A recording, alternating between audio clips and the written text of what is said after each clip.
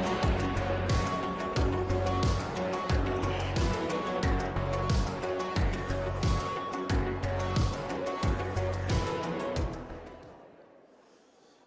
Good morning.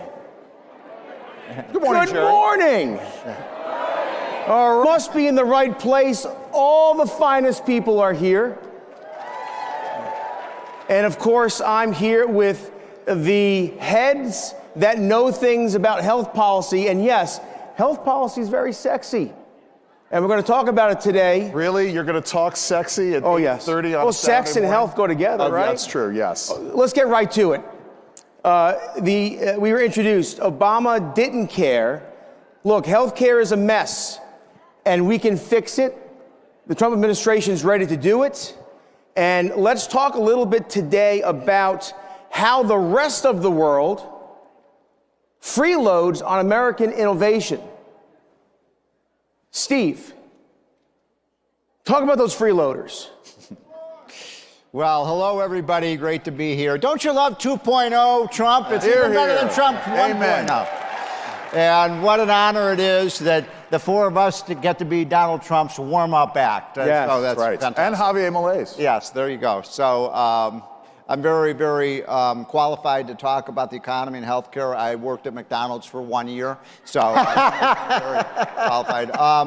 I'm here to tell you a couple quick things. Number one, I just turned 65, and I will not join AARP. It's an evil organization. They're too liberal. I call it American Association for Ripping Off Old People, and we should get out of that. Number two, we need more. Phil, you're not old. We need more healthcare transparency in this country so people know what they're paying for, and hospitals are telling us what it's going to cost, and patients are telling us when they go to the hospital or when they buy drugs or when they go to see a physician. You know, no one knows what these things cost, so we have a market that needs to be fixed. And finally, and then I'll turn it over to the rest of you, you are so right, Jerry.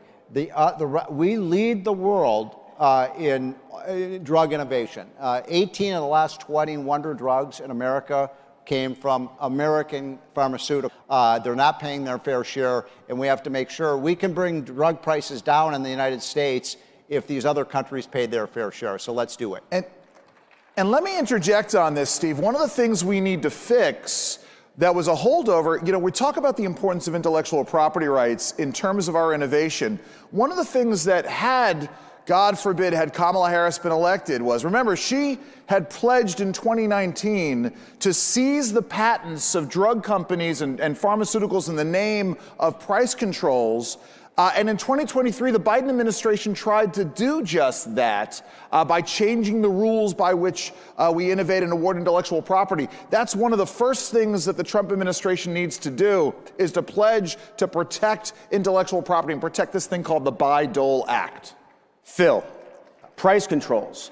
It's not just the foreign countries, Europe, compulsory licensing threatening our innovative companies. It's also right here, the ridiculous named Inflation Reduction Act. Yeah. It didn't, you know, it's like a Saturday Night Live skit. Yeah. It didn't reduce inflation, but it did all kinds of mischief. It raided Medicare, but it also introduced price controls that is hurting American innovation. Yeah, is anyone here seeing less inflation because of Inflation Reduction Act? Did you see your prices go down, paying less for drugs and groceries? Everything worked just like Biden said. We call it the Inflation Acceleration Act. This is one of the most absurd, misnamed laws. And see ahead for knowing things. What they did that was so outrageous is they put these price controls on prescription drugs. And price controls are always a bad idea, because when you put a price control on something, you create shortages. You get less of what you're price controlling. Everyone who lived through the 70s knows what happened. We put price controls on gasoline, you had long lines. You put price controls on medicines, you don't necessarily have shortages of the ones that already exist, but you get fewer new ones. Right. You don't get new ones developed if there's a price control on them. And the craziest thing about Inflation Reduction Act is they used price controls to reduce the amount that Medicare spends on prescription drugs by over $200 billion. But they didn't use that money to shore up Medicare. They didn't use that money to send it to seniors in the form of rebates or lower prices or lower premiums. They used that money for giveaways to wind and solar guys and electric vehicles, all this unrelated left-wing spending. And so that bill is completely outrageous. Let me just finish my... All right, go ahead. And inside the price controls, this is even the craziest part, inside the price controls, they have more draconian price controls on pills than they have on injections. Yep. So they actually created an incentive within it for every new drug that is developed now is going to be an injection, because injections have a 13-year protection from price controls. Pills only have 9. There you go. Now, every person I know would rather take a pill than stick themselves with a needle. So this is one of the dumbest political things ever. So I'm hoping that Republicans, they should repeal every word of the Inflation Reduction Act, in my opinion. Do people agree with that, every single word? Yes. We should repeal every single spending bill that Joe Biden passed, and just save $5 trillion by getting rid of every one of them. IRA, what was the Build Back Better, all of these things. Erase them. Get rid of them, Mr. President. To put a price number... But if they can't at least get rid of that penalty on pills... Yeah, we'll talk about that. Yeah. That would be pathetic. Yes. That's like the absolute minimum they should. But to put a price tag on the rating of Medicare, I mean, we're already talking about the issue of Medicare, which is strapped for cash. We can sort of debate that. But to rate Medicare for $250 billion to pay for the Green New Deal, and they admitted it, right? The Inflation Reduction Act was nothing more than the Green New Deal. Something has to be done. I know we're going to talk a little bit about the EPIC Act. You know, and what that does. The funny thing is, during the debacle debate, when Joe Biden, former President Biden, said we killed Medicare, that wasn't a slip. They actually raided Medicare, and again, they have the hubris to accuse others of wanting to raid Medicare. Real quick, guys, talk about the pill penalty. So. I referred to this a little bit, but the way they wrote these price controls, pills can be subject to price controls after 9 years. Injections can't be subject to them for 13 years. So you have this 4-year difference. So what we're basically telling all the pharmaceutical companies is put your investments into injections, because you're not going to get whacked for price controls. And there's a fix here, right? There's a fix here. There's an easy fix. A congressman from North Carolina named Greg Murphy has a bill that just changes the 9 years from pills to 13. So as I said, absolute minimum that they should be able to do is that. I want them to be more ambitious. I'd like to see the whole scheme gone. But absolute minimum is that, because how do Democrats vote against that? Yeah. They're going to go home and tell their voters, no, we want you to have to inject yourself with every new drug that comes out. So think about this. We have Europe and other parts of the world freeloading on American innovation. We have politicians in the U.S. enacting laws that introduce innovation-killing price controls. We want to bring... Who here thinks they pay the right amount for health care? All right? Yeah. We want to bring the costs down, and there's ways to do that. One thing is PBM reform. Yeah. So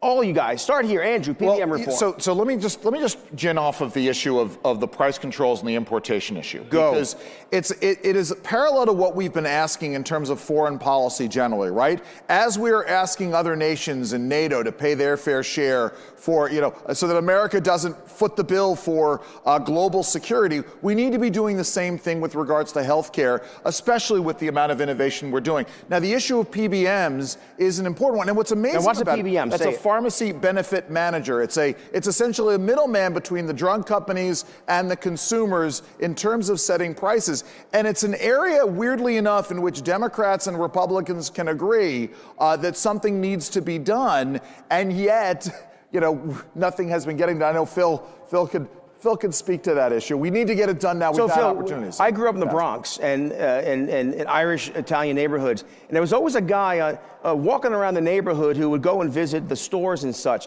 That's the PBM?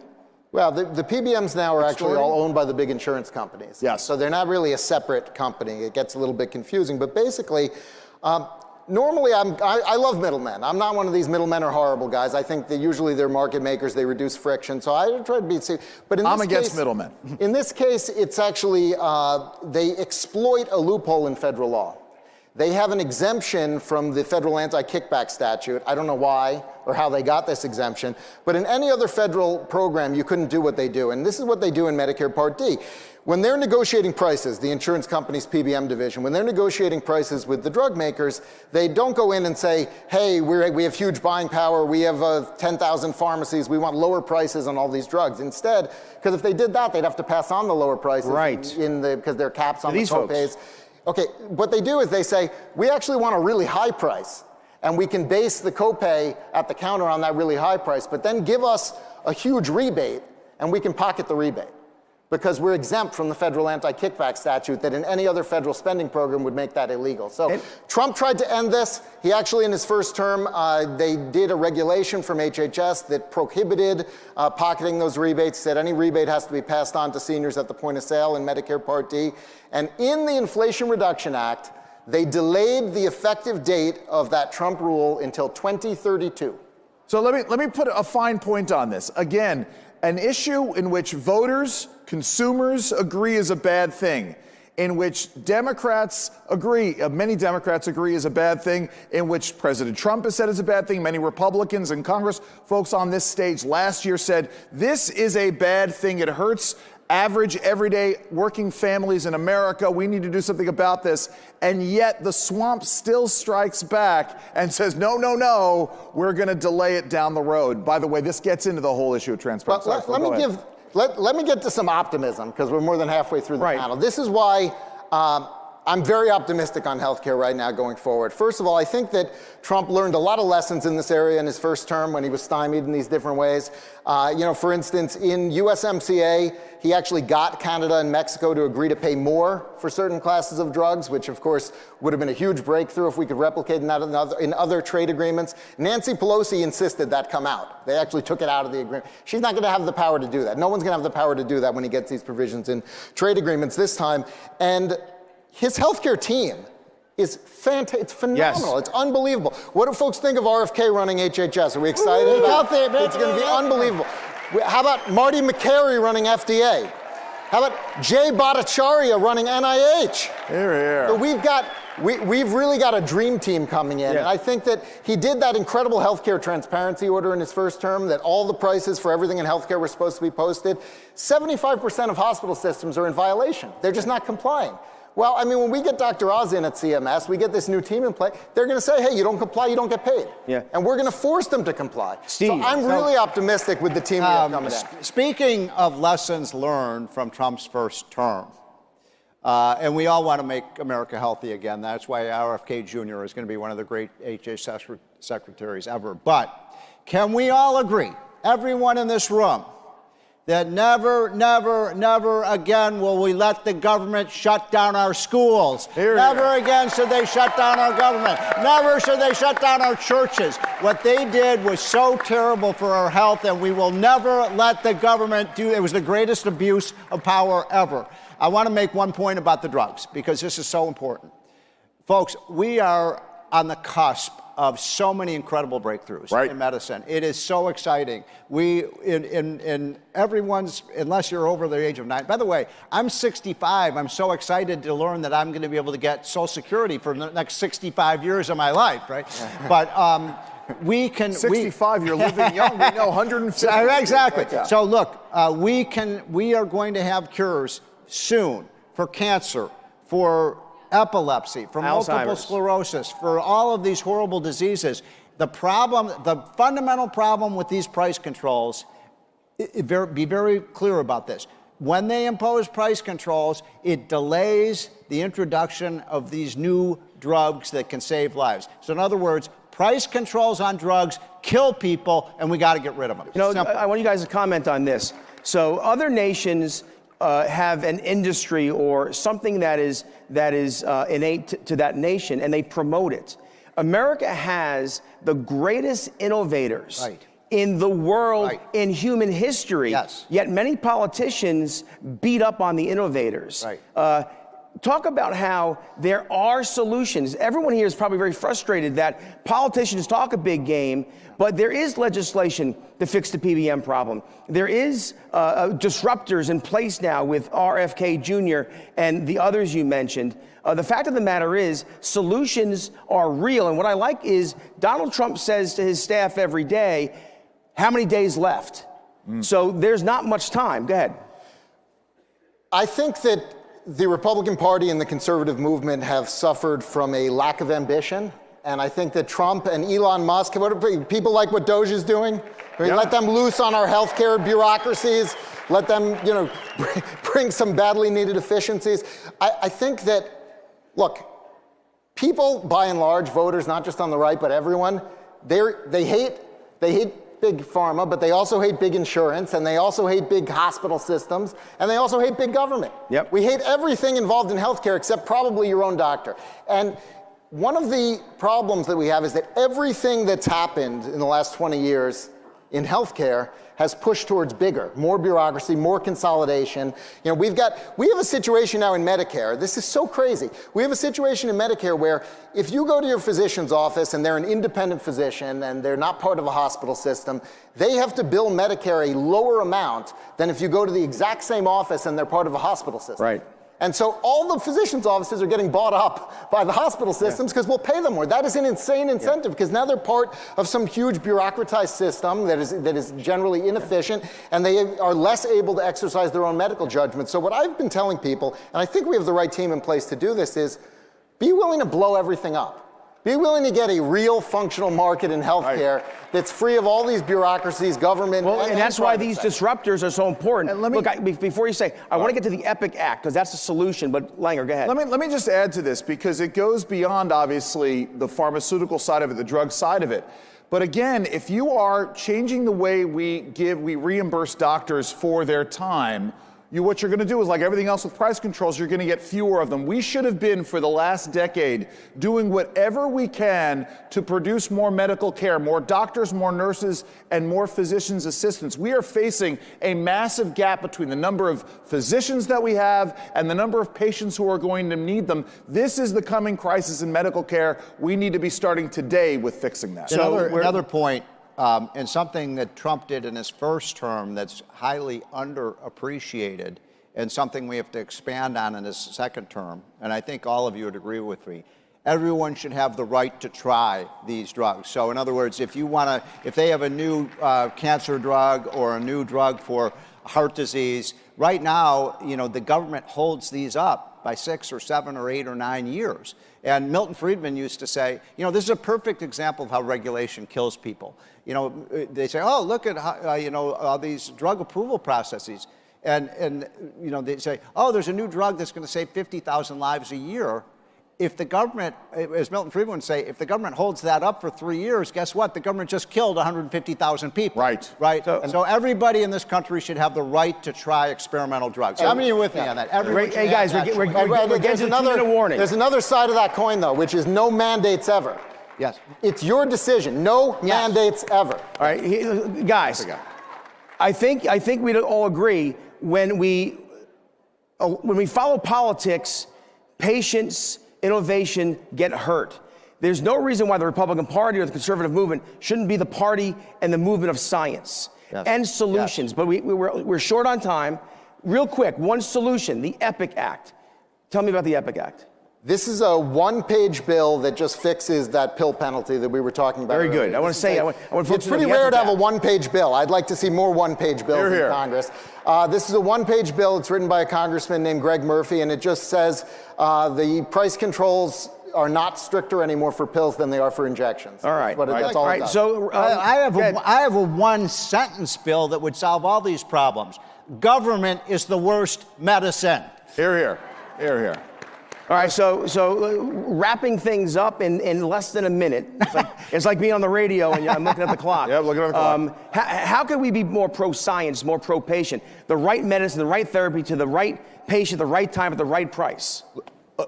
Well, I think this is the challenge to the new team that's coming in with RFK and Marty McCary and Jay Bhattacharya. And I think we've got a lot of people who have been very committed to science. And you got to do it by, don't tell us, show us. Yes. Publish the results, prove it. Don't expect us to take your word for it. Steve? I'm going to go back to what I said at the very outset. No, we're up on a break. We have a lot of seniors in this room, a lot of people in their 50s.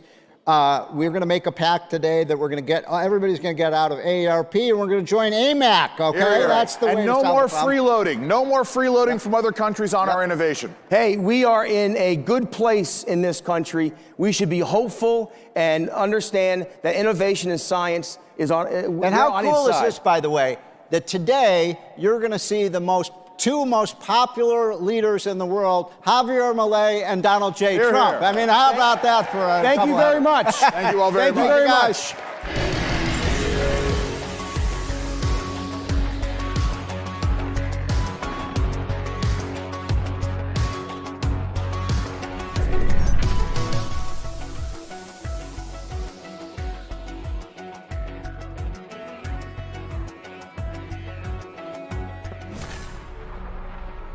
During my second term, we will fight for Alaska like never before. I'm excited about what we can do with President Trump in the office. We'll work together to provide affordable energy to Alaska and allies all over the world. More investment, more certainty, production, more exploration.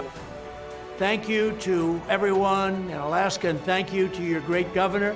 I look forward to a long and enduring future relationship. Drill, baby, drill.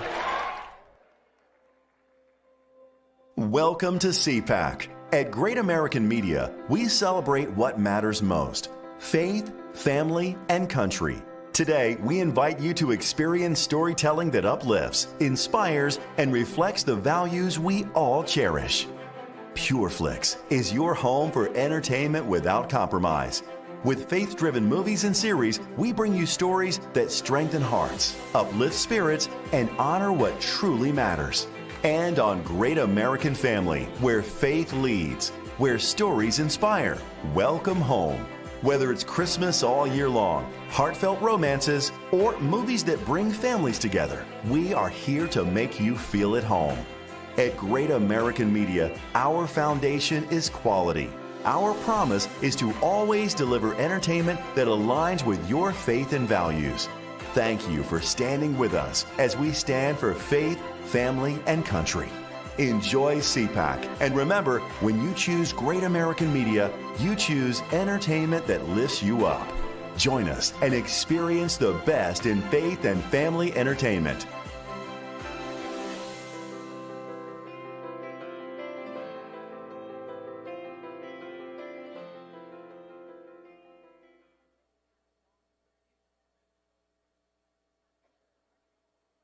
America is under attack.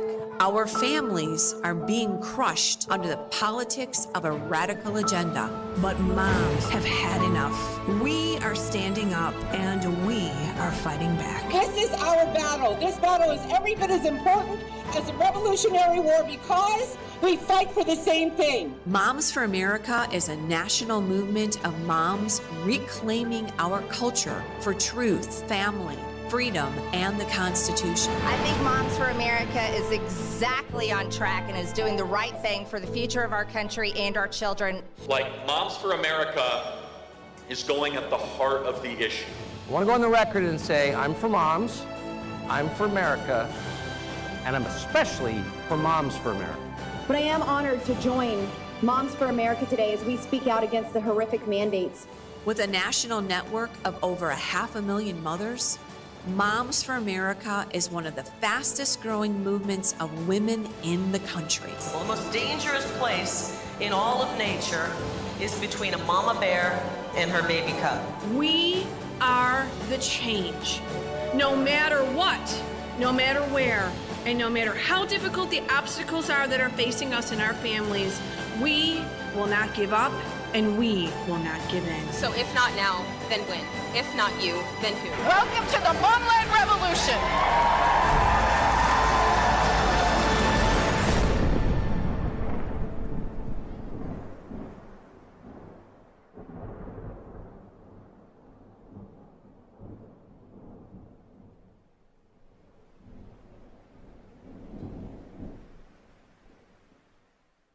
The Freedom Foundation is not your average think tank. The Freedom Foundation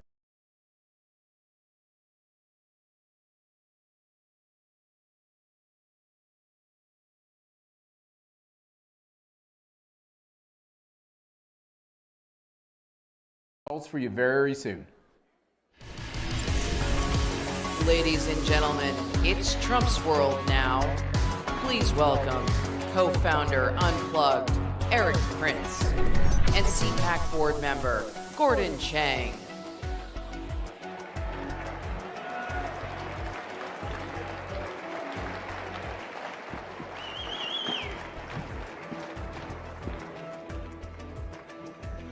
Good morning, Patriots! All of you are good people. And don't let anybody tell you otherwise. Because when they run you down, they take away your freedom. And freedom is the basis of our constitutional republic. And we've got a defender of freedom right here. Eric, I am so proud to be here today with you. Glad to be here, Gordon. Eric, we got problems all over the world. There are wars, there are disturbances, there are conflicts, but let's start at our southern border. This week, the State Department designated 8 Latin American cartels as foreign terrorist organizations. 6 of them are Mexican. So those 6, primarily 2 of them, control our southern border. What do these designations mean? Well, it certainly unlocks a lot of tools that can be used against these cartels. They have plagued the Mexican society for decades. I feel terrible for a Mexican policeman who, within days of coming on a job, gets a very unwelcome visitor, and they say, plata y plomo, silver or lead, you're going to pay you or we're going to kill you. And so I think most of the Mexican people really want to be rid of the cartels. The United States has invaded Mexico twice, 1845, and then around 1912, 13, chasing Pancho Villa.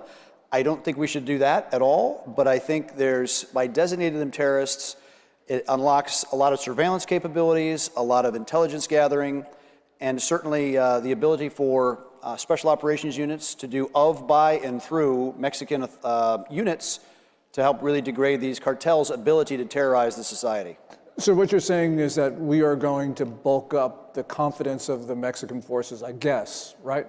Yeah, the federales, the federal police there, very corrupt. The state and local guys are very intimidated and cowed.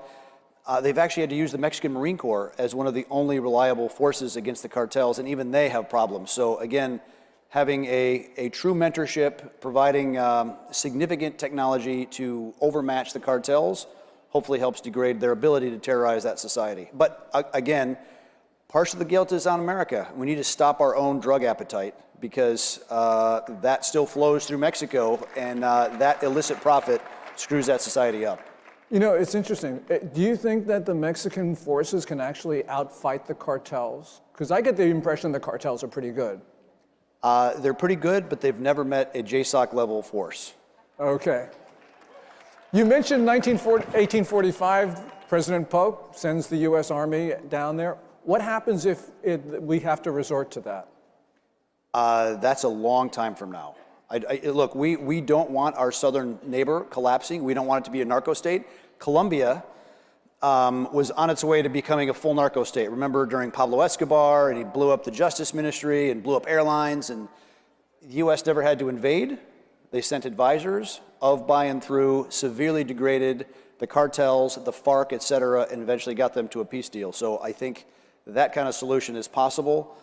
But we just have to be extremely careful. I think there's been talk about even allowing the private sector to help the government, because the more government we send, we don't have a great track record of stabilizing difficult countries like Iraq or Afghanistan. So I think being extremely light in the touch and being very severe in the cartels is necessary.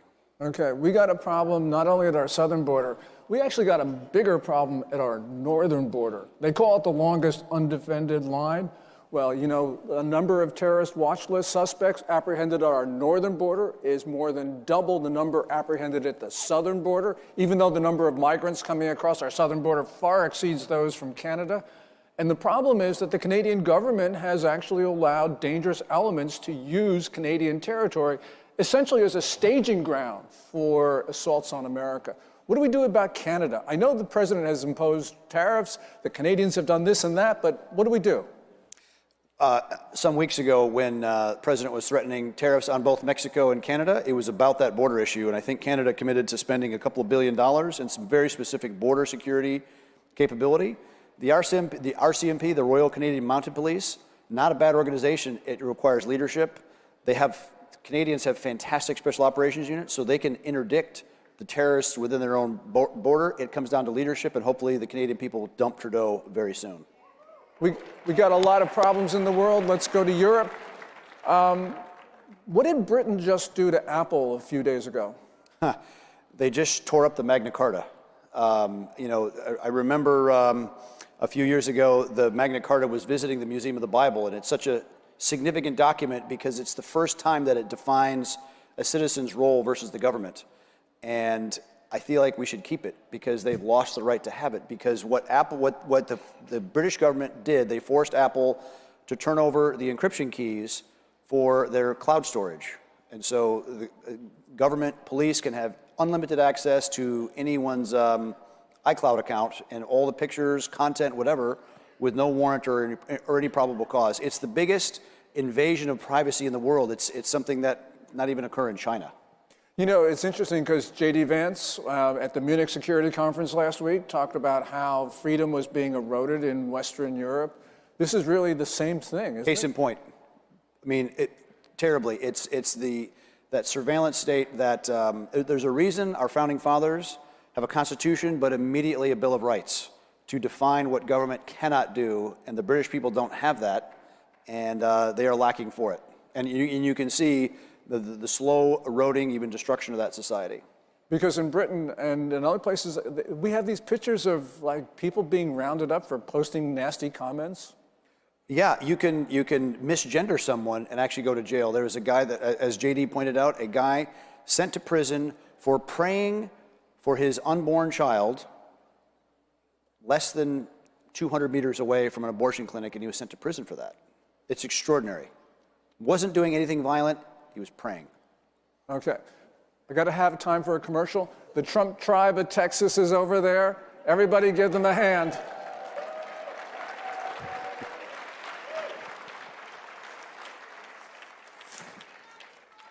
Okay, I love you too. I asked Twitter what they wanted me to ask Eric. And if I were sort of up to date, I'd actually take out my iPhone 5 and scroll down and get to the answers. But I'm not only old, but I'm old school. So here is a question for you, Eric, from Twitter, a guy named @NIXREL828. And he asks, what are we going to do with regard to future relations with Korea? There's a lot in there. So if you haven't noticed, Korea had a bit of a political meltdown. There is massive North Korea-sponsored and CCP-sponsored subversion inside South Korea to shift their government leftward. The previous president saw that, declared martial law, probably a bit clumsy in how it went down, but it was because there was a lot of funded, organized subversion to capture that government, and now they're in real political turmoil. Beyond even North Korea threat for South Korea, their biggest threat is demographic. They are collapsing. It's one of the lowest birth rates in the world, and it's like people have stopped having children. They don't date, they're not married, they don't have kids. Demographic collapse is a real possible problem for them. And what we're seeing is a possibility that the communists could actually take over South Korea. And I know that sounds inconceivable, but the people who are now leading in the popularity polls, they are pro-North Korea, they are pro-China, they are anti-America, they're pro-communist. This is a dangerous situation because South Korea is a really important country. An extraordinary economic success to literally climb out of a very agrarian, super poor, starving society at the end of the Korean War to one of the highest standards of living in the world with unbelievable internet connectivity, productivity, industry. I mean, they make an enormous amount of vehicles, steel, electronics. Their aerospace industry is incredible, and I can't believe they're throwing it away. Yeah, and that really is a situation which is hard. We've got Korea CPAC here. Talk to these people around they are fantastic. And, oh, there they are, Save Korea.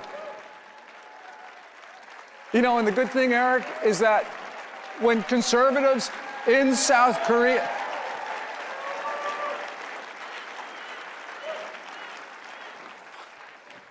When the conservatives in South Korea, when they rally on the streets to oppose the leftists, they fly, of course, their flag, and they fly our flag.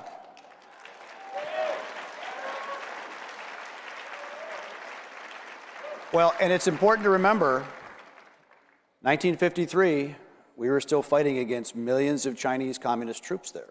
Yeah, and we did fight a war. It was the Korean War after 1 million plus Chinese volunteers rolled across the Yalu River. And that war, quote unquote, ended with an armistice, 1953. And there has been no peace treaty, which means there is still technically war on the peninsula. The North Koreans actually believe it because every once in a while they have these big terrorist events and cyber attacks all the time against South Korea. And by the way, in that armistice is China. So we are technically at war with China. There's an armistice. What's going on in China, Eric? Look, Xi Jinping has kind of made himself dictator for life. Normally, after Mao, they were only staying for 10 years. And this last, 2-3 years ago, he changed the process, has really run an anti-corruption campaign, smashed any political opposition. It's important to remember they have political factions there as well. The Shanghai faction, the Young Princelings, he's one of those because his father was literally someone that was rolling with Mao back in the 30s already. And the Communist Youth League. Xi has smashed all that opposition. I mean, Jack Ma, who's kind of the combination of Jeff Bezos and Zuckerberg all in one person, made some negative statement against the Central Bank of China. Oh, yeah. He was disappeared from public view, and he reappeared 6 months later lecturing at an elementary school in rural China. And the government said he had embraced supervision. So it's very Orwellian. Look, the issue with China, it's really a global competition of governance. Do we, as citizens that have rights under a constitution, under natural law, we choose our own government versus being effectively a serf under a Chinese Communist Party, very centralized rule where you have 0.0 rights.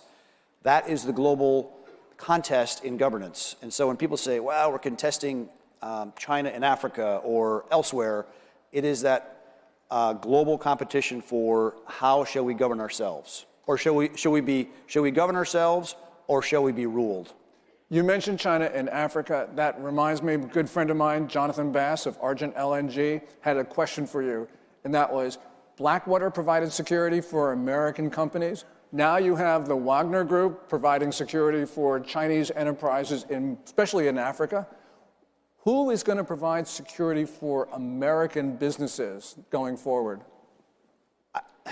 Part of the issue with USAID, and I would say an over-reliance on U.S. government everywhere, doing stuff, wasting an enormous amount of money and not being very effective at it, is it really crowded out the private sector from doing a lot of those creative solutions. And I think the great thing about capitalism, if there's a demand signal, the private market will respond, and as American companies do start to go abroad for energy, minerals, infrastructure projects, American private sector will be there right there with them. Great.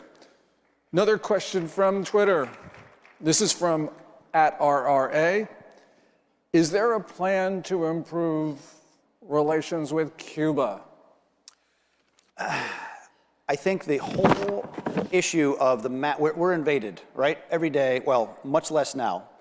But we had millions of people coming to America illegally. It is, again, that competition for governance. They're coming here to America because the water works, the power, the sanitation, et cetera. When I go to really rough places and I see everything is chaos, but you go to a hotel, a nice hotel, and the power, water, sanitation, and the food is there. It is a little microcosm of good governance. It's the private sector organizing things. We have a very robust private sector here with 3 levels of government: state, local, federal. The more things we do at the local level and at the private level, the better we are. Cuba has gone completely the opposite way, and a lot of the people coming from these failed countries have an all-government, all-the-time solution. Cuba, of course, embraced all communism from the early 60s, and that has completely and totally collapsed. And I think a great outcome of a Trump presidency would be that these countries that are trapped in communism are actually liberated from it. Whether the people rise up and say enough, like Milei said, afuera, with these big government, big bloated incompetencies to be done. You got another one in Venezuela, where the people voted in socialism in '99. They've had 3 elections. The leftists completely and blatantly stole the election last summer. They lost 70-30, the Maduro regime, backed by Cuba, backed by the Chinese Communist Party and Iran. They deserve our support, our moral support, and they need to get rid of this cartel. I mean, Venezuela has effectively become a narco state. We should do business with them, but do enough business with them to flush them out. Eric, we have run out of time. Let's talk to these people now. You talked about the Trump presidency, which means that, of course, America is back. But there are a lot of bad actors in this world, so you need to tell them what we Americans are. So hear it. We are the United States of America. And remember, everybody, USA. Come on, let's say it. USA. USA. USA. USA. Thank you, everybody.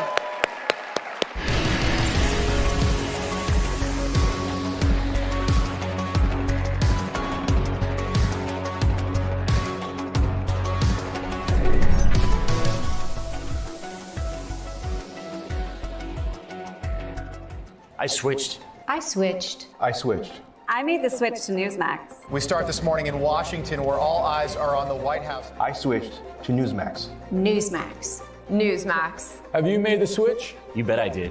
My whole family switched. Everyone is making the switch. I did. I did. I switched, and it made all the difference. It made all the difference. Have you made the switch? You should.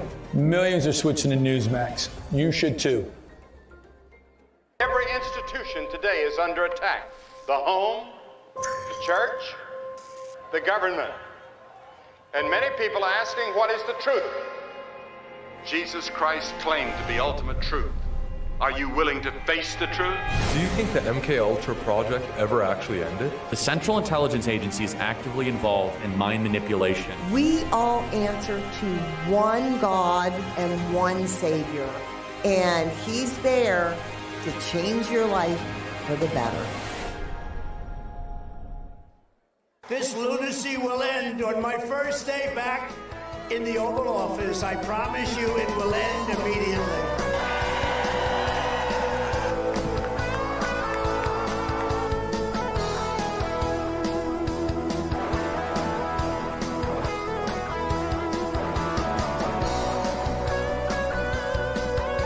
I, Donald John Trump, do solemnly swear. RSBN, by the way, how good is RSBN? They do a good job. So beautiful. Who's AARP really watching out for these days? They've made billions partnering with big health insurance corporations while opposing reforms seniors want, like applying big discounts to medicines directly at the pharmacy counter. Instead, AARP supports liberal price-setting schemes, giving politicians, not seniors, control over any so-called Medicare savings with no guarantees. Funds won't be spent on unrelated programs or pad big insurers' profits. If AARP and Congress believe America's seniors aren't watching, think again. Paid for by American Commitment. Every institution today is under attack. The home, the church, the government. And many people are asking, what is the truth? Jesus Christ claimed to be ultimate truth. Are you willing to face the truth? Do you think the MKUltra project ever actually ended? The Central Intelligence Agency is actively involved in mind manipulation. We all answer to one God and one Savior, and He's there to change your life for the better. All right, America is back on track 2025, but next year, CPAC 2026 is going to be even bigger. Go get your tickets now. Go to cpac.org and join the movement. Ladies and gentlemen, this is Changing Laws and Changing Lives, Stopping Human Trafficking. Please welcome Attorney General of Georgia, Chris Carr, National Correspondent, Blaze Media, Julio Rosas, award-winning investigative reporter, Sarah Carter, and your moderator, CPAC Chairman Matt Schlapp.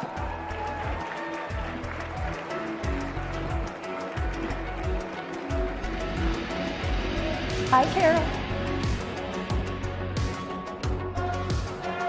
I love Sarah too. I love Sarah too. We all love Sarah. But how about Julio? Woo! Guayavera, huh? I like this. It's a bold move. Red, white, and blue. Still, you know, I love got it. the Latin flair, but still patriotic. It's good. It works. It's kind of like a little. It adds to the international flavor of this. I just missed Florida, so I'm looking forward to go back. Yeah. All right, guys. Let's dive into this awfully important topic.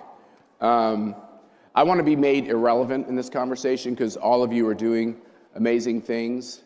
But Sarah, I just want to pitch it to you to get started.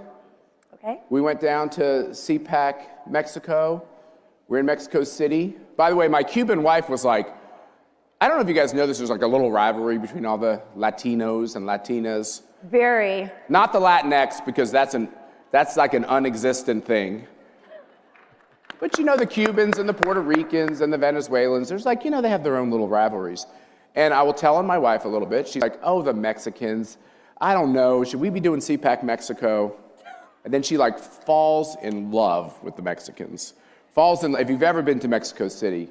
You absolutely fall in love with And let me tell you, Americans have to be careful because we're like, oh, we can't go to Mexico City, it's dangerous. And after I got back from Mexico City, I was like, I think Americans ought to stop saying that, because have you been to San Francisco or LA or New York City? I think we got our own problems. But the point is, we go down to Mexico City, and with Eduardo Verástegui and Rosie and all these new friends we made, tell us a little bit about what they're doing in this great orphanage, Chalco.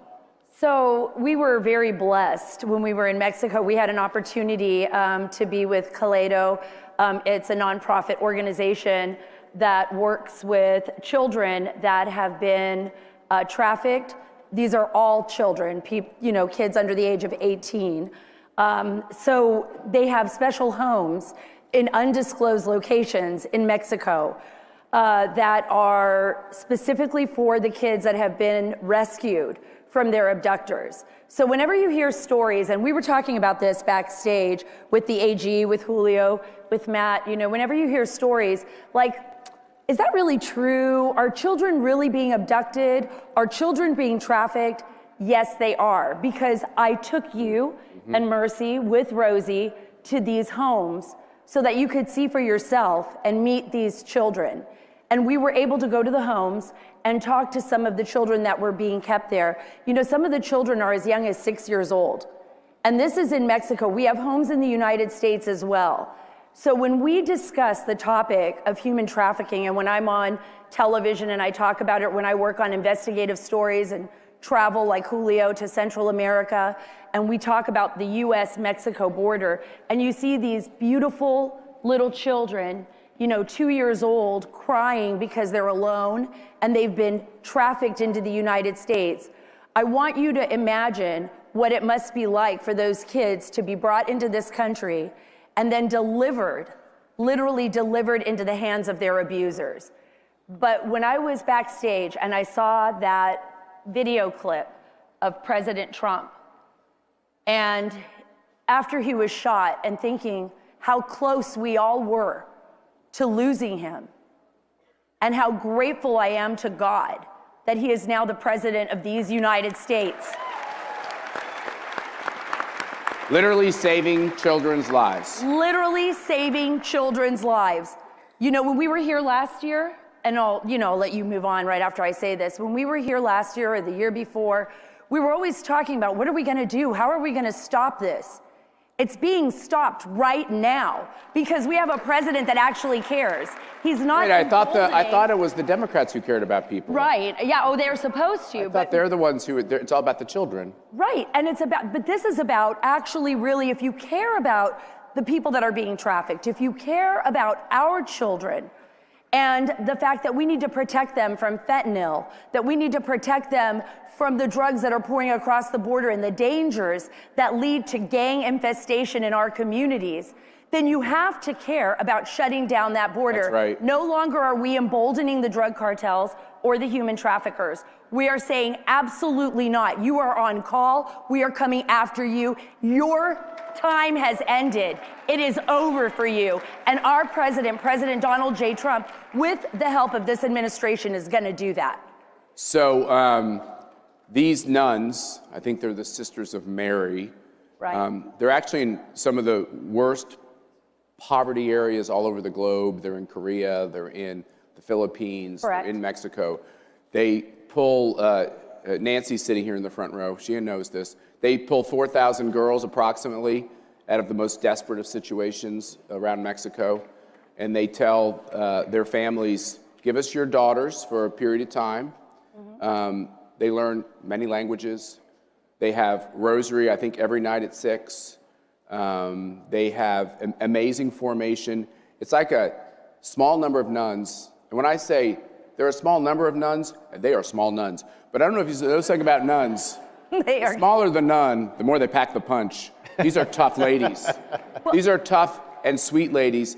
And they're surrogate mothers for 4,000 girls, many of whom pulled out of trafficking, pulled out of sexual abuse, pulled out of just terrible poverty. And you see this room and you realize one child at a time. Right. One child at a time. You save one child. You change history, right? You change history. And a lot of these young women, and Nancy, you can attest to this because you know them as well, they get treatment. So these children, once they've been abused, once they've been sold into trafficking, the houses where we were at, there was a lot of sexual abuse.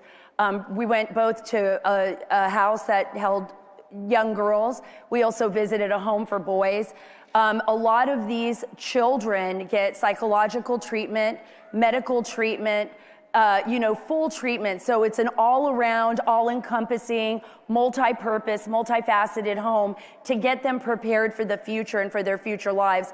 Many of these young girls, in fact, a few of them have become international lawyers fighting against human trafficking. The graduates of these programs are amazing, and they have such character. We walked into the home with the boys, and you meet them, and then they sang for us. Yeah, they did. Not a dry eye in the house. Can you imagine, after being through things I can't even imagine? I can't. Yeah. Most of us can't imagine. They still have the character and the strength to raise their voices to God and to, have this beauty about them. And so it's. I'd just like to encourage you all to, if you ever read cynical reports of what's this trafficking thing, I don't know. It seems like they're making it up, putting it in movies and everything else. Chris, you and I are old now. You seem to have lost your hair. I seem to have had my hair turn a different color. We both had brown hair at one point when we were working together on the Hill. You're now doing great work in Georgia. What can this room do? What can CPAC do to help those of you who are in law enforcement get the bad guys and make sure they don't victimize any more kids? Well, and Sarah was talking about one element. That's restoration.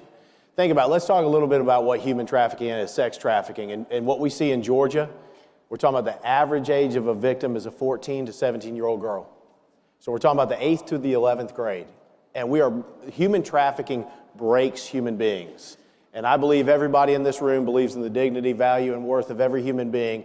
And we have an obligation to put those human beings, try to put them back together. But you do it through restoration. But you also do it, Matt, through legislation. And that's why your ranking system matters, to make sure that legislators and the public understand what laws need to be passed. Because as you said, 8 years ago when I became Attorney General, people said that we were making this up. But we're literally having children. Making it a political issue. Making it a political issue, trying to scare people. But when you have 14 to 17-year-old girls being bought and sold 5 to 10 times per day, this is an issue that I think we not just have a legal obligation, but a moral one as well. So absolutely. So education. Every single person in this room can be trained on the signs of human trafficking, and I'd encourage you to do it. We in Georgia, our first ladies, put a training system together. You got to educate, you've got to legislate, but you also have to prosecute. And that's what we've done. So in 2019, in our state, our governor, our legislature gave us the authority to prosecute human trafficking. In these 5 years, we've rescued and assisted over 200 victims. That's 200 lives that will forever be changed. We've convicted 50 individuals on trafficking, and this is sellers as well as buyers and enablers. What's an enabler? Well, we prosecuted a clerk in a hotel that was in on the act as well. And as Sarah said this, you cannot be serious about fighting human trafficking if you're not willing to secure the border. Because gang affiliated, human trafficking, 80% of human trafficking is gang affiliated, both in the country as well as transnational gangs as well as the cartels. And finally, we have an administration that's not willing to coddle criminals, but President Trump and A.G. Bondi and Kash Patel, they're willing to go after and partner with us too. So the cavalry is coming, and the people in this room are the cavalry as well, and God bless you for doing it. So when you go to the airport and the either TSA official or the airline official, I have 5 daughters, and when they look at me and ask me a couple extra questions, or my daughters a couple extra questions, you might think that they're harassing you. They're not. Because what these perpetrators do is they act like the little girl with them or the little boy with them is their kin. And oftentimes, especially with all this illegal immigration, they're not. And so welcome those questions. And if you see something that doesn't look right, go tell someone, I don't think this looks right, because they're masquerading as families, but they're really victimizing these kids. Is that right, Chris? And that's a critically important point. When you train, you'll see the signs of human trafficking. Then you got to get over the stigma of actually going to somebody in law enforcement and saying, hey, I think something's wrong. We would be better off to be wrong than let one more child be abused, okay? Please take this seriously. So what Chris is saying is all of us together collectively, all of you who support CPAC, we're the only group that ranks and rates every state legislator, every state senator, every state House member, every U.S. senator, every congressman, every governor. We're ranking all these people. There's all these international people. I think we should start rating the EU personally, the EU Parliament as well. But it's all the same stuff, guys. We're fighting all the same evil, satanic battles. But that's a good tool, and what we're using that tool for, including the money when you buy tickets and everything else, it's going towards these causes. One of them is hold these legislators accountable, and human trafficking is one of the ways we want to hold them accountable. Julio, the border, you spent a lot of time there. Sarah spent a lot of time there. Mexico's a complicated country. As I said, Mexico City is a beautiful country. They've elected this left-wing leader, unfortunately, to the presidency. But behind that, there's a lot of Mexican victims in the country with the rise of the cartels and everything else. Give us a little insight of the latest in the battle. Yeah, I mean... Well, by the way, I think the cartel heads are sweating a little bit that Donald Trump was elected president. Thank God. Yeah, definitely change dynamic. No, I mean, that's what always would surprise me, especially when the border crisis was at its peak, because whenever Republicans would obviously criticize saying this is the wrong approach, they say, well, that's racist. You're just fear-mongering, you're scared. And that would back us down. I mean, I always used to say they used to put me on CNN because I looked like Colonel Sanders or something. It's like when the black commentator knows that they call the white guy a racist, initially 5, 6, 7 years ago, the white guy's like, I got to get out of this conversation. There's no win here. Today, that's all changed because people of color have had enough of everyone being called a racist, because there's actual racism, and they've ruined the term by making it a political term. Right, and so it would make me upset, because obviously with the increase of illegal crossings and human trafficking, that became more profitable than drug smuggling, because that became a cash cow. Alejandro Mayorkas, he said one of the most idiotic things, but it's because he was forced to by policy. Which one? It was at the very beginning of the Biden administration, where he said, if any child comes to the border by themselves, we will take them in. And that was the worst thing to say, because that was the dinner bell for these human smuggling organizations. That's right. Because not only is there a guarantee of a supply that they can provide for this demand, but it was the green light. It was a green light for that. And then, of course, as the cartels got that influx of cash, the Mexicans became victimized even more from their activities. So by emboldening these very, very dangerous criminal organizations, not only is it a threat to us here in the United States, but it's also a threat to the everyday Mexicans. And so, having a strong border and actually taking on these organizations is actually the best thing that we can do, not only for the United States, but also for our neighbors in Mexico. And I went to Oaxaca after the election to interview migrants to see what they were planning on doing now that Trump was going to be in office. And we were interviewing these group of Venezuelans. And as we were interviewing them, a small motorbike came up from behind. And if anyone has seen any videos from violence in Latin America, if a motorbike is coming, that's not usually a good sign. And this guy jumps off. He tells me to stop recording. He starts interrogating me and my team. And we're trying to figure, whoa, what's going on? We have permission. We asked, that they're fine with talking with us. And I was very concerned because I didn't know who this guy was. I didn't know if he was affiliated with any local gang or the cartel. It turned out that he was actually concerned about us outsiders coming into this camp because he said, the reason why I'm doing this is and trying to force you guys out is because there's always people coming into the camps and taking away the women and children. And so this is, as Sarah was saying, this is real. It was the worst it's ever been with the destructive policies and the deliberate policies from the Biden-Harris administration. It is absolutely disgusting that this was not only allowed to happen, but it was made to happen. At the tune of over 500,000 children coming into our country unaccompanied. Just think of that number. Over what period of time? That was during the Biden administration. So you had over 500,000 children. We don't know where they are, right? Over 300,000 were placed into homes we have no way of tracking.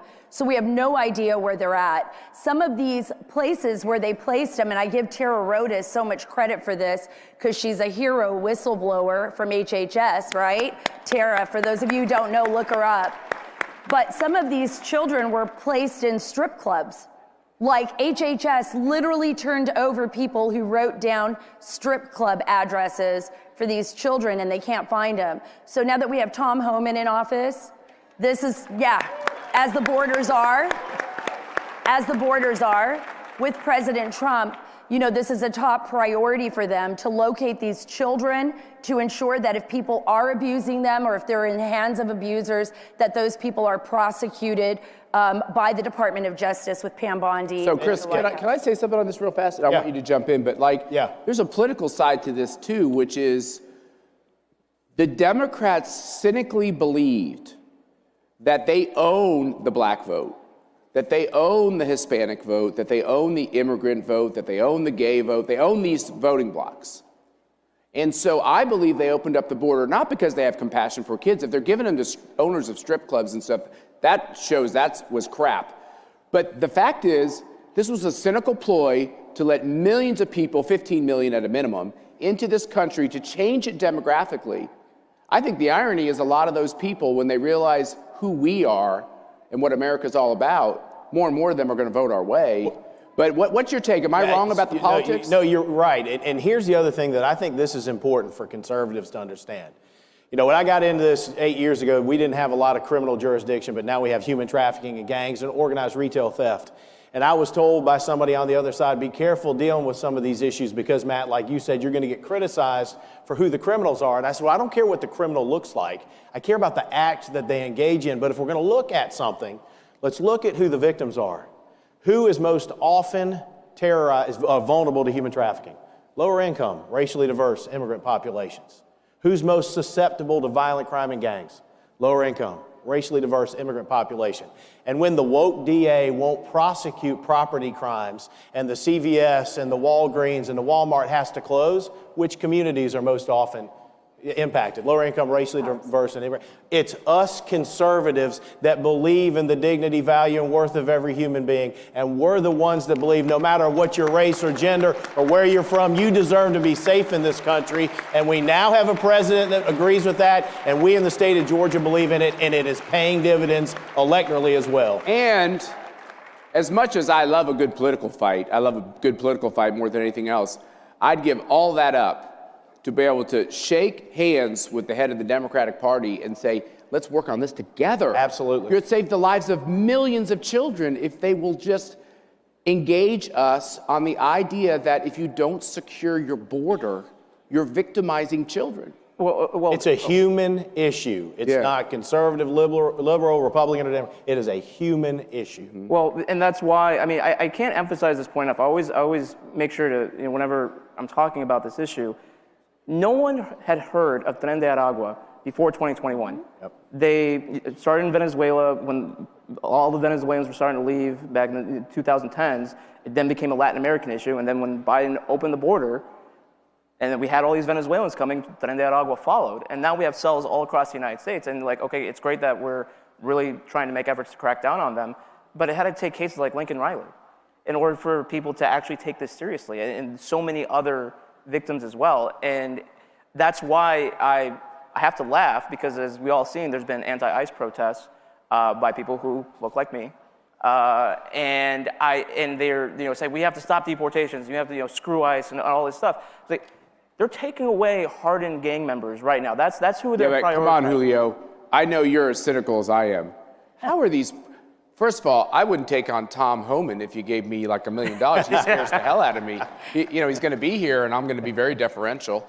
But second of all, these are paid agitators. Sometimes they have a pink you-know-what hat on their head. Sometimes it says BLM on their shirt. Right. Other times it's like anti-ICE. This is a coordinated, well-funded campaign to destabilize our political gains, right? And momentum. And Antifa. And Antifa as well. Oh, no, Antifa. Chris, I don't know if you understand this. Excuse me. I always forget. I know we're friends, General. Excuse me. Antifa is what did the guy say, the FBI director? It's a made-up. Yeah. It's an idea. It's an idea. It's not an idea. An actual group. It's an idea until they punch you in the face, and then it's not such a good idea. And I would say that exactly after right. 2020, because of the unbalanced judicial system that we previously had, even though the rioters stopped, the systems that were in place in 2020 to maximize that chaos, it never went away. And so that's why I kind of have faith now that we have Kash Patel at the FBI. Kinda. I do. That those networks will finally be dismantled. And that's not to say there can't be any other types of chaos, but the systems, that never went away. Can I just say, well, and this is... you have children, I have children. Right. Marty's probably done this. Here I'm living in the swamp. Not very popular in the swamp. Not very popular in my neighborhood. Not very popular with the local paper. You know that. And not afraid to put the Trump signs but up. I had to sit my girls down. I hated this. This was one of the grossest moments.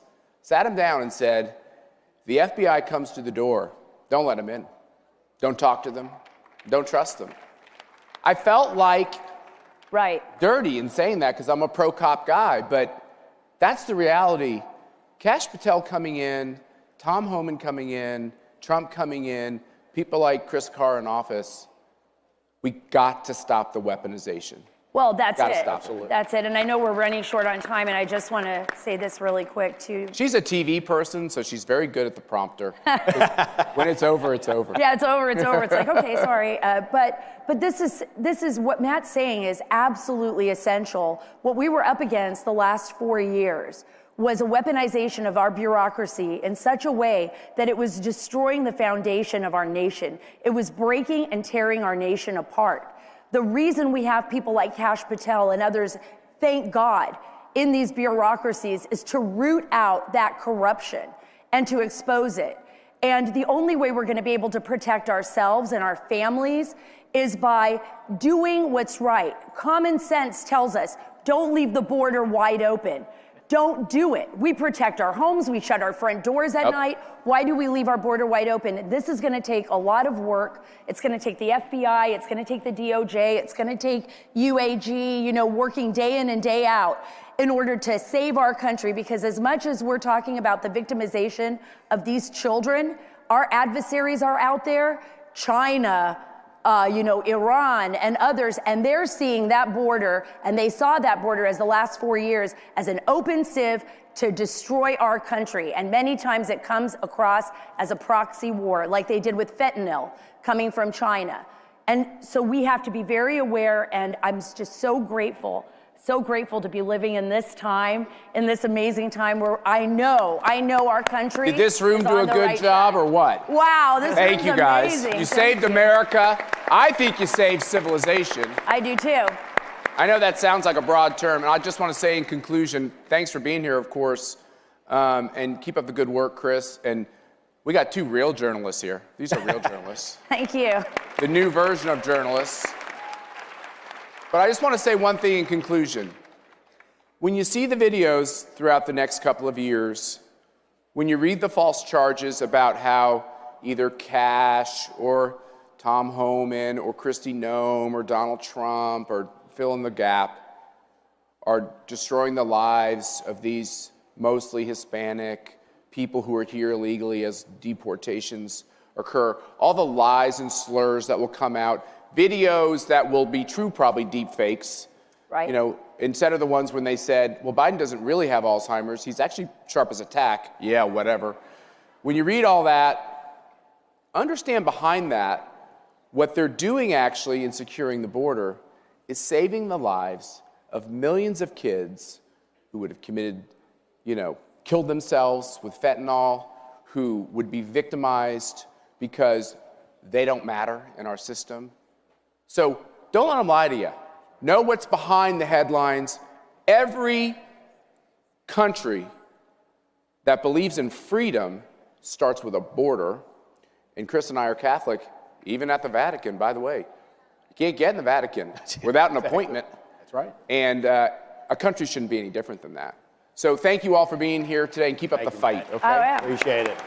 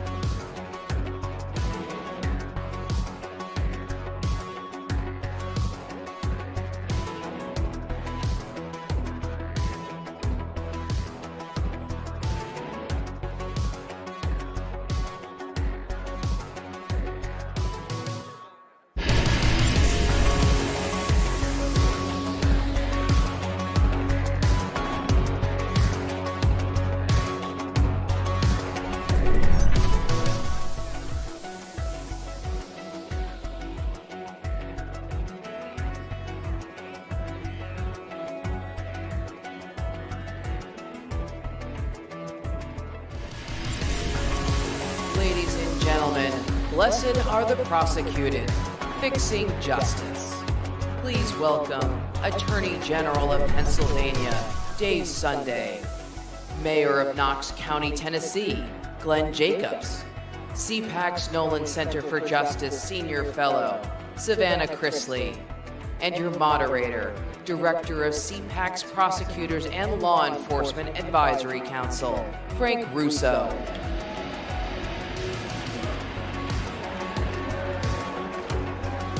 You nailed it. Thank you. What's that? I said you nailed it. I was almost following you and you got there.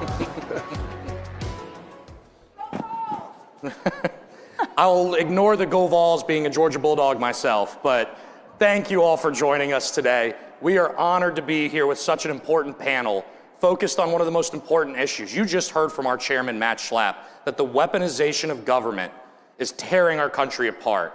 And thankfully, in November, the voters brought an end to that damage. Amen. But unfortunately, there are still victims of that weaponization. And thankfully, there are prosecutors and elected leaders who are working to fix it. So I want to start with someone who's had to live through this weaponization. Savannah, you are well known to this audience, not just for a slightly popular show that some of us have seen on Bravo. My wife's a little jealous. Well, thank you. But also for some of the challenges your family faced when prosecutors who put politics over public safety harmed your family. Can you tell us your story? 2 years ago, both my parents went to prison for a combined 19 years. My dad got 12 and my mom got 7. This was in Fulton County, Georgia, and where prosecutors labeled us the Trumps of the South. And I spoke at the Republican National Convention, and as I like to say, I would take that as a compliment. I will be the Trumps of the South. I'll take it. But it's sad. I mean, because of that, I got custody of my 10-year-old sister and 16-year-old brother at the time. And that's when I learned to fight. That's when I learned to fight and to uncover the injustices that happen with us. There were huge Fourth Amendment violations, and the government even went to accuse us of money laundering and terrorism just so that they could access certain financial documents. And when you have things like that happen, it taints the entire case. And I tell people all the time, if you want to convict them, convict them. I'm fine with that. But do it based off of the truth. And the government shouldn't be allowed to break every single law in order to get a conviction. And our judge, too. That's a whole other story. First off, I do not believe prosecutors should have full immunity. That, we have to get rid of that. People have to be held accountable.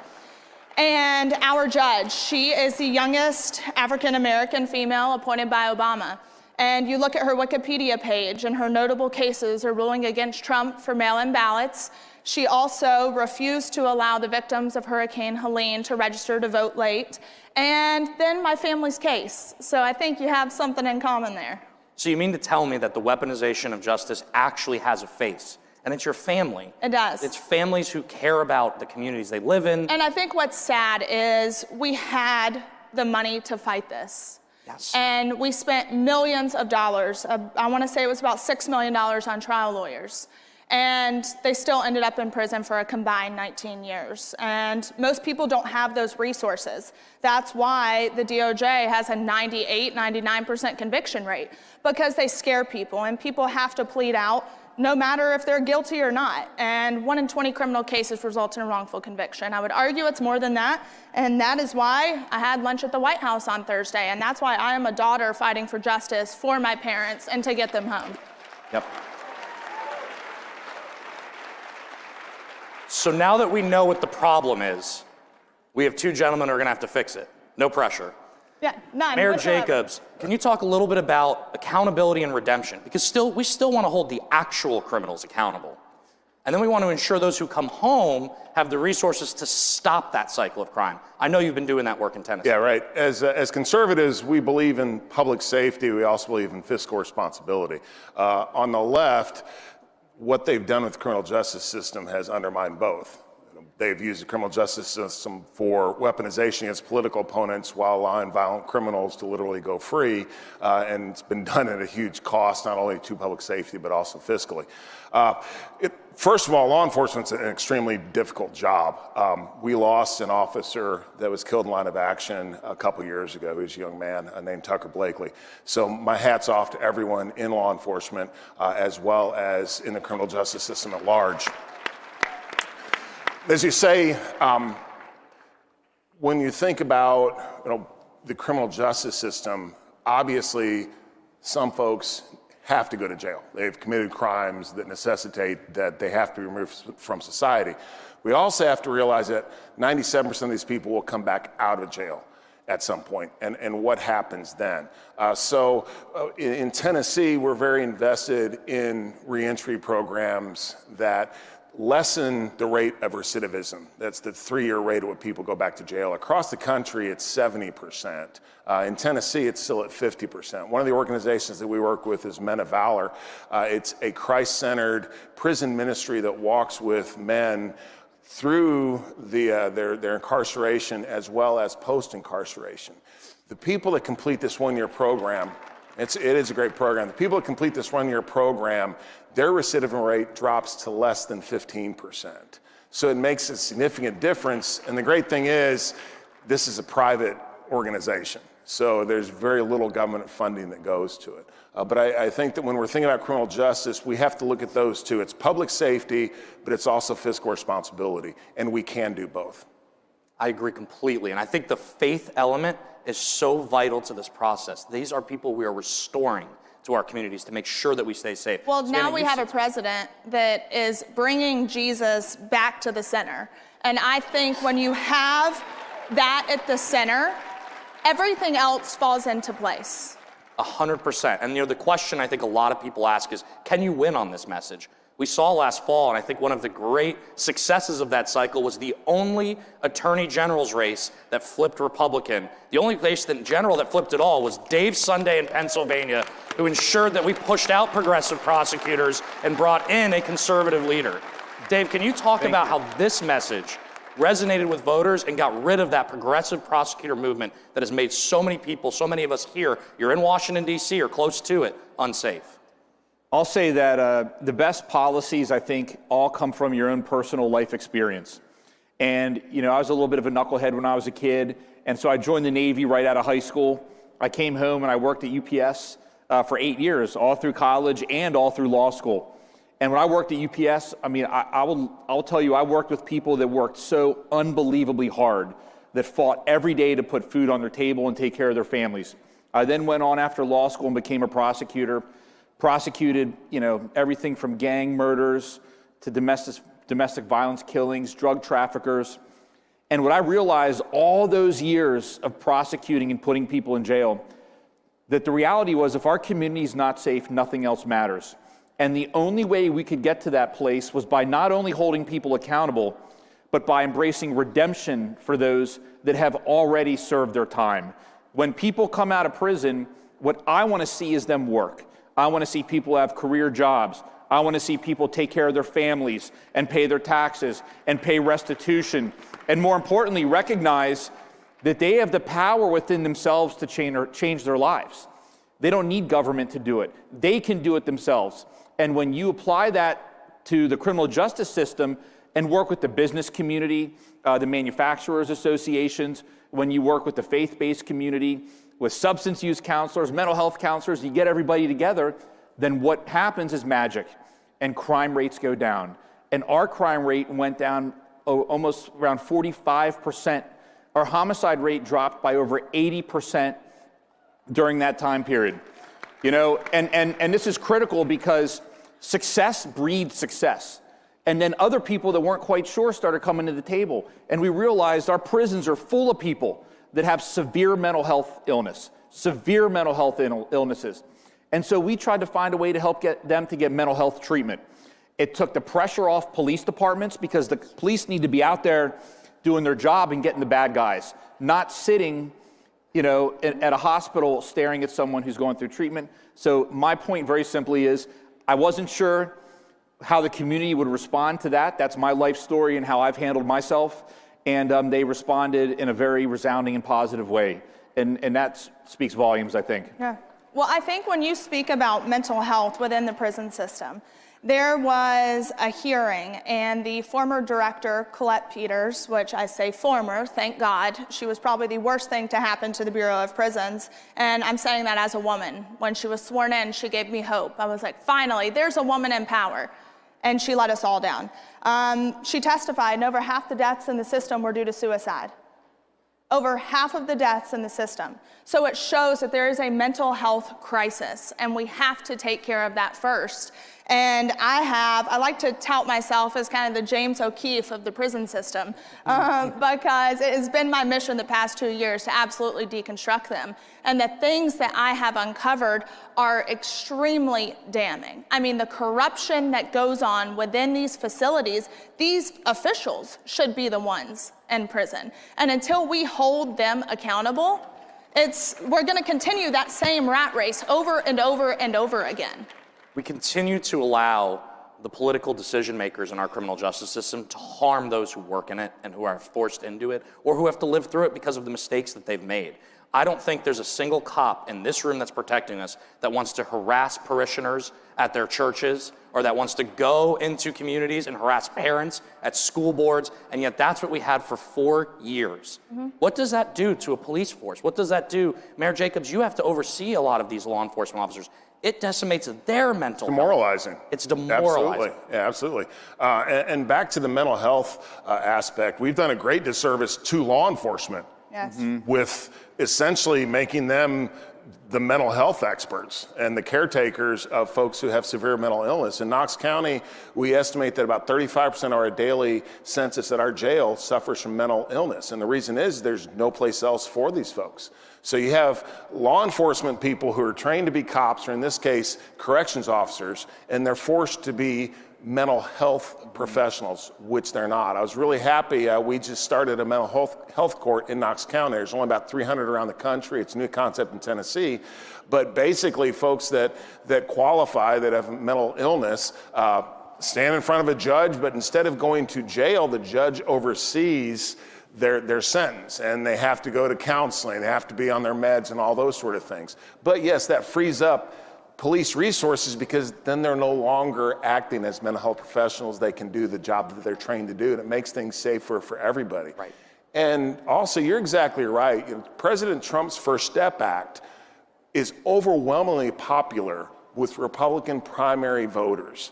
So it is a winning issue. With the First Step Act, my biggest issue, I am a huge advocate for the First Step Act, but what the last administration failed to do was implement the First Step Act. And because they failed to implement it, you have the Bureau of Prisons that's asking for more money. Well, instead of asking for more money, why don't you actually implement the First Step Act, the Second Chance Act, and it could reduce, they are wasting upwards of $1 billion. I have an answer for you, because they're not concerned with public safety or fiscal responsibility. They just want to make sure that bureaucrats get more money, more power. That's why. Exactly. And I think, too, taking the Bureau, I have heard, and let's hope this is right, but taking the Bureau of Prisons away from the DOJ and giving it to DHS is going to be the most brilliant move, in my opinion, because I do not believe the DOJ should be able to charge you, sentence you, and house you too. We spent 4 years with the Biden administration acting as judge, jury, and executioner. And in that pace, I think what we don't talk enough about is what did that actually do to law enforcement? In my hometown of Roswell, Georgia, we lost an officer 2 weeks ago, the first one in 40 years. We've talked a lot about the problem, and there are real consequences. The good news is there is a solution, and that solution was delivered by all of you in November. And I'm excited, Dave, for you to talk a little about how we're going to keep communities safe now that you have a federal government that supports law enforcement, supports the rule of law, and thanks to Kash Patel, Pam Bondi, Kristi Noem, and others, is going to actually start solving these problems.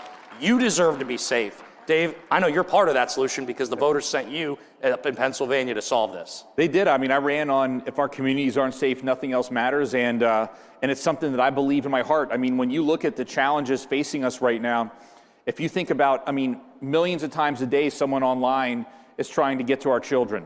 Every single day, all day long. We have an aging population in America, and every single day, millions of times a day, people are trying to steal our seniors, the money that they saved up throughout the course of their life. And I don't care if it's $1 or $1 billion, they earned it, it's their money, they can do with it what they want until the day they die. And I find it, and so when you add on the technology right now with AI, it's become so complex. Drug trafficking has become complex. And so what I look forward to doing is collaborating with all of our partners, from local law enforcement to state law enforcement to federal law enforcement, and really bring everyone together with a common goal, which is to make our community safer. That's to get fentanyl off of our streets.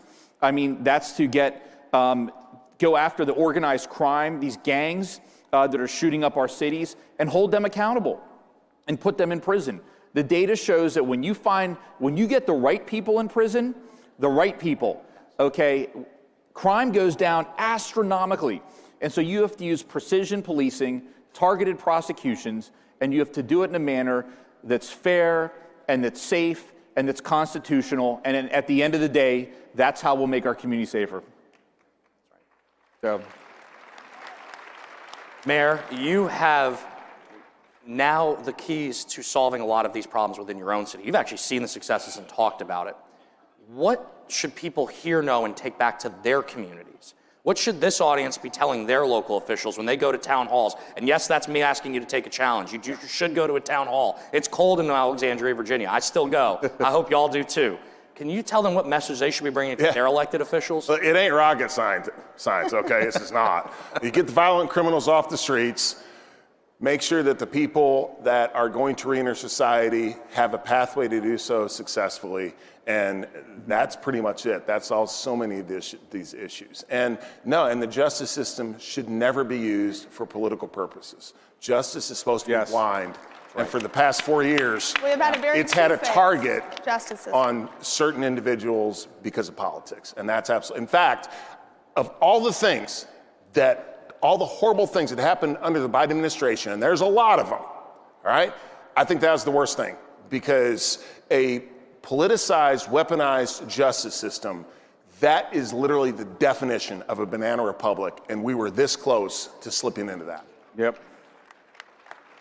Savannah, I'll ask a similar question. What can people know about your story? How can they make a difference and impact, and how can we get your family out of this nightmare and back to the rule of law in our society? Yeah, for me, I believed bad people go to prison. That's just what I think as a kid is ingrained in you. And that is so far from the truth. These men and women are going to enter back into society. And I believe that God put us on this earth to love people and love people well. And let's not forget about those men and women that are incarcerated, who maybe need an additional hand, who need a little help, who need people to believe in them, because right now we have a very hopeless system, and there's nothing more dangerous than a hopeless person.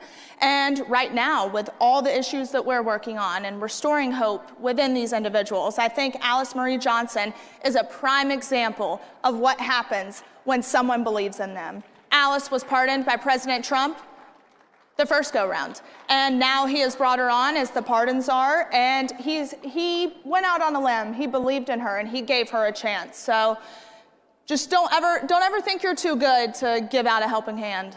Makes a lot of sense. I think communities of all backgrounds came together to support President Trump. And the reason is, there's one thing that binds this room together. It's we care about public safety. And we care about the rule of law.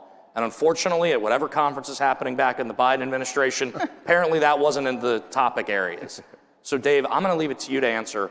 What do we do next? What do we expect to see next? And how do we do the hard work? You've touched on what you've already done in Pennsylvania. Yep. How do we do the hard work going forward of fixing this problem? Because unfortunately, as you've heard over the last 3 days, the Biden administration apparently left us with a lot of problems. I don't think any of us are surprised by that. Shocker. So I'll try to be as quick as I can.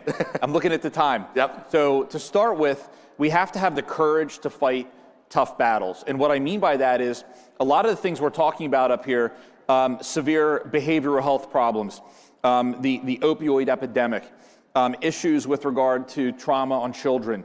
These aren't things that we can solve in a day. These are things that will take time and courage to be able to work through them. They're greater than the political cycle.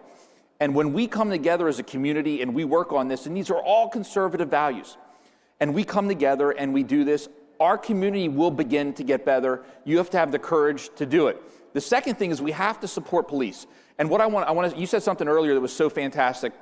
We expect our police to be domestic violence counselors, mental health counselors, substance abuse counselors. We expect police to have the answer to every single problem within a split second, oftentimes 10 to 15 times a day. And we have to get them the support so that they can do their core function of patrolling, keeping communities safe, and investigating very serious crimes and putting the bad guys in jail. So support your police. And I said, don't always have the courage to take the tough battles, like winning Pennsylvania. Like winning Pennsylvania, Right? That was an important one. Yeah. I think it's easy to conclude on this. Today, we are being protected by strong, brave men and women of the Secret Service, of law enforcement. Yep. We owe it not just to ourselves, but to them to make America safe again. We know President Trump will do that. We know that our friends up here on the stage will do that. And CPAC remains committed to ensuring accountability and redemption are the tenets of law in this country. Thank you for joining us, and let's make America safe again this year.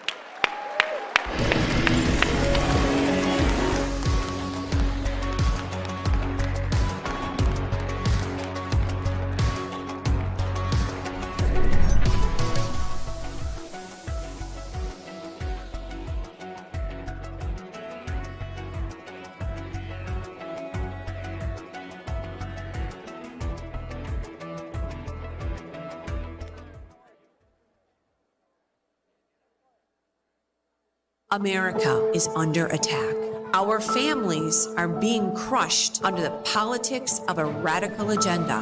But moms have had enough. We are standing up and we are fighting back. This is our battle. This battle is every bit as important as the Revolutionary War because we fight for the same thing. Moms for America is a national movement of moms reclaiming our culture for truth, family, freedom, and the Constitution. I think Moms for America is exactly on track and is doing the right thing for the future of our country and our children. Like, Moms for America is going at the heart of the issue. I want to go on the record and say I'm for moms, I'm for America, and I'm especially for Moms for America. But I am honored to join Moms for America today as we speak out against the horrific mandates. With a national network of over 500,000 mothers, Moms for America is one of the fastest growing movements of women in the country. Well, the most dangerous place in all of nature is between a mama bear and her baby cub. We are the change. No matter what, no matter where, and no matter how difficult the obstacles are that are facing us and our families, we will not give up and we will not give in. So if not now, then when? If not you, then who? Welcome to the Mom-Led Revolution.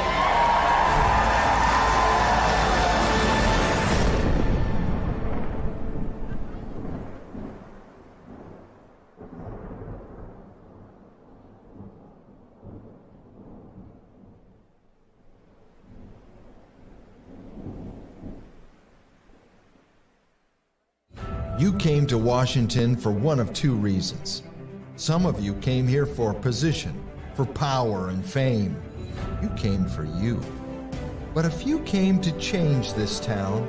We came to be sandpaper to a culture that despises truth. Are you one of the few willing to stand in the gap for our nation?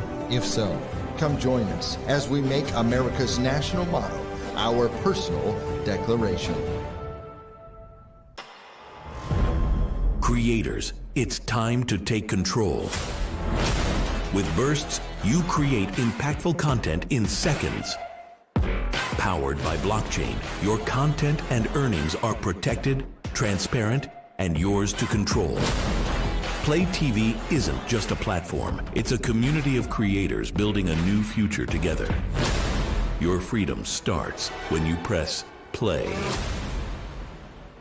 The conservative movement has come a long way. Back in the 1990s, there were so few college women who were interested in conservative ideas that we all fit on a very small boardroom table. Look at all of you in this room now. There's something special about conservative women. You all have a unique opportunity, I think in this generation in particular, to step into that full vision of womanhood. All right, America is back on track 2025, but next year, CPAC 2026 is going to be even bigger. Go get your tickets now. Go to cpac.org and join the movement. Ladies and gentlemen, please welcome White House Deputy Chief of Staff, Dan Scavino.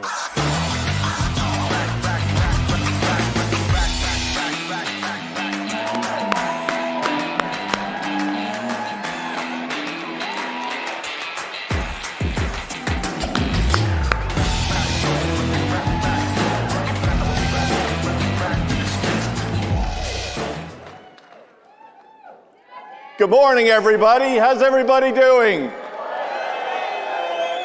Let's go. It's a great honor to be here. Mercedes and Matt, thank you very much, and congratulations on everything that you've accomplished with CPAC over the years. And again, it's a great honor. I'm truly humbled to be here. Thank you. I have two words for all of you. I said this before. I don't speak a lot publicly. I like being the behind-the-scenes guy doing my job. I'm not a public speaker. I don't often come out and speak. But when I do, I speak from the heart. I have a lot of passion. I had the option for teleprompters. I said, no, thank you. I just wanted to come and say a few words and say two words. We're back! USA! USA! USA! USA. Let's go. Again, thank you for the support of the 45th and the 47th President of the United States of America. He will be here in a couple of hours. He's excited to be here. He's got a great history of coming here. Some of his all-time greatest speeches that have gone on for hours have been right here. He'll go out before the speech is expected to be 40 to 45 minutes. Comes out on stage, comes back 2 hours later. Doesn't go off. He goes off the teleprompter. It's let Trump be Trump. Speak clear and transparent to you, the American people. What you see is what you get. He's a great man. He's a great president. And there's so many stories I could tell. It's been a long journey. And speaking of journeys, President Trump oftentimes behind the scenes will say, "You are so lucky I took you on this journey." And Team Trump that is out there will know exactly what I'm saying, whether it's subpoenas, grand jury testimonies, indictments, out on the campaign trail, big victories, out on the golf course, state dinners, championship games, World Series, Super Bowl, on the plane, in the Oval Office, good times and bad times, no matter what the news cycle is out there, he would sit and say, "You are so lucky I took you on this journey." It's been the journey of a lifetime for me. I've been with President Trump for 32 years.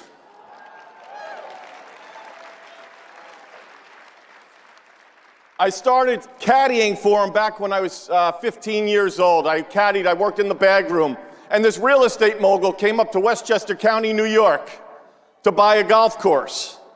Pulls up in the limousine. I couldn't believe it. I went to high school. I was probably a sophomore. That Monday in school, you won't believe who I saw, who I met. The New York State real estate mogul and tycoon who redefined the New York City skyline, Donald J. Trump. And here we are 32 years later, and Mr. President, if you're watching, this has been one hell of a journey, the greatest journey of my lifetime. Thank you for having me. And by the way, thank you for joining us and supporting us, everybody out there, all great American patriots. We appreciate each and every one of you. We campaigned in a courthouse this past summer. We were all over the place. Literally, the campaign run out of the courthouse. Not only the courthouse, but we would be running around the country, barnstorming every state rather, seeing all of you out there campaigning. So much fake news out there, all of the leaks, all the defamation, all the BS that went on out there. He went out there, the indictments, everything, the lawfare. He went out there, and as he raised his hand in Butler, Pennsylvania, during that assassination attempt, and raised that fist and said, "Fight, fight, fight." That's exactly what he does behind the scenes every day. He could be out at Mar-a-Lago every day, golfing in Palm Beach, Florida, California, New York, New Jersey, Philadelphia, but he'd rather choose to be out there and fight for putting America first and making America great again.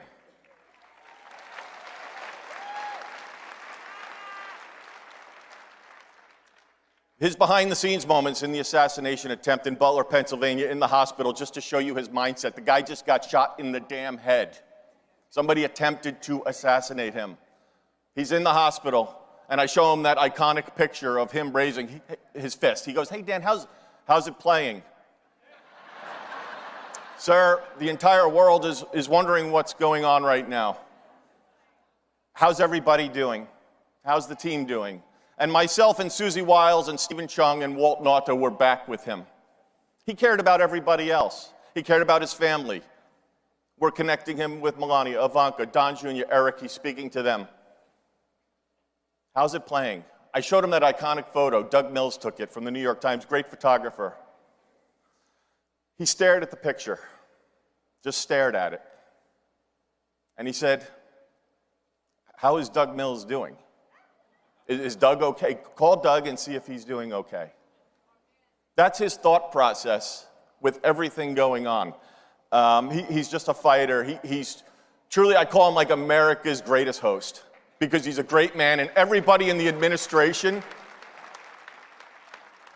the cabinet, and the people that spend those moments with him behind the scenes will understand, and they get what I'm saying. He just loves America. He loves people. He's just a happy-go-lucky guy, and the guy works his ass off from 5 in the morning till midnight. The guy barely sleeps, and trust me, I know from the phone calls and the messaging and things that we would put out on social media and platforms. But to be in the hospital with everything shot in the head, and he's worried about everybody else. A few hours later, we went wheels up. I believe we went back to New Jersey that evening. He was on the plane joking with all of us on the plane to make us feel, I mean, we were all, to this moment, to this day, and none of us will ever forget it. He cared about all of us on the plane, trying to make us all feel better and lift us up. And ladies and gentlemen, that is your 47th President of the United States of America.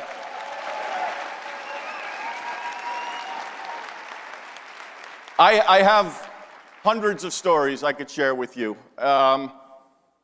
Let's talk about in Pennsylvania, when he got excited to go work at McDonald's, because that's where Kamala claimed to have worked.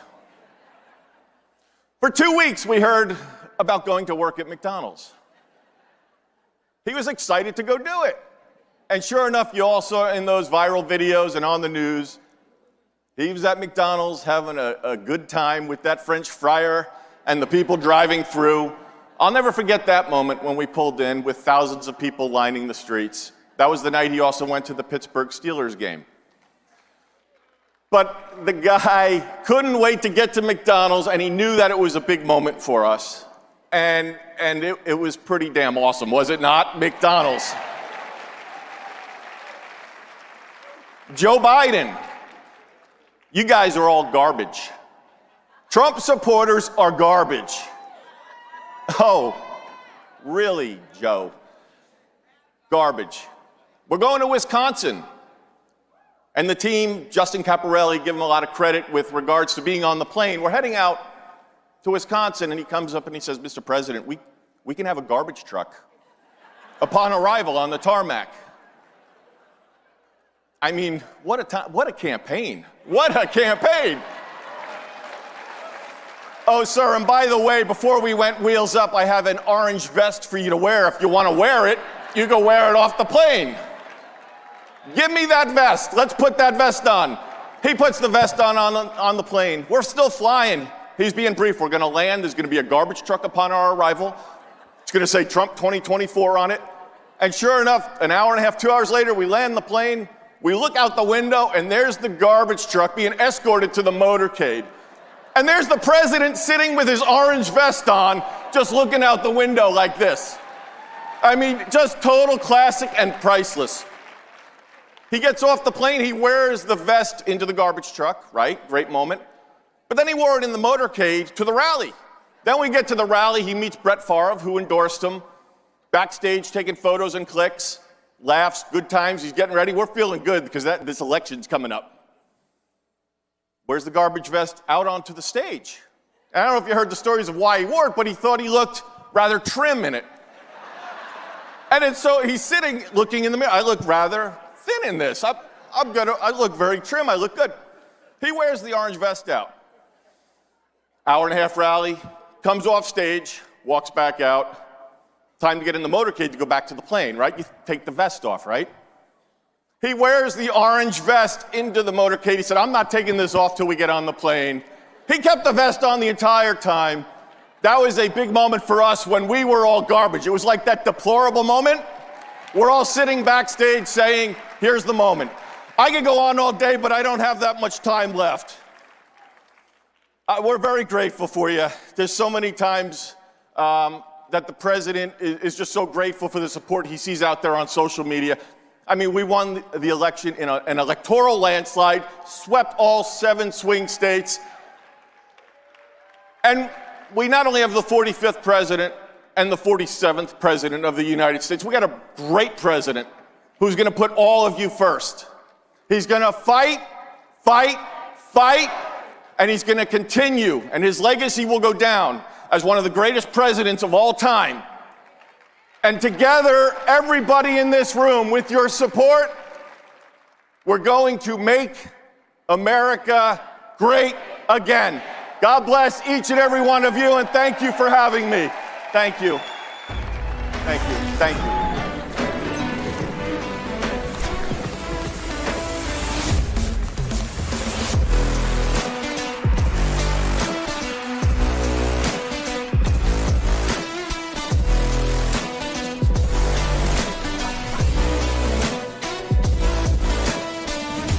Ladies and gentlemen, please welcome from Wyoming, Congresswoman Harriet Hageman.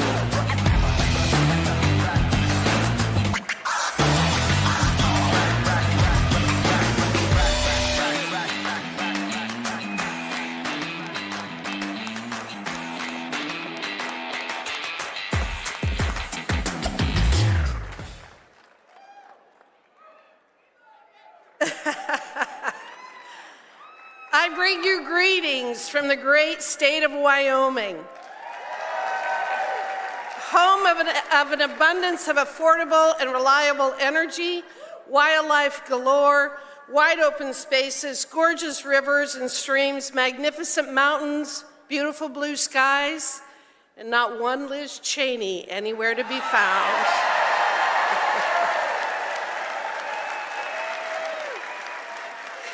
In 2024, Wyoming provided President Trump with his largest margin of victory of any state in the nation, and we are so proud of the job that he is doing.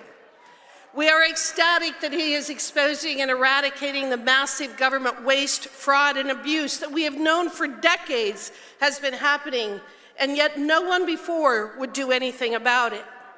We are overjoyed that he has tasked Elon Musk and his team with overseeing DOGE, using their skills to implement what may be the closest thing to zero-based budgeting that we will ever see in the federal government. We are thrilled that he recognizes that we are a government of, by, and for the people, and that its primary purpose is to protect the homeland and secure our God-given rights and freedoms. It is quite apparent that the Democrats long ago stopped caring about the concerns of working-class people, the truck drivers, farmers, airline employees, miners, custodians, and construction workers, among others. And they paid for such neglect by being shellacked in the last election. But far be it for them to undertake a legitimate self-assessment of their policies and ideas. They are instead engaging in kabuki theater while standing in front of government agencies, screaming their opposition to everything good and just generally making fools of themselves. The agencies that they have chosen for their performance art are telling, are they not? The Department of Education, a $270 billion woke monstrosity that has presided over the steady and unrelenting decline of public education. And USAID, a $50 billion anti-American purveyor of ideology so toxic that even the bureaucrats who worked there knew they had to hide their programs so that they could continue to fund such things as transgender comic books in Peru, so-called sex change operations in Guatemala, and anti-Israeli rappers. By now, everyone has heard about the crazy things USAID and other bloated and unnecessary bureaucracies have spent our money on, and we are rightly infuriated. But there is more to this story than bureaucrats and leftists attempting to out-crazy each other, and it is critical that we understand the full picture, in part to ensure accountability, but to also understand how these actions, this overwhelming misdirection of assets, this radical anti-humanist agenda has weakened us here at home and allowed our so-called political leaders to ignore their primary responsibility to our citizens. In short, this obsession with pushing the woke agenda has real-world consequences and has caused real-life suffering. The way that I often describe it is that a government that does things that it should not be doing becomes incapable of doing those things that it should. What we can describe as the social and economic reality of opportunity costs. And it is this phenomena that I, as the chairwoman of the House Anti-Woke Caucus, want to make sure people understand. We are not just dealing with stupid comic books and radical anti-American leftist policies. We are also dealing with an obsession that has become so all-consuming to those on the other side that the toll in human suffering and property destruction cannot be ignored. As a devastating example, let's look at the recent California wildfires. The cause and magnitude of those fires cannot be written off as an act of nature, because that is not what happened. Rather, a substantial number of fires in California are started by arsonists and homeless encampments, and that appears to be the case in terms of this recent conflagration. Even setting aside the cause of the fires, however, this catastrophe was years in the making, with resource management, overregulation, and failed water policies all finding their roots in a fixation on climate change and global warming. Ah, yes, with Gavin Newsom and Karen Bass deciding that the threat of a 1 to 2 degree change in temperatures 100 years from now warrants whatever suffering we may come about today. Let's start with the radical environmentalist decisions for the last several decades to fight every effort to undertake proper, effective, and safe forest and range management practices and to implement better fire protection policies. In fact, one such organization fought to block a wildfire prevention project near the Pacific Palisades to protect a shrub called the Broughton's milk vetch. We can thank this group for their efforts to protect this shrub, although such protections were clearly only transitory since they also burned in the November fires. But this is not an isolated situation, and we have watched it play out year after year in Western states, as the so-called experts and environmentalists would rather our forests, our prairies, and our homes burn to the ground than allow us to implement common sense and much-needed treatment techniques to prevent these catastrophes from happening in the first place. Did you know that in 2020, Gavin Newsom vetoed a fire mitigation bill that had been passed by both houses of the Democrat-controlled California legislature? That bill provided funding for vegetation management to maintain defensible space around structures, reduce flammable material, reduce fire risk, and harden evacuation routes. In his veto message, Governor Newsom exposed his moral corruption by stating that any efforts to fireproof California could not take precedence over his plan to replace single-family homes with affordable housing and multifamily units. I could spend hours regaling you with the many ways in which radical environmentalism and the fear-mongering surrounding our ever-changing and healthy climate has destroyed our natural and human environment, but I think you get the gist. In short, in the name of climate change, in the name of our environment, in an effort to burnish their elitist bona fides, these people have largely destroyed the very things that they claim to hold dear, with their policies and actions being responsible for spewing more carbon and pollutants into the atmosphere than our collective humanity could in hundreds of years. And that is why we must expose them for the frauds that they are. Charlatans who prove time and time again that they know nothing about the environment, climate, resource management, how to build strong, vibrant, and resilient communities, or human nature. But like so many dictators before them, believe that they are the experts who are entitled to micromanage our lives, mandate and restrict our mode of travel, control our food supply, and shove us into 15-minute cities and multifamily homes. Now, it is often easy to make fun of people like Gavin Newsom, Karen Bass, Kamala Harris, Al Gore, John Kerry, and others, but these people have caused and will continue to cause real human suffering unless we stop them. And one tool that we have is to expose the true cost of their woke ideology.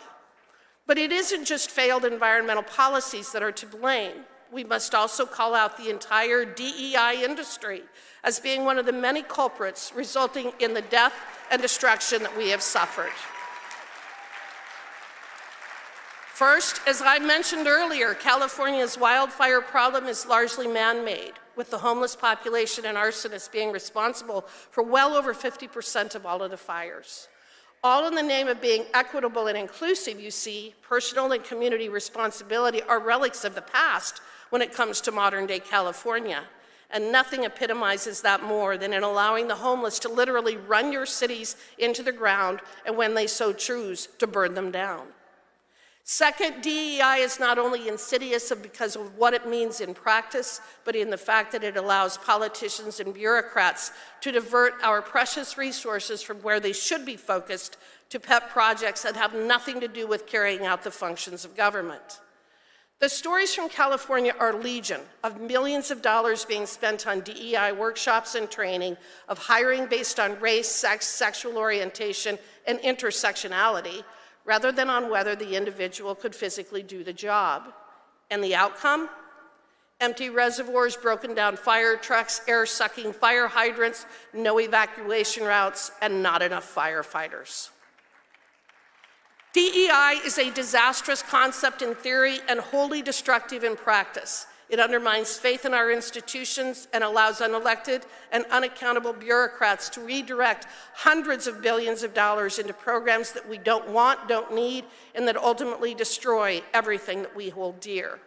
Fortunately, we now have a political leader in President Trump who understands how destructive these environmental policies have been to our communities and how insidious DEI policies are to our physical, mental, and financial well-being. Thank God, in other words, that we have finally awakened from this woke nightmare, and it is a new day in America.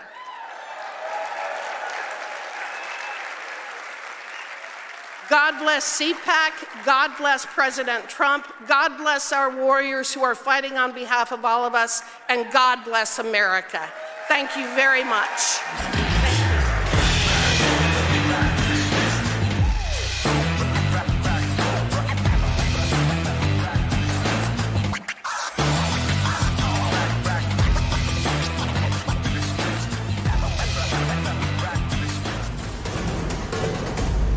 Newsmax has been terrific. President Trump is right. Millions are switching to Newsmax. It's the fastest growing streaming service in America. You don't need those woke streaming services anymore. Just get Newsmax Plus. Watch the best shows like Greg Kelly, Rob Schmidt, Greta Van Susteren, and Rob Finnerty. Greg Kelly over at Newsmax. The Newsmax people have been really, really terrific. Gain access to exclusive documentaries, series, and special briefings. It's free to start. So go to NewsmaxPlus.com now to sign up and watch Newsmax anytime, anywhere. Welcome to CPAC. At Great American Media, we celebrate what matters most: faith, family, and country. Today, we invite you to experience storytelling that uplifts, inspires, and reflects the values we all cherish. PureFlix is your home for entertainment without compromise. With faith-driven movies and series, we bring you stories that strengthen hearts, uplift spirits, and honor what truly matters. And on Great American Family, where faith leads, where stories inspire. Welcome home. Whether it's Christmas all year long, heartfelt romances, or movies that bring families together, we are here to make you feel at home. At Great American Media, our foundation is quality. Our promise is to always deliver entertainment that aligns with your faith and values. Thank you for standing with us as we stand for faith, family, and country. Enjoy CPAC, and remember, when you choose Great American Media, you choose entertainment that lifts you up. Join us and experience the best in faith and family entertainment.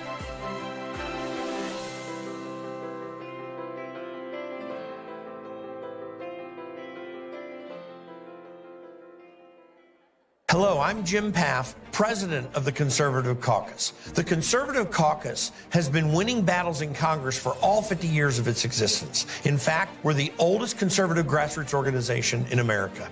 We helped re-elect President Trump and win the Senate. And with your help, we will continue to advance President Trump's MAGA agenda. Join the team to help Trump make America great again. Go to theconservativecaucus.org and sign up now.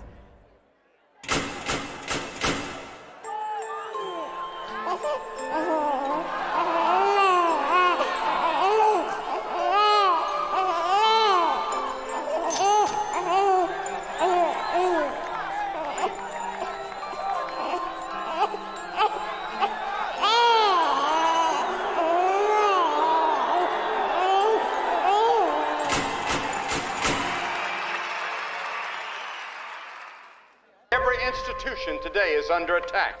The home, the church, the government. And many people are asking, what is the truth? Jesus Christ claimed to be ultimate truth. Are you willing to face the truth? Do you think the MK Ultra project ever actually ended? The Central Intelligence Agency is actively involved in mind manipulation. We all answer to one God and one Savior, and He's there to change your life for the better.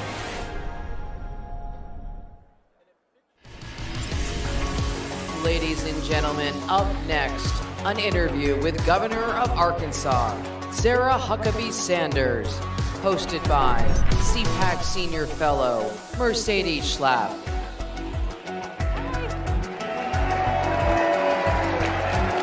Hi. Hi, Carol. Oh, come on. Your favorite governor. Let's go. Okay, we're waking up here. All right, I think Governor Sanders, Sarah, Sarita, my sweet Sarah. Oh my gosh, I'm so excited to have Sarah with us. We are in countdown mode right now because guess who's coming? Who's going to close out CPAC? I mean, just a slightly well-known individual, maybe the most popular human on the face of the planet right now. Yeah. So, America's favorite president. That's right, President Trump. Are you all excited? So this is such a blessing for me. Sarah and I worked together at the White House for several years, and I mean, Sarah, seriously, what you have accomplished is amazing. And we're so proud of you. Thank you. Just to start right there. We were trying to raise our kids during that time. Trying being the key word there. We were trying to raise our kids, and somehow they turned out amazing. Yeah. Which says a lot, really, truly. They were all in the backstage. Sarah brought her daughter Scarlett with my girls, and they were doing the whole posing of taking pictures together. We were like, this is the next generation of leadership, seriously. But let's get to it. Okay, so you were at the National Governors Association dinner, and President Trump had this interesting exchange with the governor from Maine. We're all in the family here. Tell us what happened. Well, I think it was classic Donald Trump. If he doesn't like something, he's going to call it out. I think it's one of the things that has made him so incredibly popular. And one of the reasons he's been able to get so much done is because he doesn't care who's in the room, what it looks like. He's going to tell you exactly what he thinks in that moment. And that's what he did. And frankly, he's on the right side. I'm so tired of hearing the left say that they care about women when they can't even tell you what a woman is. And we finally have a president who will stand up for women and fight back. And I think that it's a great thing to see Donald Trump being the one to sign executive orders that defend and define what a man and what a woman are, which it's sad that we have to do that. But also as a mom of a daughter that is a 12-year-old volleyball player, that we have somebody that's saying, no, we're not gonna let men play girls' sports. And Donald Trump is doing that, and I think he's right to call people out who are on the wrong side. So we have a rating system that we rate at CPAC, all the state legislatures, all the governors, all the federal legislators as well. Governor Sanders has ranked the top conservative governor in America. The top, #1. And I know partly is because we're related, but no. But Sarah, tell us about, you're in the middle of the legislative session, you have so much going on, you've been in office now, and what are you planning to accomplish this legislative session? What do you think the people of Arkansas really want and what they're focused on? We're working on that, and the President Trump is very quick to remind us on that every time I see him. But what we've really focused on is bringing conservative principles back, and everything from opening up universal school choice. We were one of the first states in the country to do that, starting next semester. Every single student in Arkansas will be able to choose where they go to school, and their parents will be empowered to make that decision. And I'm really proud we were one of the leaders of that. We've cut taxes 3 times in the state of Arkansas in just 2 years, now making us competitive with every other state in the region. We are getting indoctrination not just out of our K through 12, but also out of higher education. And we don't care if you're tenured or not. That is one of the big pieces of legislation that we have going through this cycle. We're also removing cell phones from the classroom, and I signed legislation this week. Bell to bell, no cell, and really proud of what we're doing for young people, for parents, for families, and we're going to continue fighting and making Arkansas the most conservative state in the country. And people are moving in. It is becoming a popular destination. I mean, walk us through why your state, and you know, we always talk about these federal elections, and obviously having President Trump in office is such a critical win. But these states are just as critical as well, because we meet people from California who talk about how horrific it is to live under Democrat oppression. Let's just call it what it is.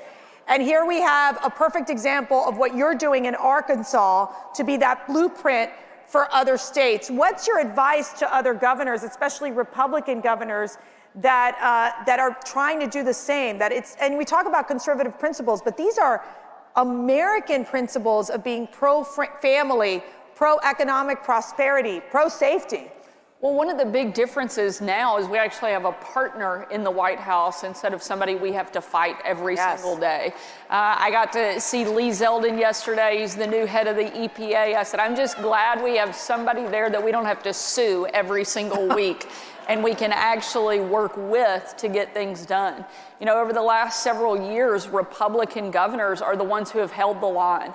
While Washington was a completely broken, dysfunctional mess, Republican governors are the ones who stepped up and worked on securing the border. We sent Arkansas Guard to the border 2 separate occasions over the last couple of years because Joe Biden wouldn't get the job done.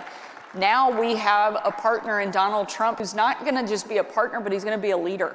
He's going to be the #1 fighter, pushing back on some of the crazy wokeness that we have seen the left try to impose on our families, on our schools, on our businesses. And Republican governors are going to be right there with him. We're going to make sure that our schools do not become indoctrination factories for the left.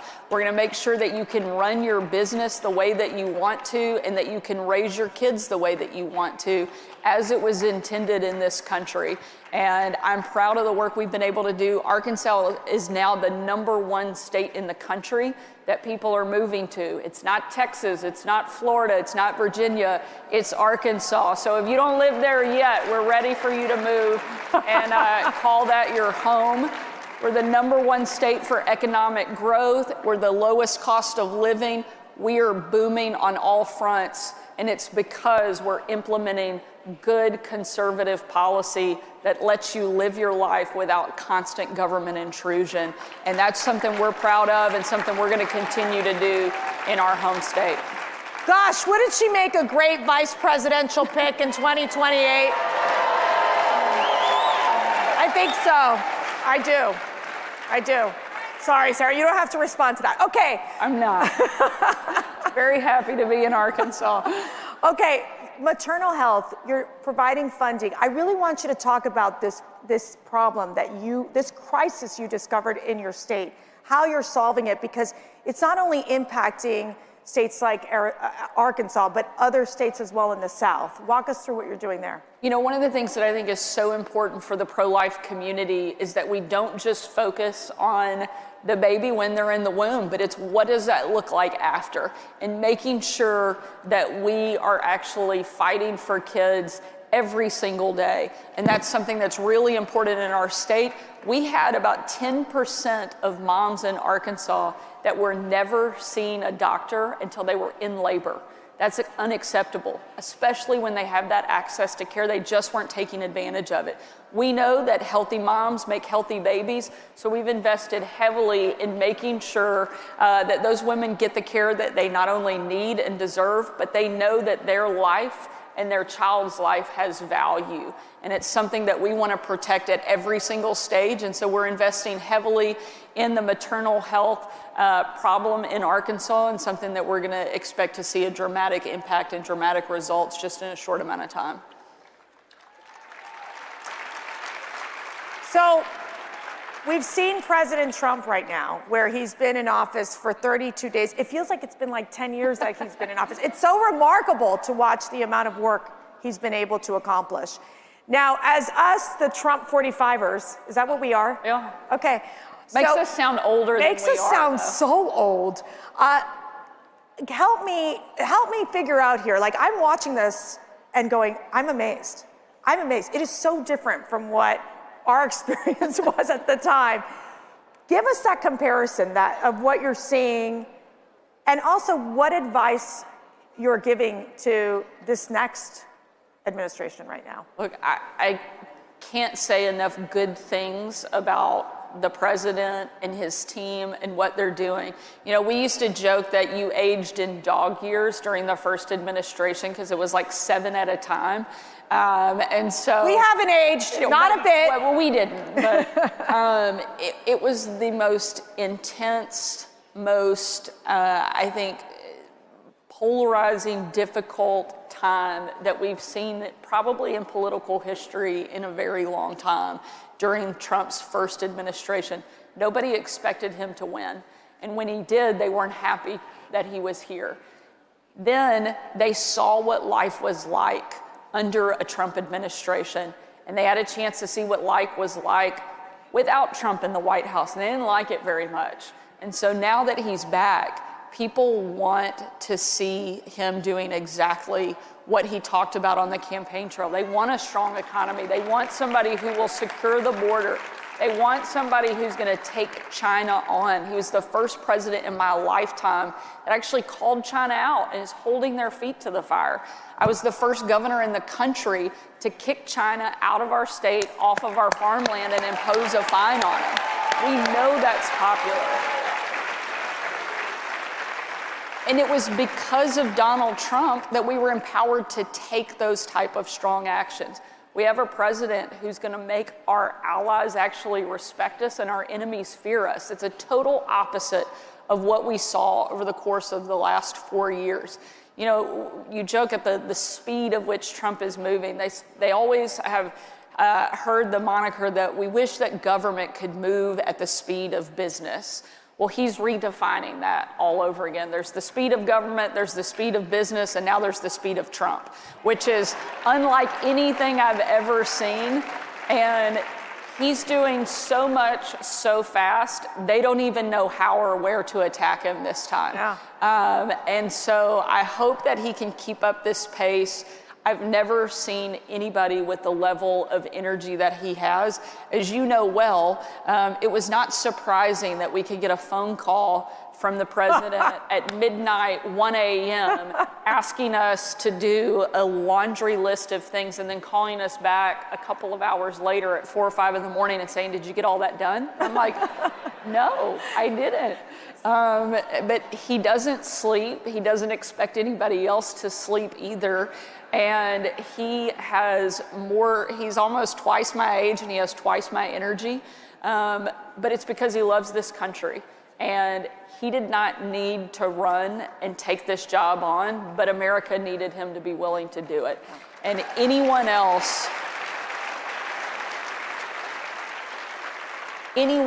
that would have gone through the level of intense criticism and the attacks, 2 assassination attempts on his life, would have given up.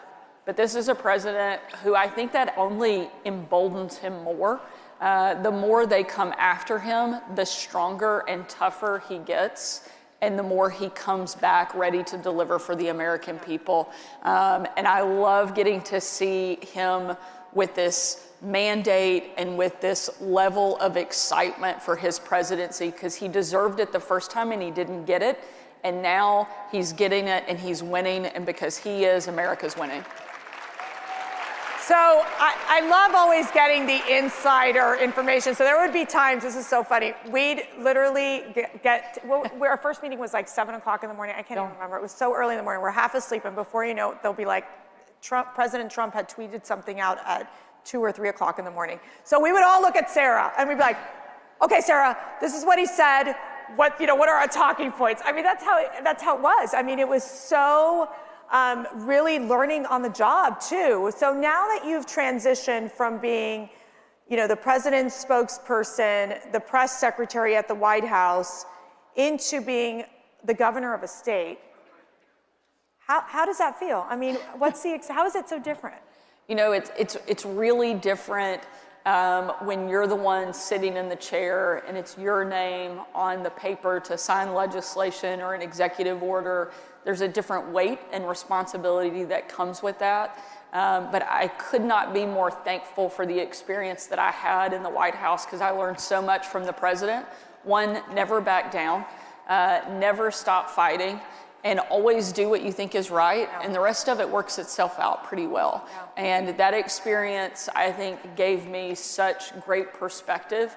And one of the most important things and takeaways was that I didn't need the outsiders to define me. In those moments, the most difficult days that we had in the White House, of which there were many, we didn't need the outside world to define us. We had a creator who had already done that, who had given my life meaning and purpose. Amen. And my job is to believe that and try to live up to the path that he laid for me.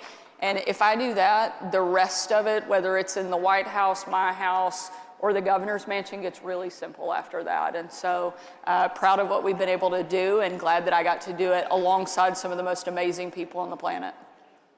You're gonna make me cry. Sarah would get up every time we'd go into her office. She would have her scripture open every day. Every day. It's what guided you every day. Otherwise, I'm not sure we would have survived. I would agree. And I'd come in with my holy water. The Protestant, the Catholic, we're all in it together. Okay. So I just want to get this question in real quick, because Doge has been a phenomenon. It's been a phenomenon in the federal government, but you have like pre-Doge. We started something we called Arkansas Forward. It was a project to go in, look at government efficiency, waste, fraud, and abuse. Just within the first 6 months, we've already identified at least $300 million in savings, which is big for Arkansas. Our budget's $6 billion. And so for us to identify that level of savings already that we're implementing, and some of it was as basic as getting rid of old phone and fax lines that haven't been in use in years. We will now save the state of Arkansas $1 million a year, just eliminating things like that. If we can do that on an Arkansas small state level, I can't imagine what they're going to continue to be able to uncover through Doge and the amount of savings and waste, fraud, and abuse they're going to be able to get rid of. It's an exciting thing to see. So, Sarah, what inspires you every day? My family. I have, my daughter's here, so I'll cry when I talk about my kids. I have the 3 most amazing kids, Scarlett, Huck, George. They're 12, 11, and 9. My husband is incredible. He has the patience of Job because he is married to me.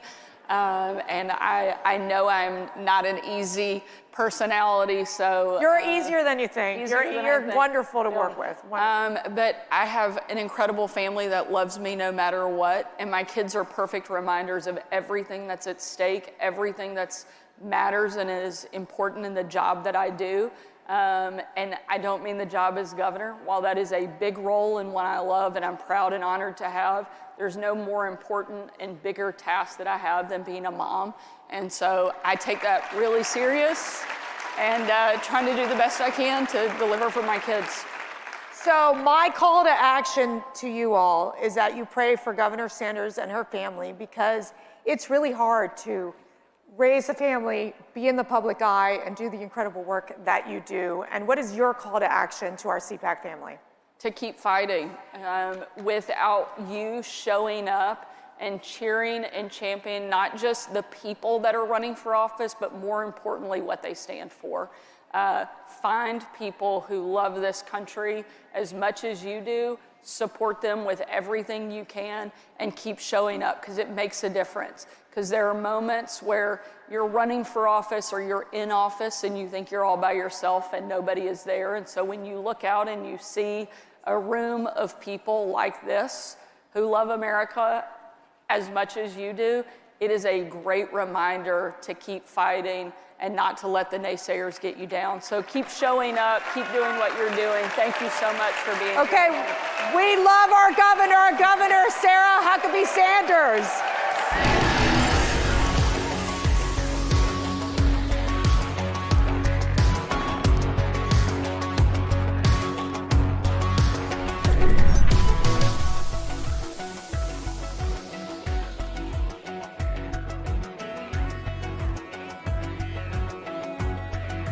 Tucked away in the Blue Ridge Mountains of Lynchburg, Virginia, you'll find us, Liberty University. Here, we pursue excellence in all of our academic endeavors, from anywhere. We fight for victory in our athletic programs and fan the flames with a mighty roar. We equip students with a Christ-centered perspective that changes lives. We are creators, problem solvers, and world changers. But above all of this, we are champions for Christ.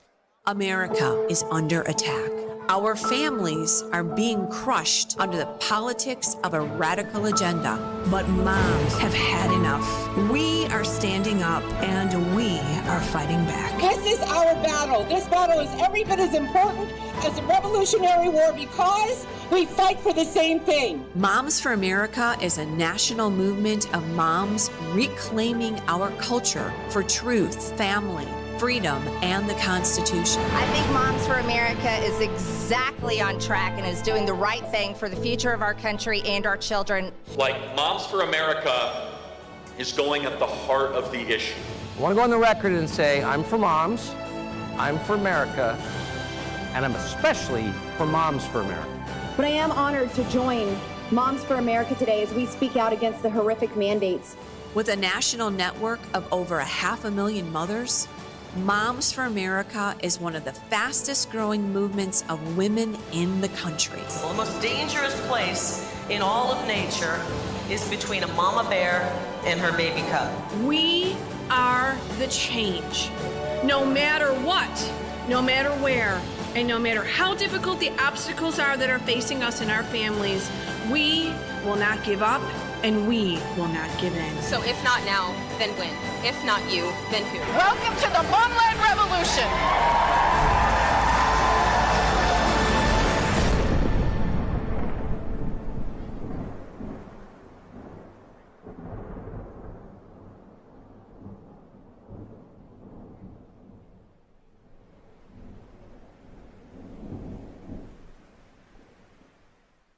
The steal was stopped on Election Day, I think in no small part thanks to Judicial Watch's heavy lifting.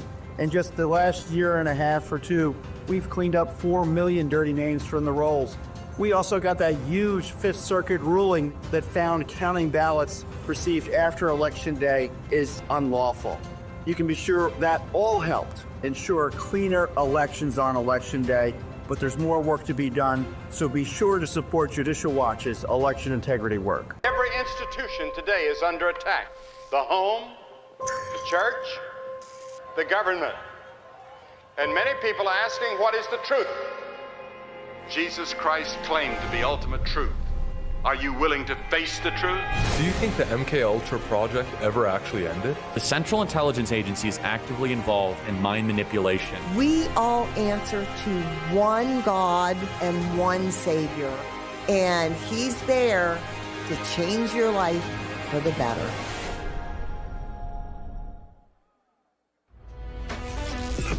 Ladies and gentlemen, please welcome the President of Argentina, Javier Milei.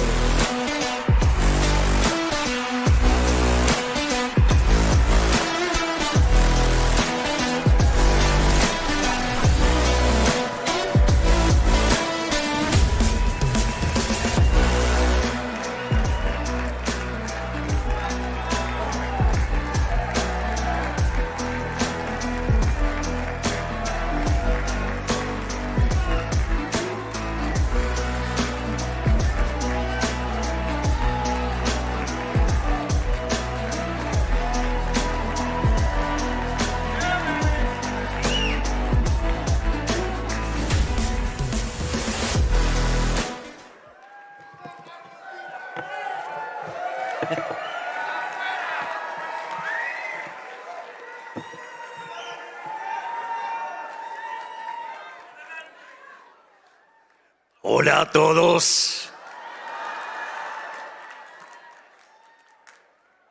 Es una gran alegría para mí estar nuevamente en los Estados Unidos y es un honor poder hablar ante todos ustedes hoy.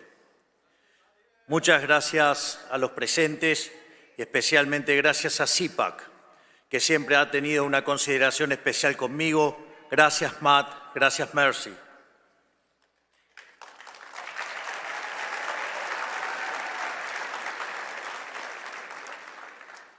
Hace apenas un mes dije en el foro de Davos que creo que estamos atravesando un punto de inflexión en nuestra historia.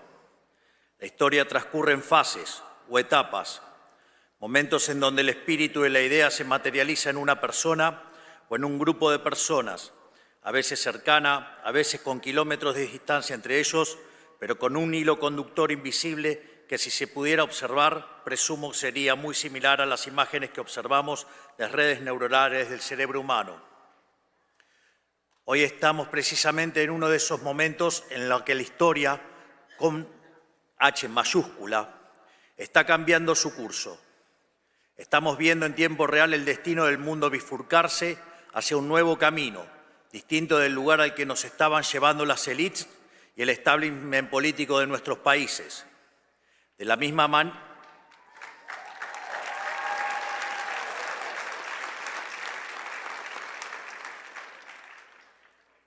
manera que en la década del 30 se podía vislumbrar que la llama de la libertad se estaba apagando y que comenzaba un nuevo cambio de servidumbre para la humanidad, hoy finalmente podemos decir que la era del Estado omnipresente ha terminado.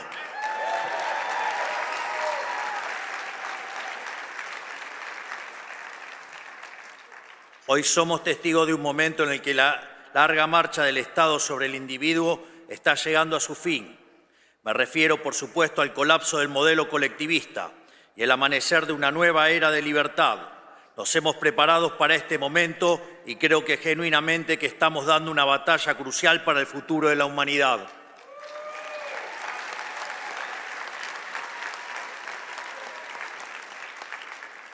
Pero como siempre digo, solo se puede obrar de forma eficaz si el diagnóstico desde el que uno parte es el correcto. Hay que entender dónde estamos parados y a qué nos enfrentamos para poder saber cómo llegar a donde queremos.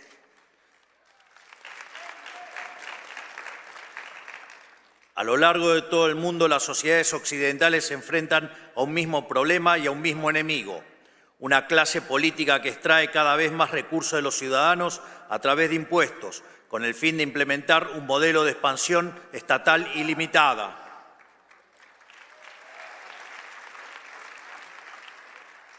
Una clase política con complejo de Dios, que pretende regular cada aspecto de la vida de la gente, haciendo honor a una de las máximas del fascismo de Benito Mussolini: dentro del Estado todo, fuera del Estado nada y nada contra el Estado. Hemos llamado a esta clase política el Partido del Estado, una casta extendida cuyos miembros, más allá de diferencias superficiales, comparten la idea fundamental del avance del Estado sobre la sociedad. Son todos aquellos que por interés económico o convicción ideológica o incluso cierto idealismo ingenuo trabajan para los intereses del Estado.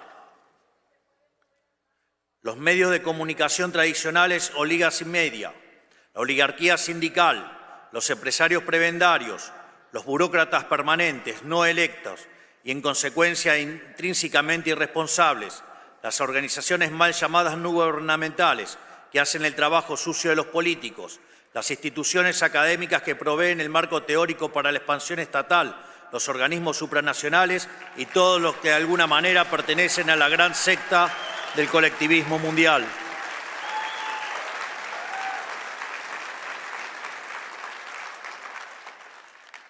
Y por supuesto, esto incluye a los partidos políticos tradicionales, que sin importar su color, coinciden en la tesis fundamental que más Estado siempre es mejor.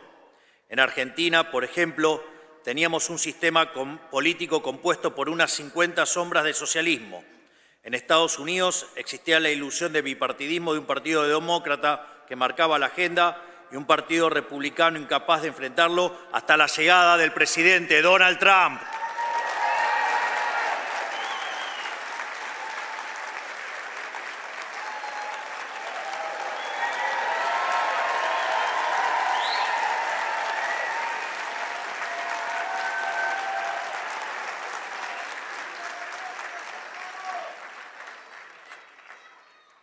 ¡Viva! Curiosamente, el mío lo van a tener que esperar hasta el final. Curiosamente, el presidente Trump es un outsider, igual que yo, porque la tarea que tenemos por delante, el desafío que tenemos por delante, no es para políticos tradicionales que han vivido toda su vida del sistema. Es para gente que no le debe nada a nadie, que no está comprometida por los vicios del sistema y que sabe que es más importante el cambio que el poder por el poder mismo.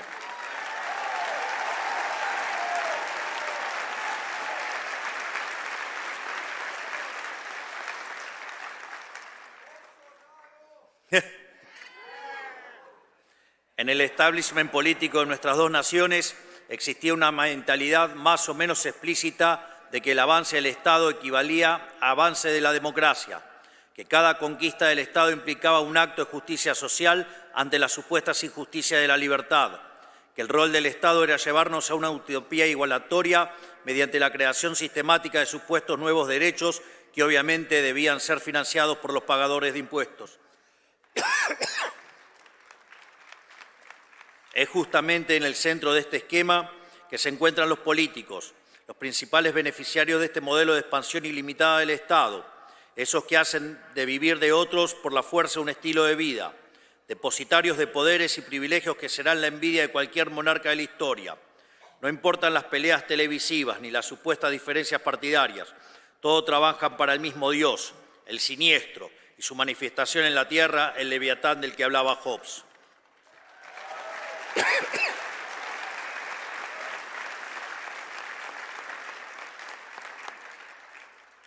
Por eso, salvando algunas particularidades propias de cada nación, todos los que estamos aquí tenemos una misma misión: quitar el poder al partido del Estado y devolvérselo a la sociedad.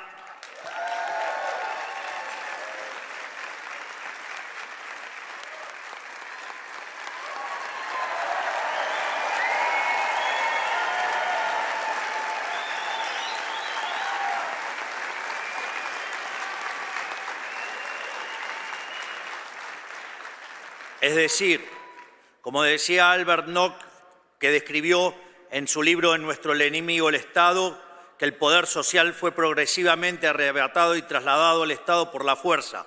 Nuestro objetivo es hacer el camino inverso, aumentar del poder del ciudadano y quitarle el poder al Estado.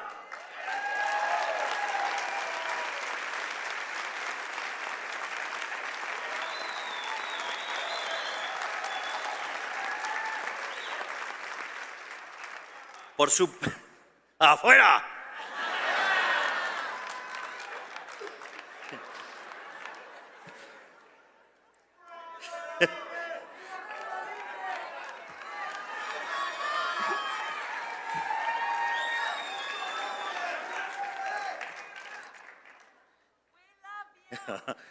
Me too.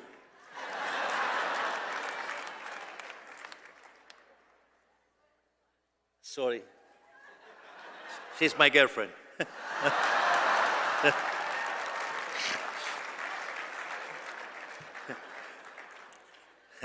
Again, por supuesto, no puede hacerse gestionando mejor el Estado tal cual existe o simplemente administrando correctamente los recursos de que dispone, sino que el único camino racional es achicar el Estado hasta su mínima expresión posible. Reducir el tamaño del Estado es en sí mismo un acto de justicia, porque cada erogación del Estado es una sustracción del pagador de impuestos.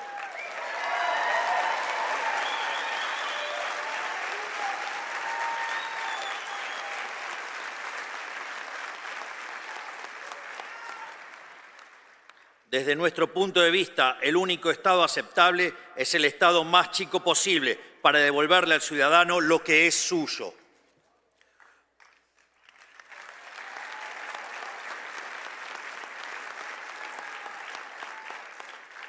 Por eso, todas las atribuciones que no tengan que ver directamente con la protección de los tres derechos fundamentales, que son el derecho a la vida, a la libertad y a la propiedad privada, deben volver a su origen, los individuos asociados de forma voluntaria sin intromisión del Estado.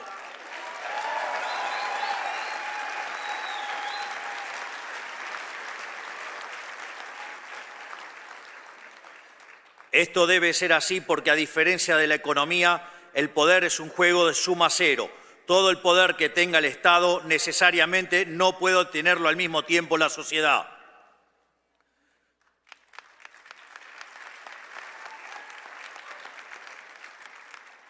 Por eso no creemos en soluciones parciales o compromisos de centro. Sabemos que hacer las cosas a medias es una invitación al regreso del Estado, que como un cáncer metastásico solo sabe expandirse y debe ser obligado activamente a retroceder. No sirve intentar alcanzar un justo medio. Todo lo que exceda su función esencial debe ser definitivamente quitado de su órbita o más temprano que tarde volverá a usurpar lo que no le pertenece.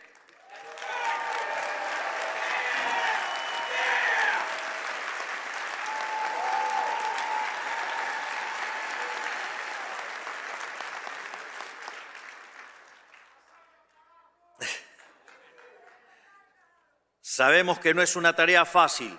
El Estado moderno tiene herramientas de sobras que han crecido en sofisticación con el paso del tiempo. No estamos hablando de un Estado obvio como el fascista o el comunista, sino de un Estado sutil e insidioso que avanza sobre el individuo a través del arte, de la propaganda y la infiltración cultural. O al menos así era hasta hace poco, ya que le resulta cada vez más difícil disimular su carácter totalitario. Hemos visto, por citar solo un ejemplo, que en ciertos países de Europa ciudadanos están siendo arrestados por expresarse en redes sociales.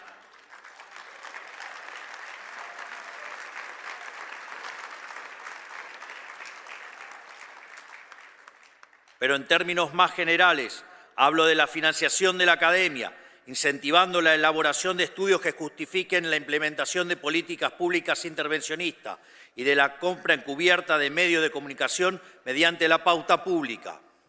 Hablo de las múltiples ONGs que viven de nuestros impuestos, de los subsidios a la cultura para producir propaganda. Y aquí en Estados Unidos, por supuesto, el escándalo de USAID, que destinaba millones de dólares de los pagadores de impuestos a financiar desde revistas y canales de televisión a fraudes electorales como en Brasil o gobiernos con aspiraciones discriminatorias como el de Sudáfrica.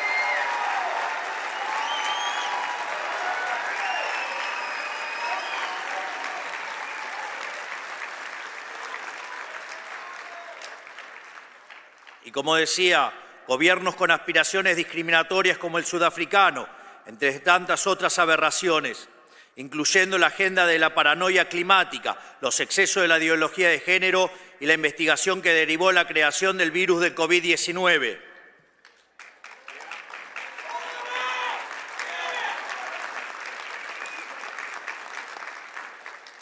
Sin embargo, lo único que realmente logra este mecanismo de bajada de línea globalista es transferir riqueza de la clase baja de un país rico a la clase alta de un país pobre.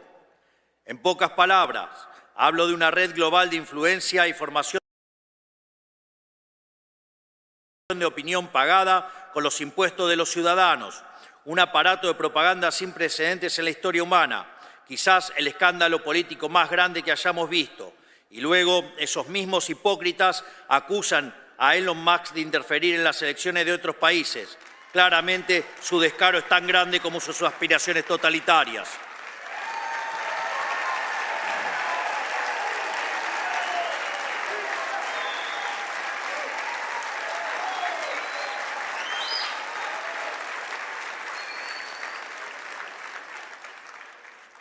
Y si ese nivel de colectivismo en sangre hubiera tenido soluciones, sus apologistas tendrían al menos algo a lo cual aferrarse. Pero ni eso. Esa fue históricamente la excusa de los estatistas del pasado, que la prosperidad llegaría mediante la administración racional de recursos por parte del Estado, recursos que el sector privado era incapaz de aprovechar. Pregunta, ¿y acaso quién maneja el sector público? ¿No son humanos? Sin embargo, hemos sido testigos de que a mayor expansión estatal, peor es la calidad de vida de la gente. No por nada Hayek dedicó su último libro a explicar este fenómeno, al cual llamó la fatal arrogancia.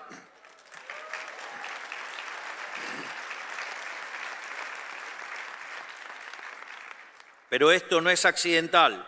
Más allá de su evidente incompetencia, la clase política no se dedica a solucionar problemas.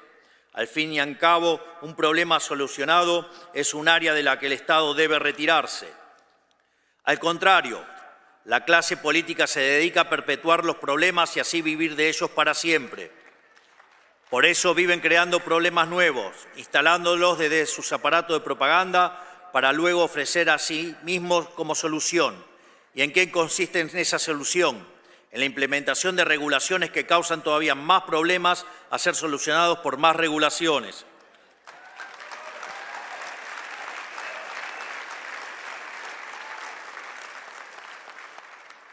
En medicina se usa el término iatrogenia para referirse al daño que sufre un paciente como consecuencia de la atención médica.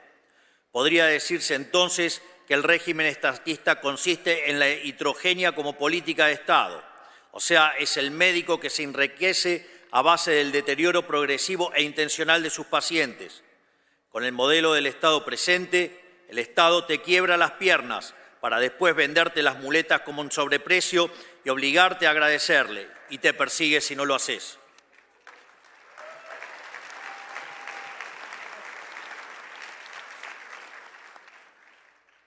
Como contrapunto, dicen algunos testimonios que en la medicina tradicional china el médico familiar cobraba honorarios de forma constante por mantener a la familia sana. O sea, según la leyenda, cuando un miembro enfermaba, el médico dejaba de percibir los honorarios, viéndose incentivado a resolver la enfermedad de una forma eficiente y rápida. Imagínense tan solo pudiera funcionar así el Estado. Cuánta miseria nos hubiéramos ahorrado.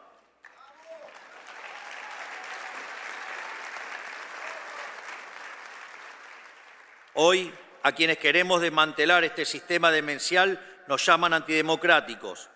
Pero nuevamente, esta es una tergiversación de las palabras, algo muy propio de la izquierda, para variar. Ellos no le llaman democracia al gobierno del pueblo, sino al paradigma de expansión total estatal ilimitada que ellos mismos administran. Para ellos, la democracia existe si y únicamente si ganan los que ellos quieren, para poder someter a la gente a sus caprichos. Pero cuando la minoría electoral son ellos, la elección de la mayoría pasa a ser autoritarismo. De hecho, muchos de los que nos acusan de antidemocráticos ni siquiera fueron electos.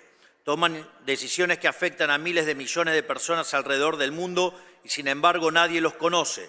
No son responsables ante nadie más que sí mismos y no pueden ser echados por el voto popular. Y así y todo vienen a hablarnos de democracia.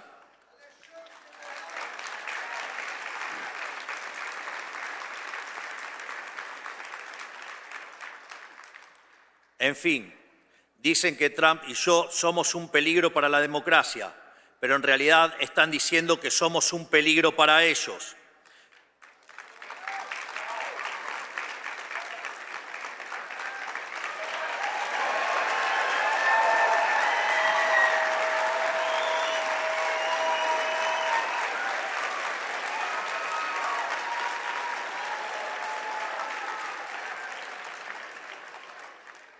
Somos un peligro para el partido del Estado, para quienes viven de su expansión ilimitada, para quienes quieren un individuo dependiente y sometido a sus caprichos regulatorios.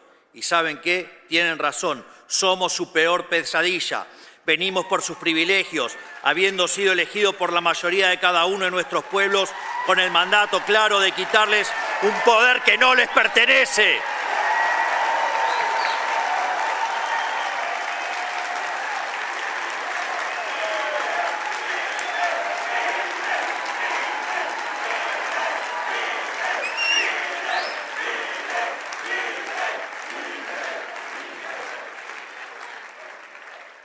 Hoy nuestros países, Argentina y Estados Unidos, necesitan pasar por una segunda independencia. La primera nos liberó del poder de las monarquías europeas. La segunda nos liberará de la tiranía del partido del Estado.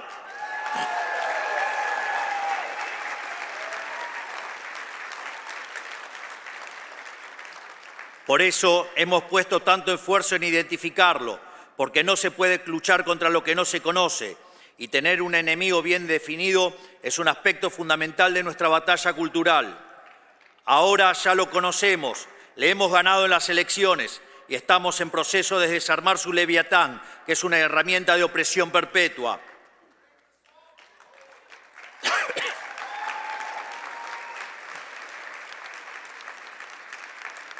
No tenemos ninguna fórmula secreta, solo conocer la historia humana y saber qué es lo que ha funcionado y qué no. Por eso, con humildad, quiero reflexionar un poco sobre cómo venimos llevando adelante esta batalla. Nosotros trabajamos con firmeza y de frente, sin dar lugar a compromisos. Defendemos un conjunto de valores que no estamos dispuestos a negociar, así como ellos no han estado dispuestos a negociar a la hora de quitarnos nuestra libertad. Lo que ellos impusieron sin nuestro consentimiento está siendo eliminado sin el consentimiento de ellos.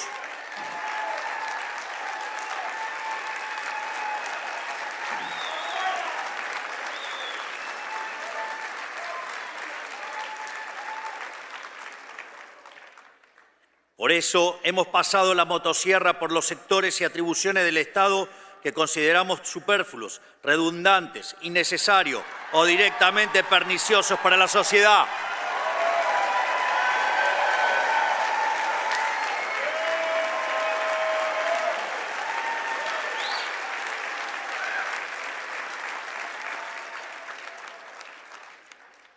Y más aún, este año emprenderemos la fase 2 de este proceso, que hemos bautizado como la motosierra profunda, para continuar achicando el Estado, devolviéndole a la gente la riqueza que jamás debió habérsele sido arrebatada.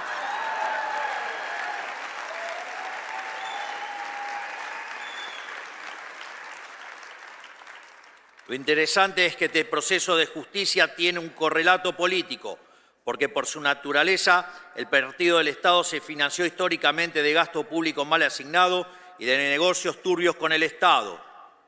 Por eso, achicar el Estado es cortarle la manguera a los clientes del Estado enquistado en él, que ejercían un feroz resistencia al cambio, valiéndose el dinero de los pagadores de impuestos para mantenernos subyugados.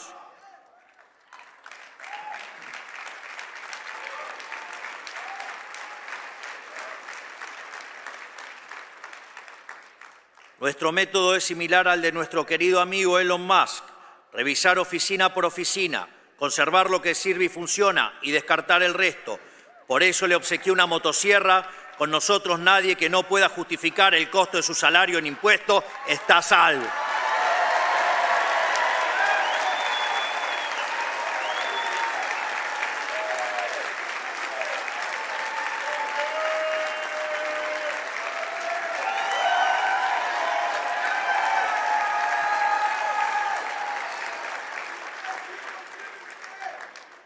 Muchos de ellos tendrán que volver al sector privado y ganarse la vida ofreciendo sus bienes y servicios en el mercado, tal como los pagadores de impuestos de los que han vivido tantos años. Mi más sentido pésame a los políticos que creyeron que este momento nunca llegaría y no están preparados, porque se van a llevar un baldazo de agua fría.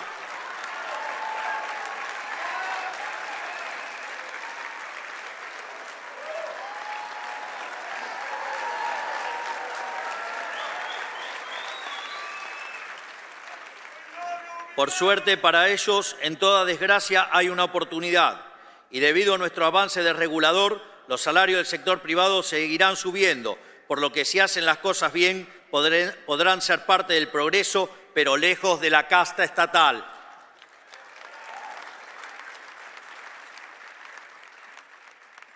Como ya he dicho, esto no es una tarea sencilla. Aquí en Estados Unidos, burócratas rebeldes han intentado sabotear el trabajo del Departamento de Eficiencia Gubernamental y están recurriendo a mecanismos burocráticos y legales para intentar bloquear cualquier reforma, lo cual también sucede en nuestro país y es algo con lo que debemos luchar día a día. Pero nada de eso nos ha tomado por sorpresa. Somos conscientes de que van a hacer lo posible por detener este cambio, sin importar el daño resultante. Si tienen que destruir el mundo para conservar sus privilegios, lo van a hacer. Y nosotros vamos a seguir luchando.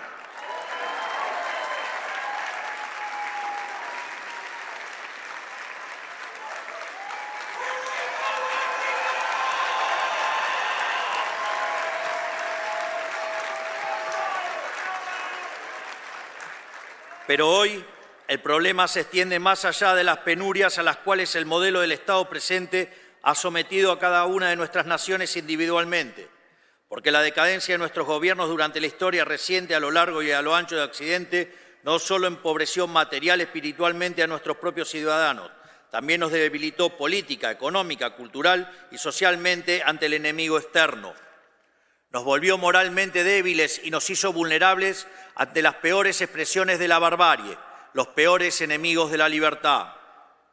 Y a ellos no se les puede dar un centímetro, porque cuando huelen sangre avanzan envalentonados y sin piedad.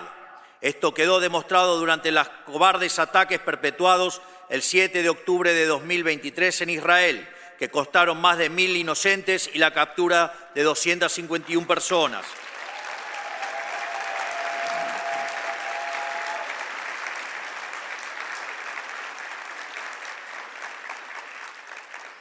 Esta semana Israel recibió los cuerpos sin vida de la familia Vivas, que permanecían secuestrados por el régimen terrorista y asesino de Hamas, entre los cuales se encuentra una madre y sus 2 hijos, un niño de 4 años y un bebé de tan solo 9 meses. Es tan inescrupuloso y sanguinario este régimen que, en el último gesto canallesco, no tuvieron mejor idea que exhibir burdamente sus ataúdes ante el vitoreo de una multitud sin el más mínimo respeto. Esto es lo que está en juego y no podemos darnos el lujo de fallar. Por eso es fundamental que las naciones que hemos abrazado las ideas de la libertad permanezcamos unidas y colaboremos unas con otras.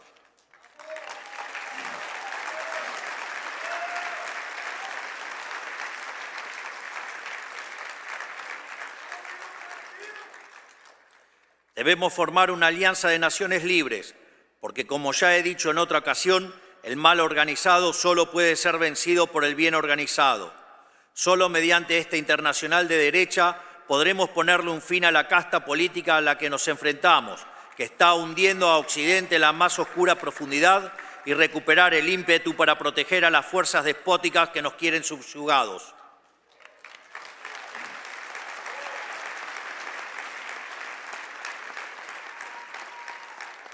Por eso quiero también aprovechar para anunciar que Argentina quiere ser el primer país del mundo en sumarse a este acuerdo de reciprocidad que pide la administración Trump en materia comercial.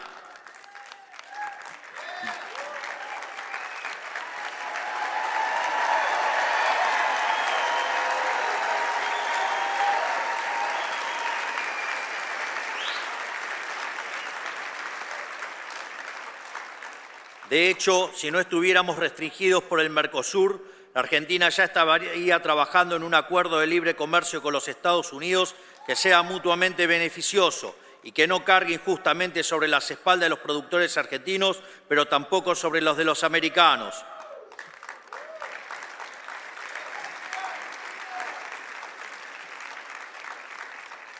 Esto es así porque solo trabajando juntos aquellos que queremos construir un mundo libre podremos salir adelante. Solo así podremos salir de la pesadilla del Estado omnipresente y así poder seguir haciendo lo que sabemos hacer como Occidente, poner a prueba los límites de lo posible, confiando en la creatividad de la sociedad y no en la discrecionalidad estéril de los burócratas.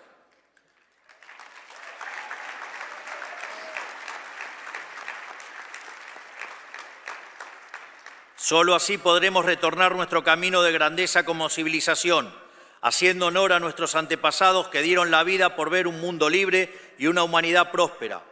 Solo así, finalmente, podremos reencontrarnos con nosotros mismos y volver a crear en aquello que nos hizo grande como civilización. Que Dios bendiga a la República Argentina, que Dios bendiga a los Estados Unidos y que las fuerzas del cielo nos acompañen. ¡Viva la libertad, carajo!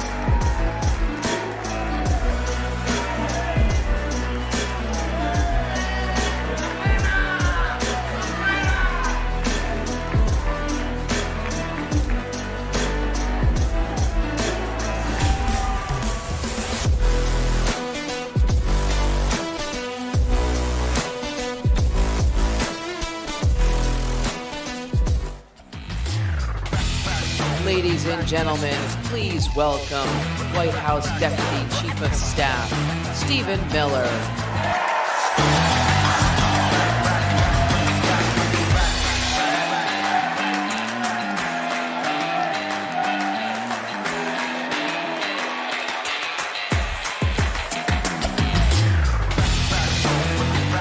Hello, CPAC!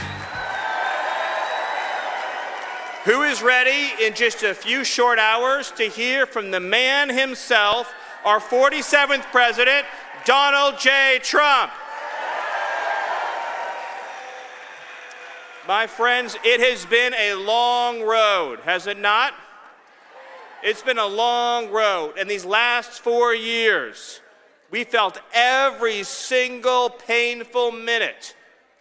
But nothing, my friends, is sweeter or more extraordinary than victory. Who here has enjoyed the last 30 days of America's new golden age?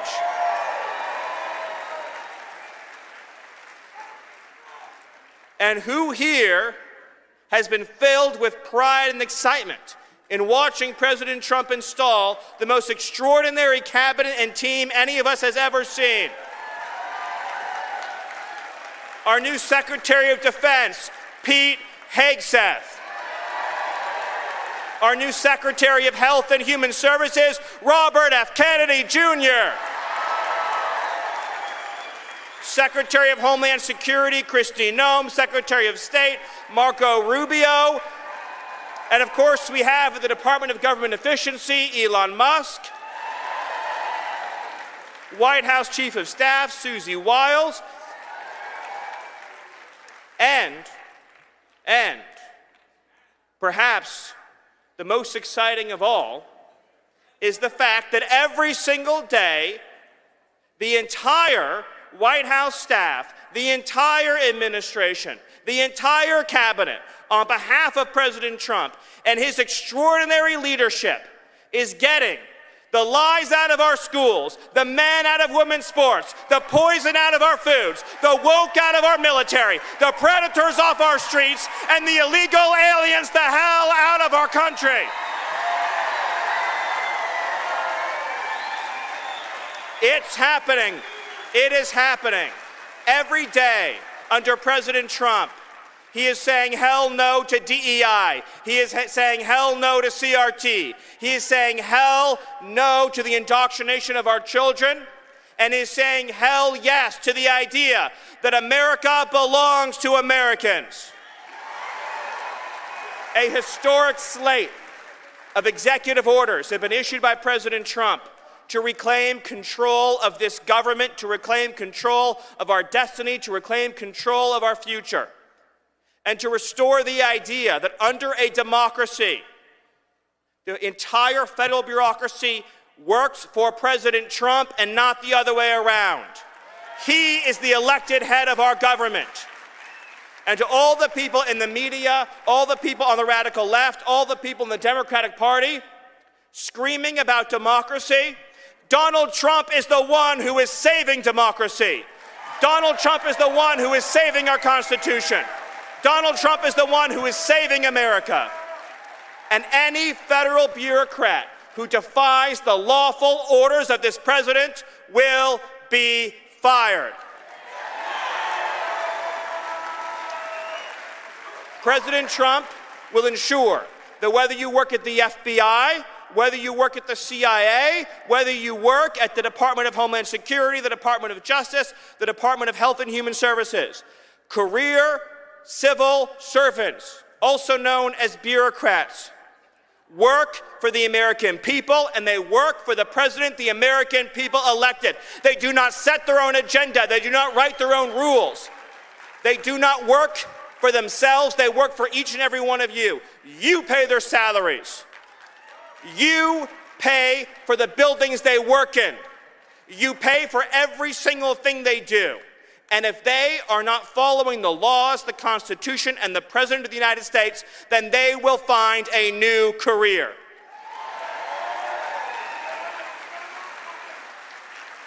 By the way, speaking of the FBI, Who here is thrilled about Kash Patel?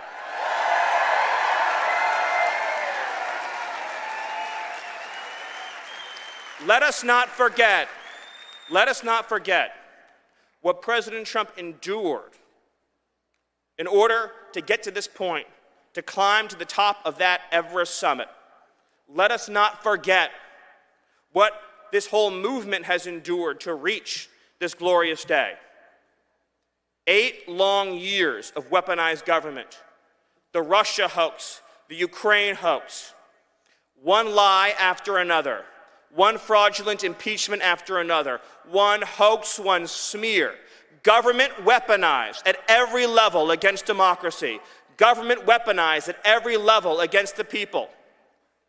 Democrat prosecutors, Democrat attorneys general, Democrat careers using their power to try to sabotage the democracy of this country, to try to keep President Trump off the ballot, to try to throw President Trump in jail, to try to arrest his aides and his supporters. An authoritarian movement in this country that has at every step tried to stop the workings of our democracy. And President Trump, on a field in Pennsylvania, nearly lost his life. And a few weeks later, another assassination plot. And let me ask you this question. When the lawsuits came against President Trump, when the lawfare came against President Trump, when the weaponized law enforcement and intelligence community came against President Trump, and when the bullets came against President Trump, did he falter? Did he back down? Did he yield? Did he surrender? Did he waver? Or did he stand up tall and strong and raise his fist into the air and say 3 immortal words, fight, fight, fight? Every day, that is what he is doing for you. He is fighting for your families. He is fighting for your children. He is fighting for your future. He is fighting for the fundamental idea that this country belongs not to the bureaucrats, not to the radical left communists, not to our foreign enemies, not to the criminal cartels, not to the criminal aliens. This country belongs to the law-abiding, patriotic, God-fearing American citizens. It belongs to the people in this room, and it belongs to the patriots watching at home today. I want you to know that every single morning President Trump wakes up and he thinks about you. And all day long, as he's signing executive orders, as he's meeting with world leaders, as he is orchestrating and directing the actions of this government, he is thinking about you and your future. President Trump's heart beats for the American people. President Trump's heart beats for the American Republic. And President Trump's heart is filled with nothing but love and loyalty for this republic. No president has done more in 30 days than President Trump has done. But we need you to stay in the fight.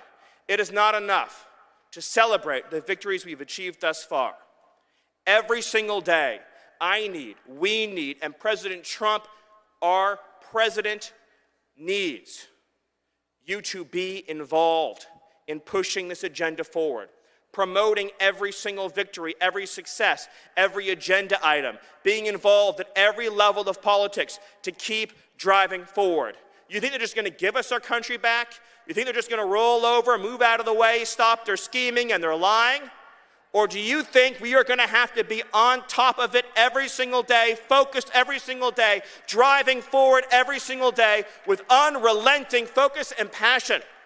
Because God gave us this country. Our founding fathers fought and died for this country. Generations of Americans have sacrificed and bled for this country, and we are not going to let the radical left, the communists, and the America haters take our country. It's not going to happen. Not now, not ever. But it's going to take everyone in this room to stand with President Trump each and every day, to stand by his side every single day, as President Trump boldly and bravely leads us into this golden age. And if you do that, I promise you, if you support this president and his leadership vision and his command and his inspiration, I promise you that if we follow President Trump, then this is what our future will look like. The best economy in history, the strongest border in history, the proudest and most patriotic children in history, and the single greatest future in history. And we will prove worthy of this moment. We will prove worthy of this period. We will prove worthy of this opportunity given to us by Almighty God. And I swear to you, and I promise you, and I pledge to you, it will all be worth it.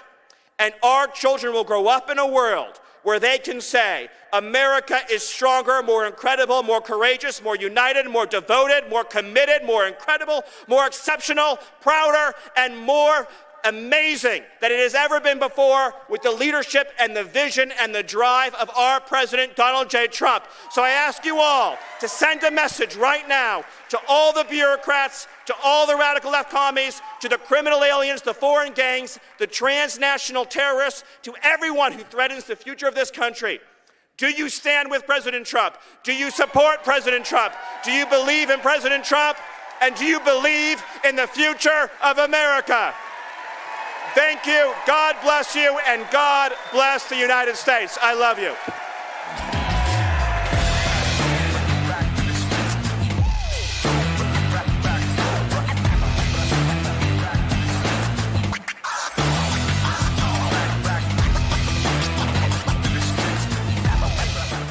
The 47th President of the United States of America. And, you know, I wouldn't say Fox has been exactly perfect. Fox has been a big difference of Fox between now and what it was 4 years ago, as you know.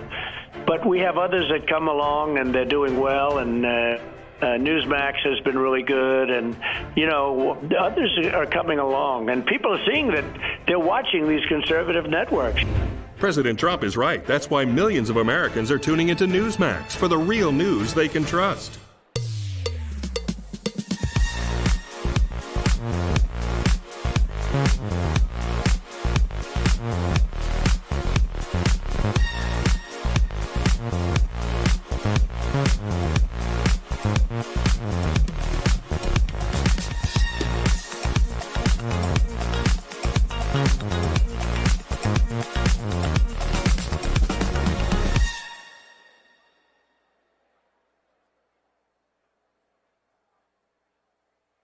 Every institution today is under attack.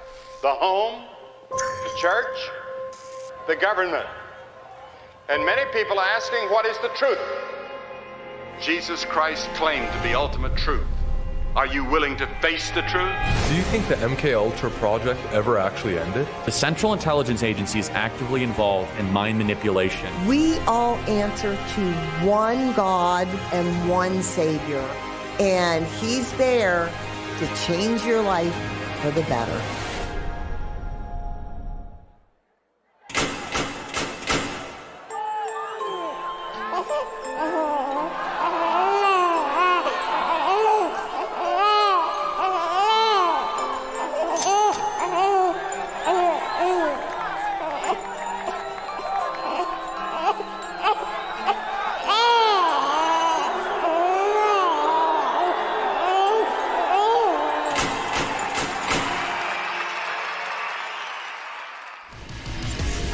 Ladies and gentlemen, it's time for the great one and his boss. Please welcome, from the Mark Levin Show, Mark Levin. And from America First Legal, Julie Strauss-Levin.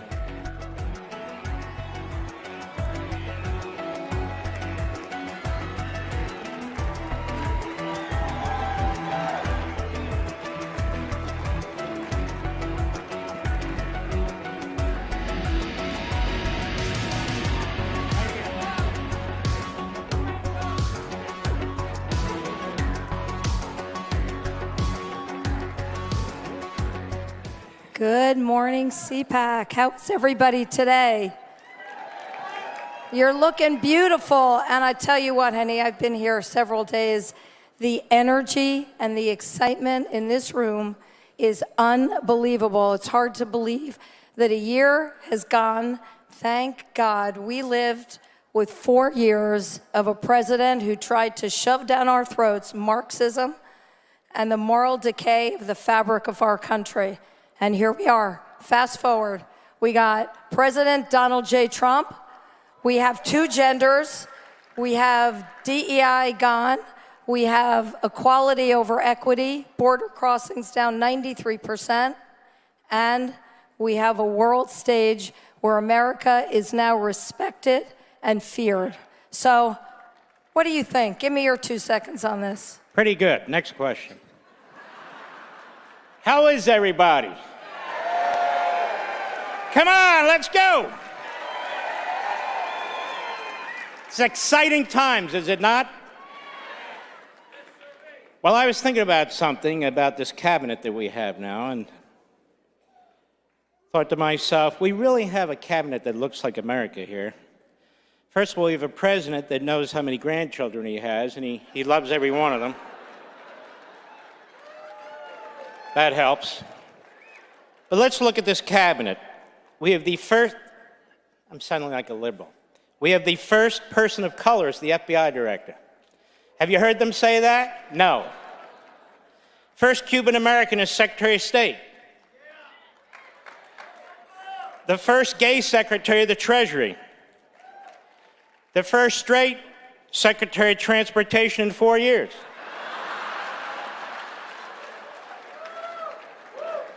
We have one of the highest ranking African Americans, Elon Musk.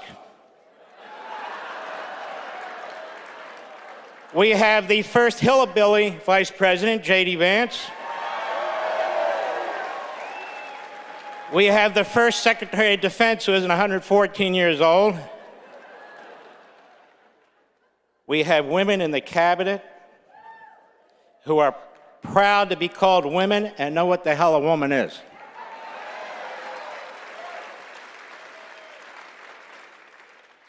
And then there's Donald Trump, who's on course of being the greatest president, if not modern history, all history. Look what he's done in 4 weeks. Bravo, bravo. Give a round of applause. And one other thing about Donald Trump. I told Donald Trump this at a Hanukkah party a few years ago. He's the greatest friend Israel's ever had. And so are you, by the way, and I want to thank you for that. He's the greatest friend Jews have ever had, so we have the first Jewish president in American history, too. Looks like America, that cabinet. So speaking of that, first of all, I want to do a real sincere shout out to Mercy and Matt Schlapp, because their steadfast support of Israel is seen throughout this conference and day in and day out at CPAC. So we really need to thank them for that. It's really, really huge.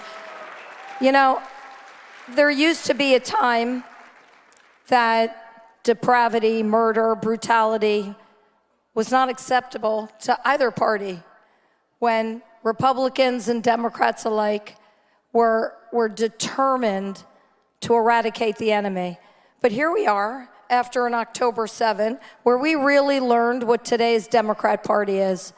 It's the Republican Party, it's conservatives, it's Jews, it's Christians who really care about what's going on in Israel and are appalled at the heinous acts that happened on October 7th. It's the Republicans, it's the conservatives, it's Donald J. Trump who have said Israel must conquer, Israel must win, Israel must do what it needs to do, not just to defend, but to go on offense and get rid of the enemy. So I just want to remind everybody that a year ago, I interviewed the father of a hostage victim at that time, Sagid Deckelhen, and here we are a year later. He's out. But, honey, I want you to talk about what we saw the other day with 4 bodies coming out of Israel and the joy that was exhibited by the Palestinians in Gaza as these coffins were shown. These bastards must be eradicated. It's that simple. You don't take a 9-month-old baby and a 4-year-old little boy and their mother and torture them, strangle those kids with your bare hands, chop up their bodies so nobody they think will notice. Remember when that mother was being pulled with her kids and she knew the people doing this are subhumans.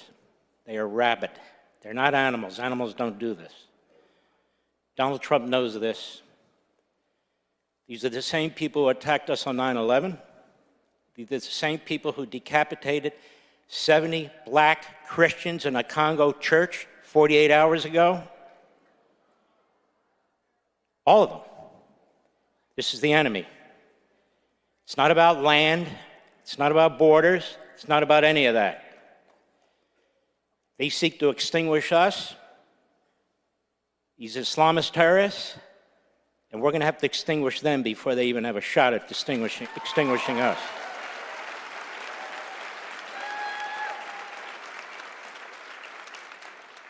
Another thing, constitutional crisis. Give me a break. The Democrat Party that hates the founders, that is pushing CRT, the 1619 Project, that tells us the Constitution's too old and too white. The Democrat Party that doesn't believe in the First, Second, Fifth, Sixth, Ninth, 10th, 14th Amendments. The Democrat Party that doesn't believe in separation of powers. We don't need lectures from them about the Constitution of the United States. That's number one. Number two, you activist judges, which are basically slip and fall, ambulance-chasing lawyers in black robes. That's what they are. You either act like judges or get the hell off the bench.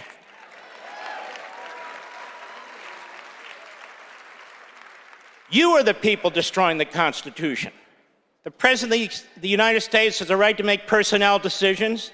He has a right to make budget decisions. He has a right to restructure the bureaucracy. You know, I happen to have here a copy of the Constitution. Not that you need it. I mean, you really do pretty much This know little it. baby sticks with me all the time. And let me tell you something. You know how many federal district judges are in this Constitution? None. They're created by Congress. That's right. So Congress has the power to make decisions over the executive branch. I thought it was separation of powers.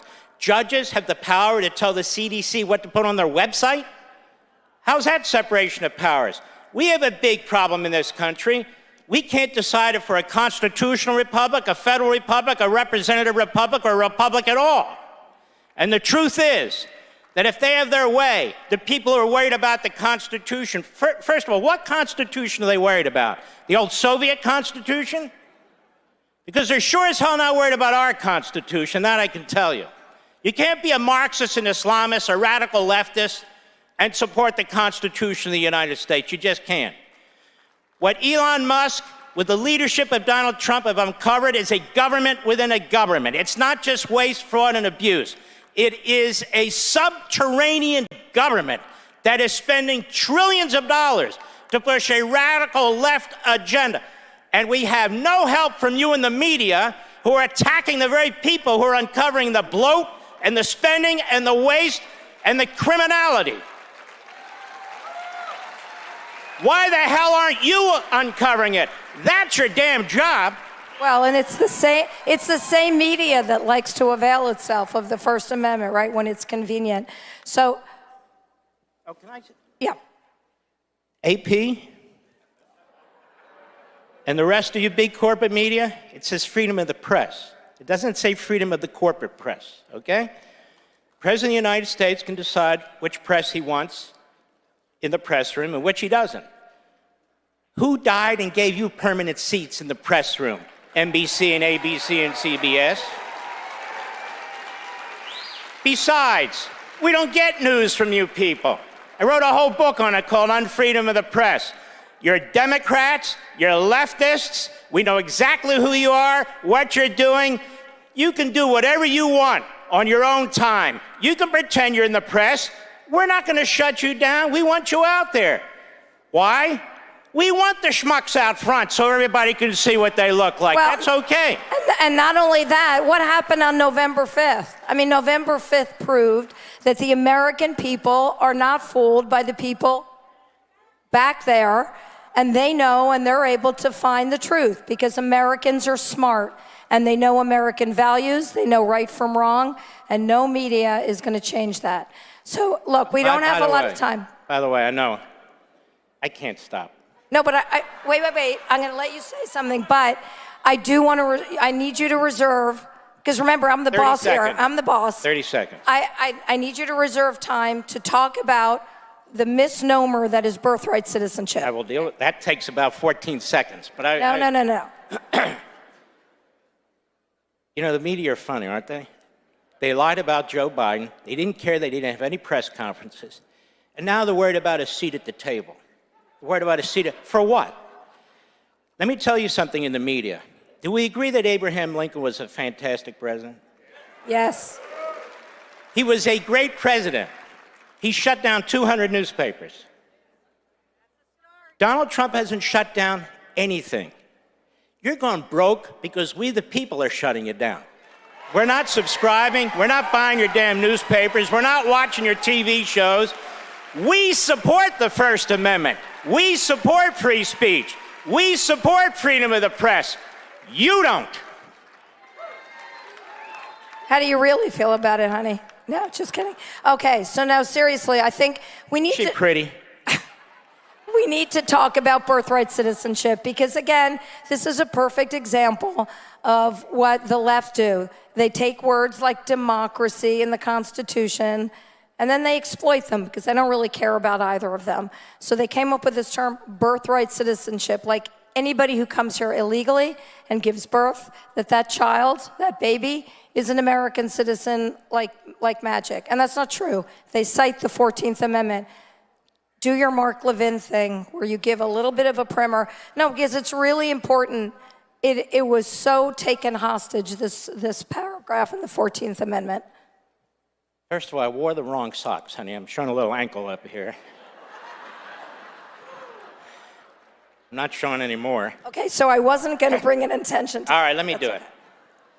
I've been talking about this for 20 years. Read it yourself.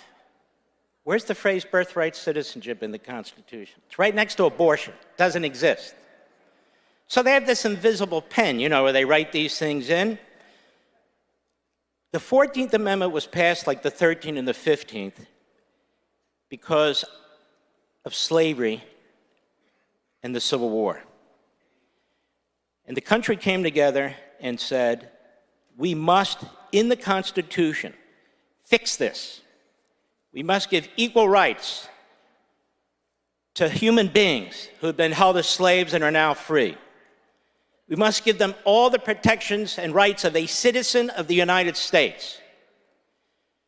Jurisdiction thereof meant the black slaves who were now free were in the jurisdiction of the United States, and all the rights and privileges, including equality and all the rest, would apply to them.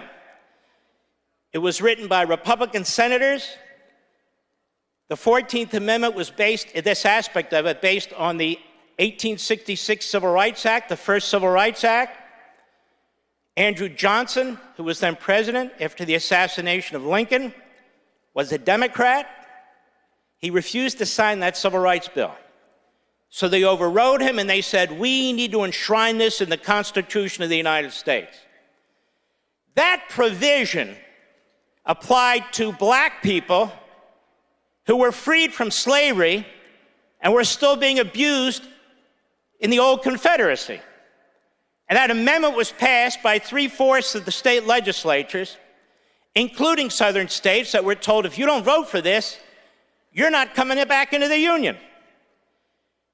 We know what they meant. The author of the 14th Amendment specifically rejected the idea of aliens, specifically. In fact, they rejected the idea of what they called Indians, because they had separate countries at the time, or at least it was viewed that way. So they were excluded, underscoring the fact that you had to be a United States citizen and understood to be. So people who write that, all of a sudden, now it's interpreted to mean, if you come into the United States illegally and you have a baby, that's a citizen, that baby? There is literally no language to back it up, no legislative history to back it up, no history whatsoever to back it up, and yet I suspect the courts are going to give the birthright citizenship crowd what they want. And they'll mention some 1898 decision involving a Chinese couple. It still didn't apply to illegal aliens. So illegal aliens have no constitutional basis, but I will just warn you about this. Hollywood John Roberts, that's what I call him because he's worried about the press. I don't think he, and I don't think his new best friend Barrett, will do the right thing. I think they'll join the three, I can't say women, because she wouldn't say women. They won't join. That's okay, you can say it, go for it. Two of the non-males, and one of the males. I think that's a 5 that worries me. But just understand, your Constitution does not provide for birthright citizenship, period. So I just want to add one little fine point, because you said a lot. You said a lot there. You notice how it's the Republican Party that consistently has been the champion of equality and the rights of black people throughout history. Every major civil rights bill, starting in 1866 through the 50s with Eisenhower, the 60s, the Republicans either wrote it, sponsored it, or they had supermajorities to get them passed. Never forget, the Democrat Party is the party of slavery, segregation, eugenics, Jim Crow. Now they're the party of Marxism, Islamism, and anti-constitutionalism. That's a fact. And it was Woodrow Wilson who did what? He resegregated the military when he became president. God bless you all. Our time is up. Be well. We love you, CPAC. And thank you, President Trump.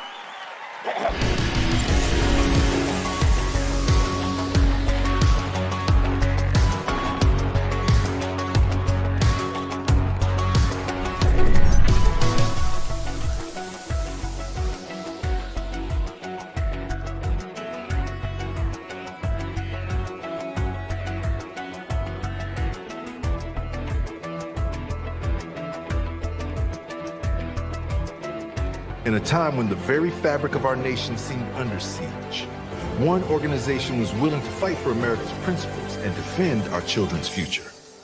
Joining me now, Terry Schilling, president of the American Principles Project. This is what happens when tolerance goes too far. It's a bit shocking to hear Democrats talk about them losing the culture war. After all, they started it. You're denying reality, and you're denying them the care that they need.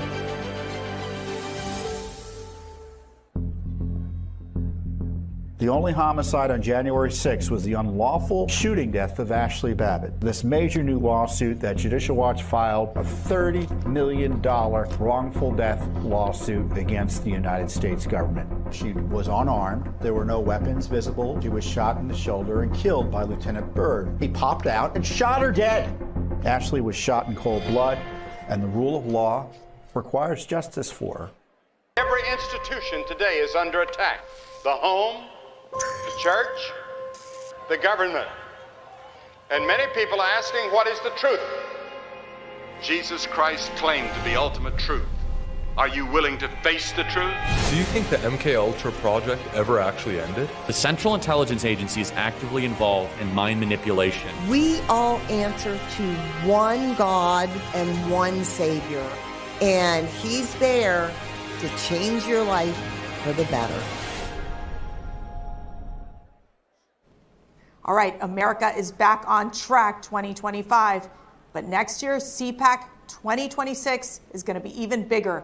Go get your tickets now. Go to cpac.org and join the movement. As I think it was President Reagan said, we're from the government. We're here to help. I think you all know that I've always felt the 9 most terrifying words in the English language are, I'm from the government and I'm here to help. We're from the government. We're here to help. I, Donald John Trump, do solemnly swear. President Trump is back in the White House. Donald Trump has won the presidency. Donald Trump has taken back America. I actually started quite a while ago in CPAC, and I enjoyed it so much that I came back for a second one, then a third, then I said, what the hell, let's run for president. Matt said, it's like 5 years ago, 6 years ago. He says, you should run for politics. He's the one, he said, you should run. For the presidency of the United States. It is my honor to introduce to CPAC 2017 our president, Donald Trump. First of all, I want to thank Matt Schlapp and his very, very incredible wife and boss, Mercedes, who have been fantastic friends and supporters, and so great when I watch them on television defending me. Nobody has a chance. I love this place. Love you people. You never stop fighting for America, and I will never, ever stop fighting for you. We know that there are still more records to be shattered, new summits to be scaled, more triumphs to be realized, and more amazing history just waiting to be written. The American adventure has only just begun. God bless America, and we will see you next year. Thank you very much. You never stop fighting for America, and I will never, ever stop fighting for you. Ladies and gentlemen, please welcome host of the PBD podcast, Patrick Bet-David. All right.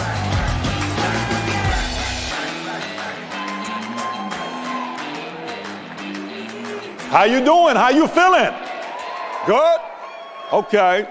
I got the lunchtime slot, which means some of you are either eating or wanting to go eat, but I do have a message for you. How you doing? Yes, it's great to be with you.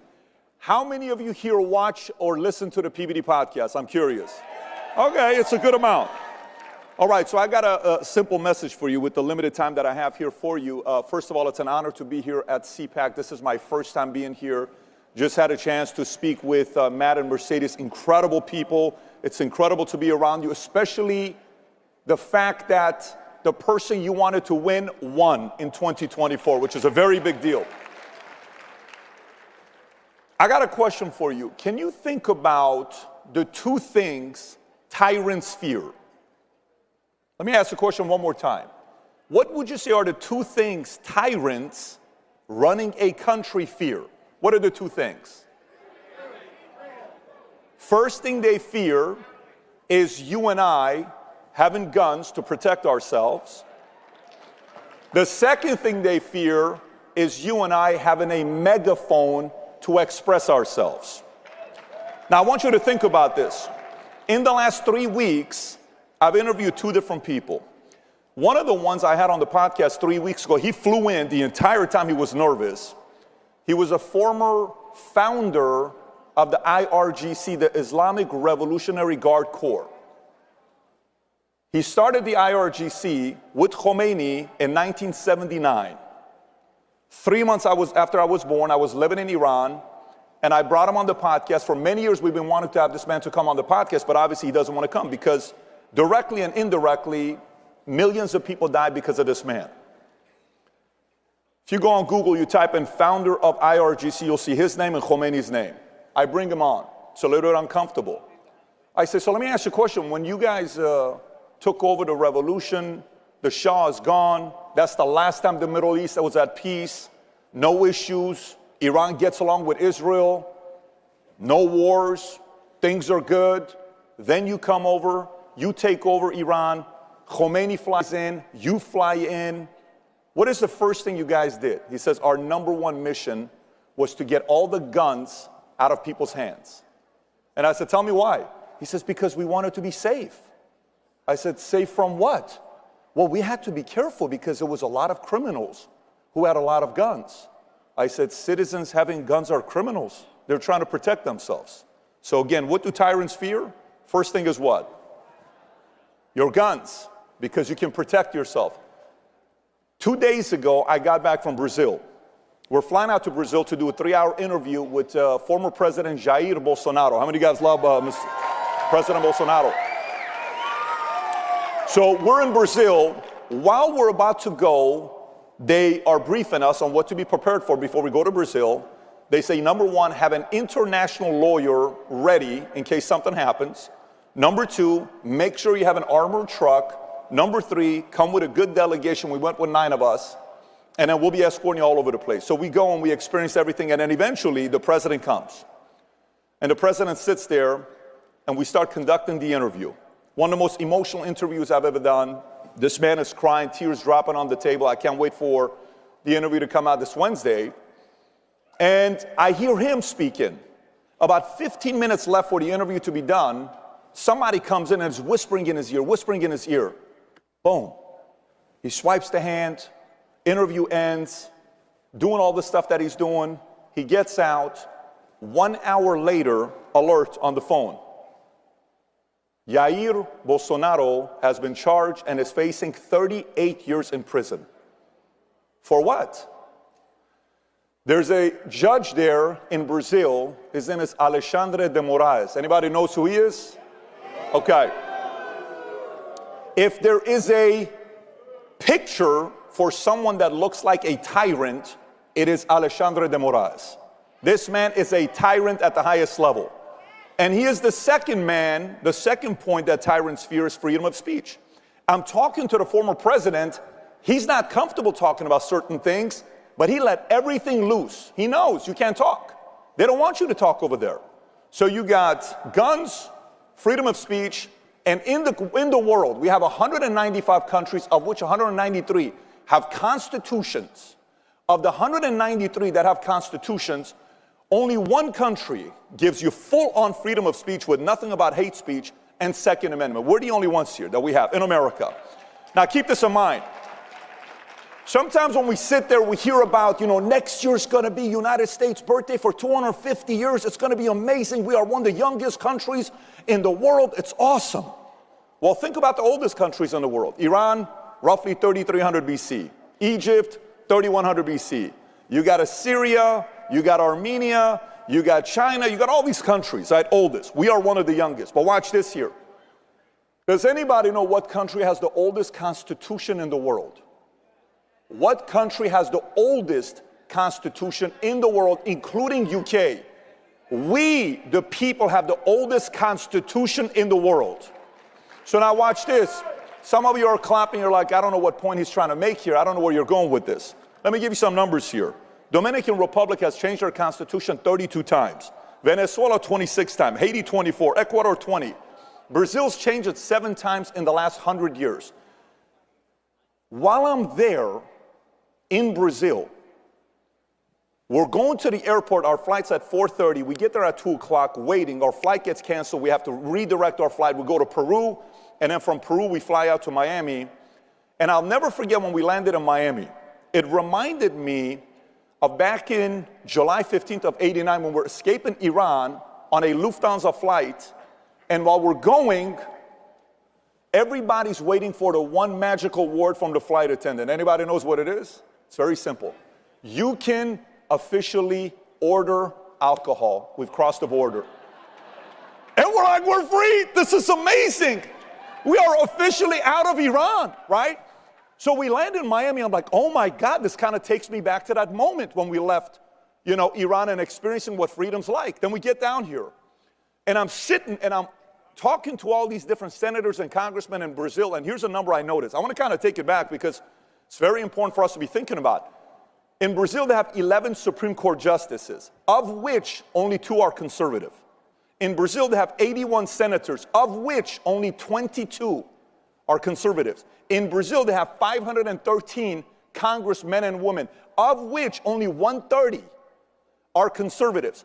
Let me just kind of take back a little bit and talk to you guys about possibly the greatest accomplishment any president's ever done. If the Supreme Court justice was the other way around, 6-3, and when they said Colorado wants to remove the president off the ballot, and they would have succeeded, Kamala Harris would have been your president today. I understand, I'm with you. But I want you to think about why this is so important. For 25 years of my life, I was an atheist. When you live in Iran, my mother's Armenian, her last name's Bogosian, my dad's Assyrian, Bet David. I'm living in Iran, we're a Christian family, trying to make it work. We're going to school, you're going to church, kind of keep it quiet. And you dream about one day coming here. You're like, oh my God, I can't wait to one day come to America. It's going to be such a great deal to come to America. I'm sitting there kind of thinking to myself about all this stuff with Iran. And hey, the Congress, the Senate, all this stuff. You bring it to today. This man flips 3 Supreme Court justices. He doesn't do that. Kamala gets in. They would have done everything in their power they could have to prevent the president from speaking. They try to silence him. They took him all the social media sites. There's a lot of people that want to be friends with him today. Same people that silenced them. They said you can't use social media. Got off. Then you go from there, you dream about coming to America, and you sit there, you think about it, you say, oh my God, I cannot even believe the fact that I'm living in a country like this where you and I, as an atheist, you're like, maybe God this, I don't know about this. People are dying in Iran. I'm in a refugee camp in Germany for a year and a half. You come to the States, I'm a regular guy going to school. Then all of a sudden I join the Army. I go to the 101st Airborne Division Air Assault. I'm in the Army. I'm in my uniform, quite honestly. I joined at first for GI Bill, and I'm standing there waiting. We're at a Labor Day, a Memorial Day, and I see one of my chief warrant officers on this side in tears. I see another colonel over here in tears. I see a sergeant first class on this side in tears. I'm like, why are these guys crying? Why are they crying? And if we go into the auditorium, they say, there's a movie coming out about your unit. You guys are going to get a chance to watch it before the world sees it. What's the movie? Saving Private Ryan. I watched this movie at the end. I'm like, I am so proud to be an American. I am so proud to be part of the 101st Airborne Division. I am so proud to be living here. So I watched. While I'm in the Army, because of my PT score, I was able to go hang out at this one camp for 2 days where we could play pool, jump in a lake, and all this stuff. This man hands me a Bible. I'm like, sir, I'm the wrong guy to give you a Bible. He says, my parents gifted me this Bible December 24th of 1974. I think you need it more than I do. I said, I'm telling you, it's not, you don't want to give it to me. I'm the wrong guy. He gives it to me. I start praying 3 times a day. Long story short, 25 years old, life changes, God's in my life. Everything from there has been revolutionary. It doesn't even make sense to me. It's a miracle. Here's what it made me think about.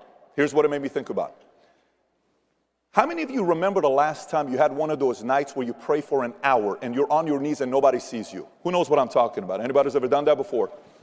By the way, for some of you that are devout Christians, maybe it's a normal Tuesday for you, but for those of you guys that just kind of go to church once in a while, you've only done that 3 or 4 or 5 times in your life.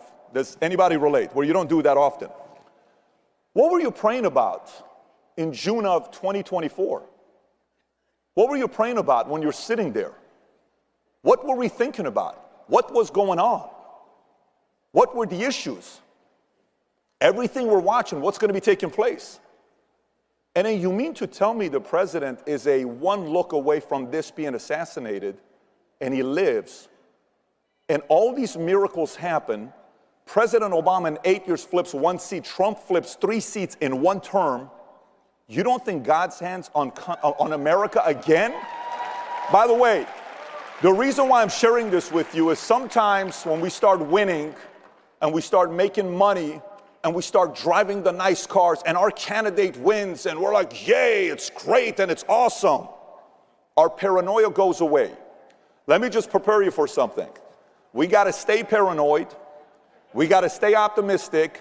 They're plotting their moves behind closed doors while you and I are here at this event. We got to keep recruiting the next Bobby Kennedys, the next Tulsi Gabbers, the next Elon Musk, the next Joe Rogans, the next anybody. We got to recruit them over with common sense, with values, with the way we treat them. And if we do that, the future of America will look bright like never before. Thank you, everybody. Appreciate you. Thank you.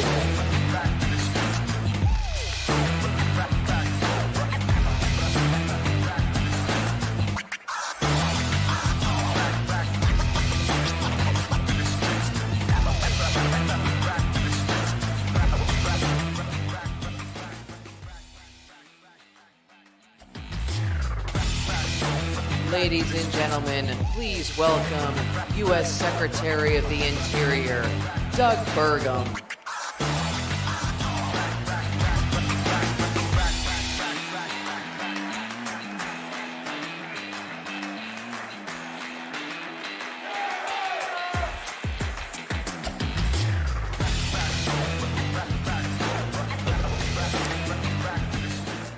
Good afternoon, CPAC. So great to be with you. We are gathered here today at a historic time, and in a few hours you're going to have an opportunity to hear from a very historic president. Here's a name you probably haven't heard of, Buddy Melgus, Olympic gold medal sailor from Zenda, Wisconsin, grew up on a small, teeny little lake in Wisconsin. How did a kid from a small little lake in Wisconsin go on to become an Olympic sailor? He became an Olympic gold medal sailor because he understood you never have to recover from a great start. So I've got a few questions for you.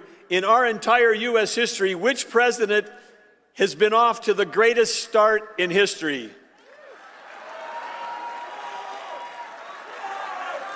Yes, okay, I can ask that a different way. Which president in American history has had the most impact in their first 33 days? Trump. And of course, we know the answer to this one. Which president right now, every hour, every day, is making America great again? There you go. I want to say thank you all for being here. This is such an important group. You are the difference makers. CPAC was the group that believed in President Trump when others didn't. You stayed with him. You worked so hard for all these years, and you were working because you supported President Trump, but you were working because you cared deeply about America. You wanted America to be better. You knew that America could reach its full potential. And now that is happening every single day, and it started here with you. Thank you, CPAC, for everything that you've done. Yes, President Trump has got a very clear and a very powerful vision on ways to make America great again, and at the center of that is energy dominance. He knows that energy dominance, when the U.S. is energy dominance, it's going to bring down inflation because energy is a component of every single product that we buy, every piece of food you eat, every vehicle you drive. He also knows that when we have energy to sell to our friends and allies, it's going to end our trade deficits. He knows it's going to create great American jobs. And he also knows that when we have energy to sell to our allies, it's going to end the wars abroad. And he is someone who wants to stop the killing. He wants to end wars. And President Trump, I believe, for that work, is going to win the Nobel Peace Prize. And this is a group that can help that happen for him. Yes, President Trump knows better than anyone that energy dominance is the foundation for American prosperity, for affordability, and world peace. The Biden administration, wow, what a mess that we've inherited. The Biden administration, at the core of everything they're doing, we're beholden to a group of climate extremists. And when those climate extremists got the Biden administration to declare war on U.S. energy, and when they declared war on U.S. energy, it didn't reduce demand. It just shifted the supply to our adversaries across the world, to places like Iran. Iran, who sold hundreds of billions of dollars of energy through ghost ships and front companies to fund 24 terror groups against us. But President Trump wants that to stop. And he's got full maximum pressure against Iran. And he'll do what he did in his first term, which is financially he'll bring that country, or the Ayatollahs, not the country, but the Ayatollahs to their knees. But back home, the climate extremists that wanted it to shut down U.S. energy, what did they do to Americans? They raised the price of everything. Electricity prices 30% higher under the Biden administration. Some of you, if you live in the Northeast, you're going to be staring at 15 to 17 to 20% increases again this summer. This is all what we've inherited. And when we have high energy costs, that hurts our economy and we deindustrialize. And that's why President Trump on day one declared a national energy emergency. It wasn't just about price at the pump. He understood the mess that Biden left us, and that's why he declared that energy emergency. And part of that solution, last Friday, he created the National Energy Dominance Council. He asked me to chair it. He asked Chris Wright to be the vice chair. And with that, with the work that we're going to be doing, it covers everything. It covers electricity, it covers oil and gas, it covers biofuels, it covers export, it covers exploration, all the things that we need to do to have our country become an energy powerhouse. But let's just talk a little bit about one of the things that were left, and that's the energy emergency, and that is our electrical grid in this country is absolutely in danger. The climate extremists worshiped an ideology that defied physics, economics, and common sense. They believed that that was the existential threat. I will tell you that there's two existential threats that this administration believes in. One was existential threat was Iran getting a nuclear weapon. That would change the world, and this administration, working with our allies, is going to make sure that doesn't happen.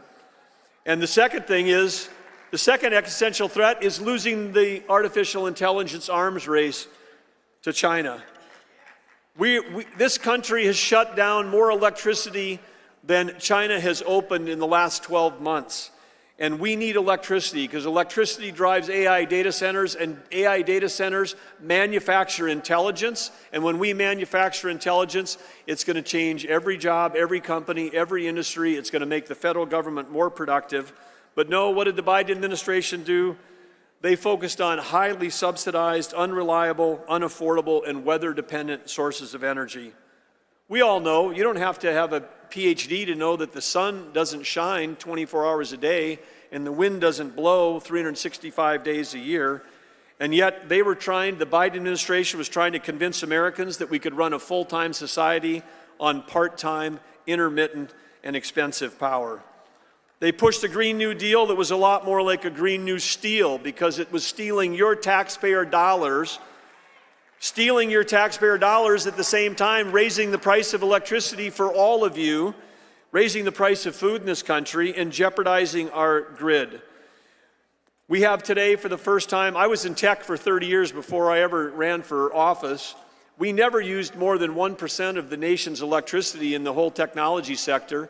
But now with AI coming, the demand is increasing, and that's real demand with real value, not artificial demand where we say we're going to stop driving internal combustion vehicles in favor of an EV. We're going to subsidize those EVs at 15 times anything we've ever done before, and then we're going to buy our batteries from China, who control 85% of the rare earth minerals. The whole plan was crazy.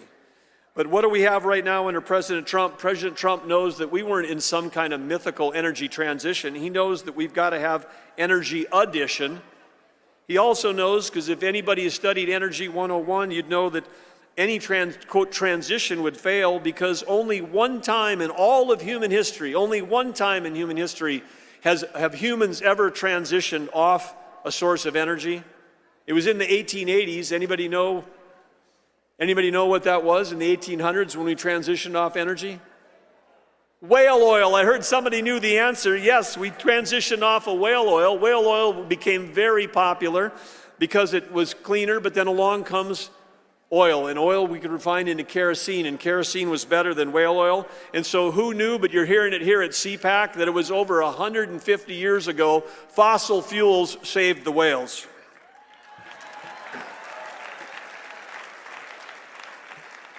And I think we've got some T-shirt merch experts here in this room, and I just think that could make a great slogan on a T-shirt, by the way. But President Trump's got a plan for energy dominance that's going to help drive us forward. All of you know that we've got $36.5 trillion of debt because we hear it over and over again. But has anybody ever come on this stage and told you how much America's assets are? No, because nobody knows what they are. And the Biden administration is playing hide the ball. But in the Trump administration, we're going to build that balance sheet. And we have trillions and trillions of dollars worth of natural resources. And we're going to make sure that we understand that our assets far exceed the debt that we have. But before Joe Biden left office, one of the things that he did was he took 625 million acres of offshore potential, trillions of dollars of revenue potential for you, your kids, and your grandkids, and with a stroke of a pen, said, we're never going to develop that. Never. It's off the table. I got it. You can boo for that if you want to, but that's literally 1/3 of the lower 48 here. He was trying to rob us of that. But he's robbing us of those revenues and also of the American dream. But President Trump got into office, and with an executive order, he reversed that ban. That 625 million acres is back on our balance sheet, including some of those acres are where? They're in the Gulf of America. One of the other falsehoods is that somehow that those climate extremists cared more about the environment than any of us in this room. And I know how deeply this group cares, and I know the people in my home state, the farmers and ranchers, 4th and 5th generation. They live on the land, they care about the soil health, they care about the water, they care about the air, and that's why in North Dakota we had some of the cleanest air and water in the country, and we were an energy powerhouse. We can do both of these things in our country. Because when you shut down U.S. energy and you push that supply overseas, you push it to places that use child labor, that don't do reclamation. They don't have any kind of regulatory environment like we have. And so it's cleaner. If you care about the environment, you want every drop of energy, every electron to be produced in the United States. That's the way to save the planet. And the Biden administration, they sanctioned Alaska 68 times with executive orders. 68 times Joe Biden issued orders that tried to shut down energy development in Alaska. They sanctioned Alaska more than they did Iran, if you can believe it. But those days are over. One of the other executive orders that President Trump signed is one not just unleashing American energy, but unleashing Alaska's potential. And when we do that, we have an opportunity to sell energy to Japan, South Korea, the Philippines, our allies in the Pacific, who we need more than ever because of the growing threat of China.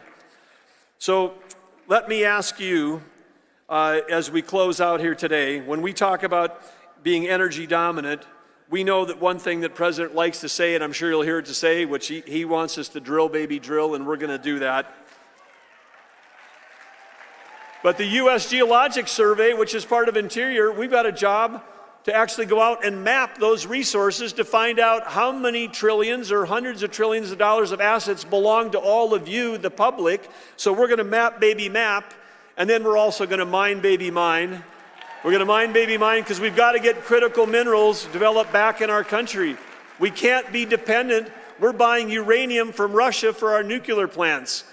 We have to be able to have those supply chains be right here. So we're going to do all of that. And when we do all of that, we're going to be able to build, baby, build. President Trump is the greatest economic developer that's ever existed. Nobody sells America better than he does.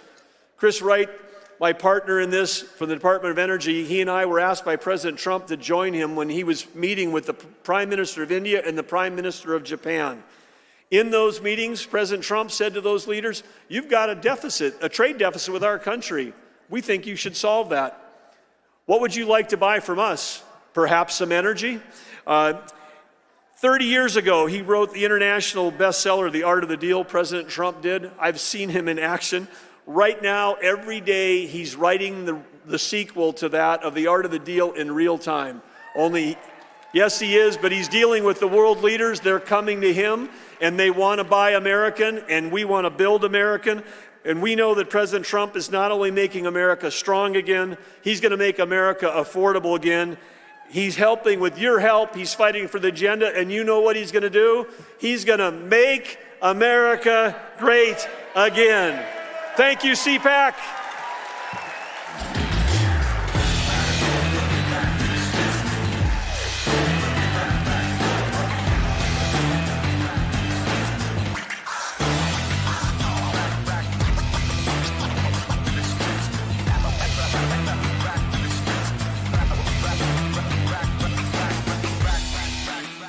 I switched. I switched. I switched. I made the switch to Newsmax. We start this morning in Washington, where all eyes are on the White House. I switched to Newsmax. Newsmax. Newsmax. Have you made the switch? You bet I did. My whole family switched. Everyone is making the switch. I did. I did. I switched, and it made all the difference. It made all the difference. Have you made the switch? You should. Millions are switching to Newsmax. You should too.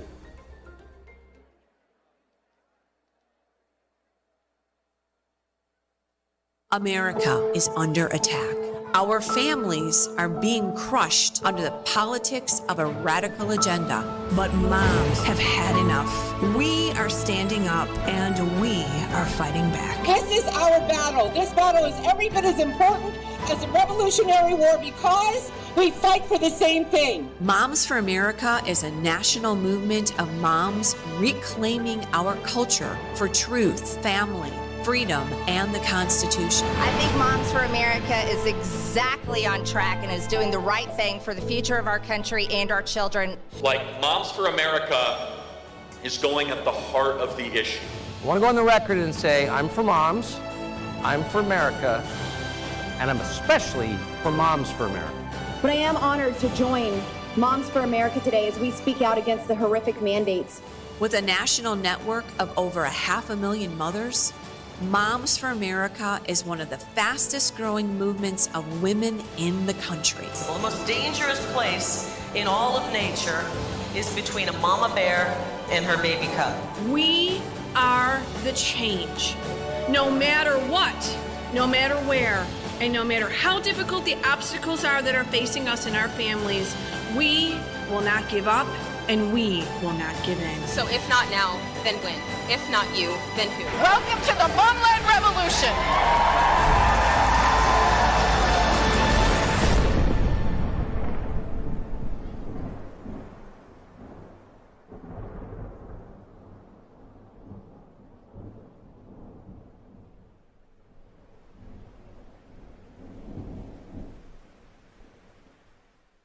Freedom, sovereignty, prosperity. The Patriots for Europe Foundation is on a mission to make Europe great again. Globalist elites have led Europe into a dead-end street. Violent crime has surged because of mass immigration. The Green Deal has put the future of the European economy at risk. Fake NGOs and the massive bureaucracy in Brussels are interfering in our democracies. Patriots must take action. We bring analysis. We organize debates. We build the network of patriots to challenge the woke narrative head on. Patriots for Europe Foundation.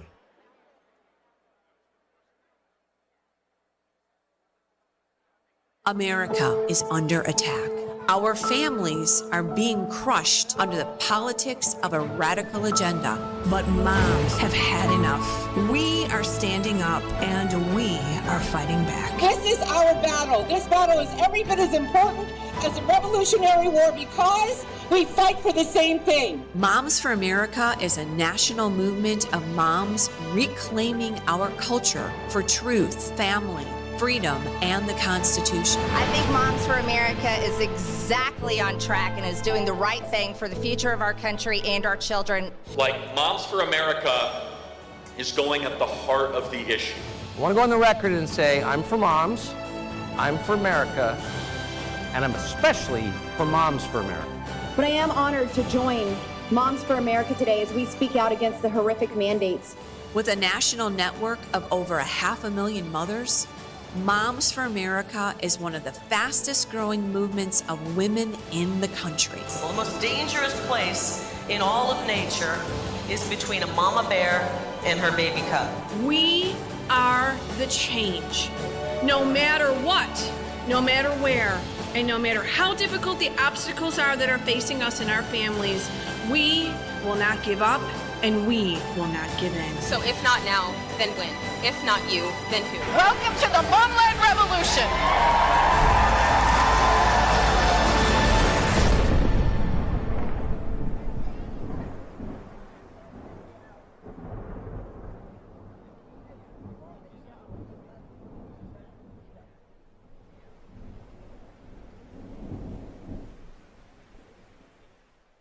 Every institution today is under attack. The home, the church, the government.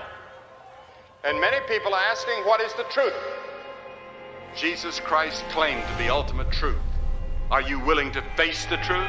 Do you think the MKUltra project ever actually ended? The Central Intelligence Agency is actively involved in mind manipulation. We all answer to one God and one Savior, and He's there to change your life for the better.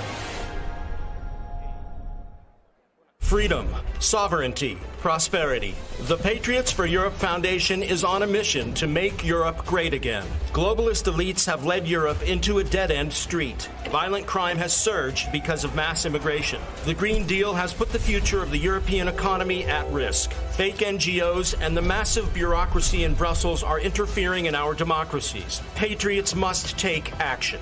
We bring analysis. We organize debates. We build the network of patriots to challenge the woke narrative head on. Patriots for Europe Foundation. Ladies and gentlemen, this is Maha Unchained. Please welcome physician Dr. Robert Malone and Epoch Times senior editor Yanya Kellick.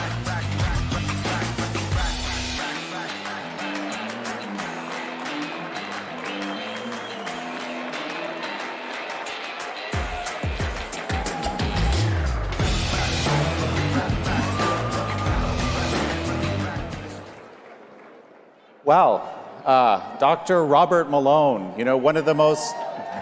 Yeah, everybody! Bring it up for Dr. Robert Malone! Probably one of the best-known contrarian voices during the COVID pandemic, arguing for rational policy during the pandemic. But I know him best as a rancher of horses and emus. And welcome my friend Jan Jekielek. You may remember that I spoke about Jan's leadership and the Epoch Times at CPAC 3 years ago. And I think without CPAC, without Epoch Times, we might not be where we are right now. It's been my pleasure to build a friendship with Jan and to participate in his fantastic series, American Thought Leaders, and our little fun series of clips that we called Fallout. That's right. So I'm wearing a bow tie today, not my usual attire, in honor of Dr. Peter Hotez. You'll recall that Peter Hotez last December darkly muttered about the fact that as soon as President Trump was in office, there was going to be a series of virus outbreaks, of threatening viral events that were going to cause him a lot of grief, and to focus on responding to those. But instead, what we have is two amazing things that happened on the same day. Well, so who here noticed that the new HHS secretary is Robert F. Kennedy Jr.? Two things happened that day. First, Robert F. Kennedy Jr. was sworn in, and second, there was an executive order signed by President Trump that established a commission to look at child chronic disease. A 1-2 punch that, in our view, is kind of revolutionizing the future of health. Robert? I agree. So what is this thing, MAHA? Make America Healthy Again. What does that really mean? Those of us that have kind of been in the sausage-making process have a pretty good sense. But let's go to what President Trump has defined as MAHA in this amazing executive order. And what he's laid out, the mission he's laid out for my friend, your friend too, Bobby Kennedy, this amazing new Secretary of HHS that, can you believe this? He's both a bodybuilder and a biohacker. That's what we have as our secretary. And so what is MAHA? A key factor in this is a refocusing of the entire government health enterprise from a focus on disease treatment to a focus on health promotion. And I really recommend that all of you take a moment to read President Trump's executive order creating the MAHA Commission, which is across government. It even includes Treasury. It's an amazing document in which he talks about the crisis of health in America, the crisis of chronic disease in America, but in particular, it zeroes in on Bobby Kennedy's sweet spot, protecting the health of children in America. It talks about child's health. It talks about the epidemic we have now of all kinds of chronic diseases, including autism in our children, and it talks about the over-medication with Ritalin and all these other drugs. We're basically drugging our children into obedience and oblivion using these agents, getting them to be complacent in the schools so they don't cause trouble, making it easier to control them. That has got to stop. And that is the mission of the Make America Healthy Again movement, is to, within 12 to 18 months, this is the president's mandate, within 12 to 18 months, Bobby Kennedy has got to show measurable improvements in public health for American citizens. Now that is a tall order. And to do that, he's got to let loose, frankly, he's got to let loose the dogs of war. He's got to let loose the whole federal bureaucracy, transform it, and take this new leadership team that he's created under Donald Trump's direction and completely radically transform CDC, FDA, NIH, work with his partners at USDA to enable the health of Americans, and particularly the health of Americans' children. So, but Bobby Kennedy did not work alone, okay? And MAHA was actually something that existed in America already, a kind of subculture, one that I didn't even know very much about, that I discovered on American Thought Leaders, throughout COVID. All these people that had been hit by reality in some way. Maybe they had a child that had been vaccine injured. Maybe they were poisoned by something. And millions of Americans basically were not, many of us were just simply not aware that there was this growing movement of people that were looking at root causes of health. And Bobby was kind of a central figure in this. So him coming in as the HHS secretary, I mean, this is in terms of budget, the largest of the departments. Yes, right? Well, except for defense. But China went through a MAHA movement itself at one point in time. Isn't that right? And what happened? 100%. And so this is what dawned on us as we were preparing for this session. Back in the 90s in China, there was the health system had actually collapsed a little bit like what's been happening here. Okay, and these traditional methods called Qigong, or kind of a Chinese yoga, became incredibly popular in China. The most popular was Falun Gong, and some of you will know that the founders of Epoch Times were Falun Gong practitioners. 70 to 100 million people were getting healthy. Okay, they were getting awards for getting healthy. And what did the regime do in 1999? They decided to crush this health and spiritual movement. So, I mean, this is something that totalitarians do. This is the other part that I realized. Totalitarians do not like healthy people, right? And it's a kind of a mindset. So, here we are. So, China now is not only crushing its own health promotion movement, but they're promoting bad health in the United States. Talk to us about fentanyl. Well, so, okay, how many of you noticed that we have a new FBI director? Kash Patel, of course. One of the things that Kash kept talking about as he was going through his nomination hearings, okay, he said 100,000 Americans a year are dying of CCP fentanyl, and that is going to be one of the priorities of the FBI, okay? So that is the Make America Unhealthy Again movement. But we also have to have our own kind of individual agency here. We can't let Kash have to deal with this entire problem, or our foreign policy establishment deal with the entirety of that.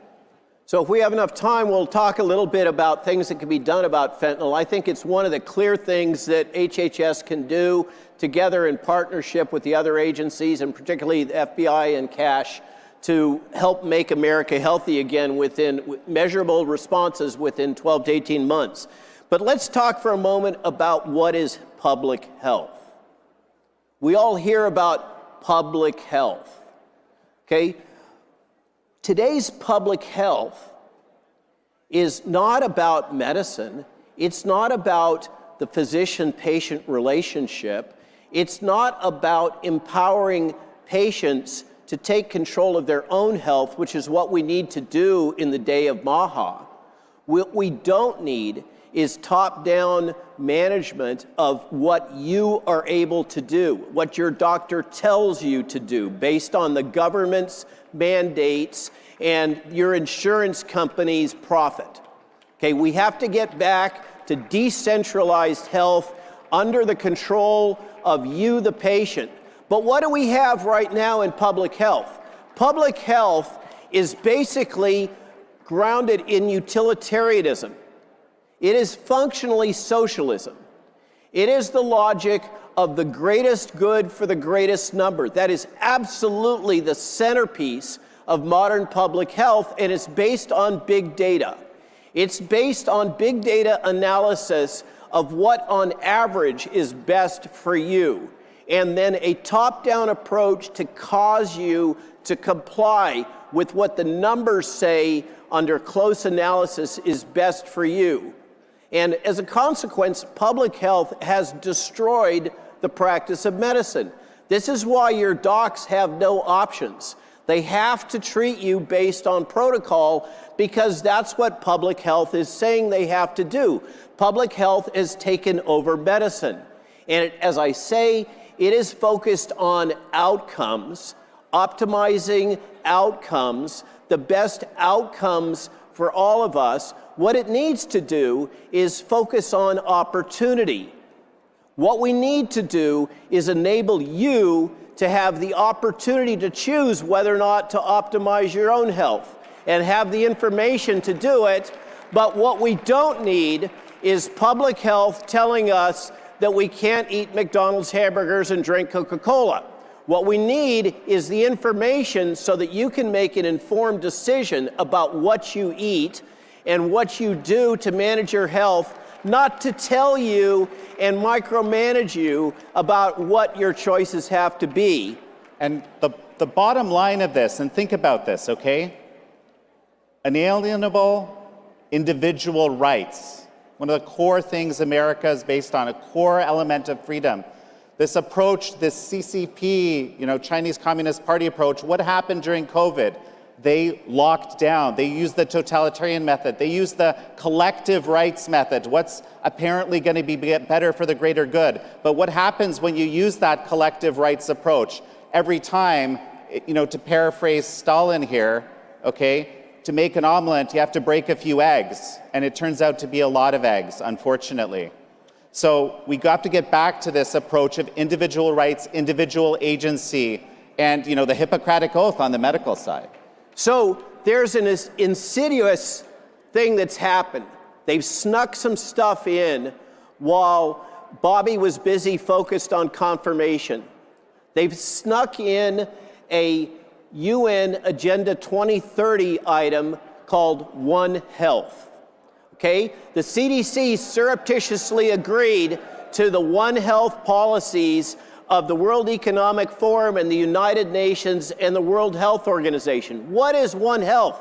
Who's against One Health? Of course, we all think that animals should be healthy and the environment should be healthy, just like the Secretary was talking about with U.S. policy.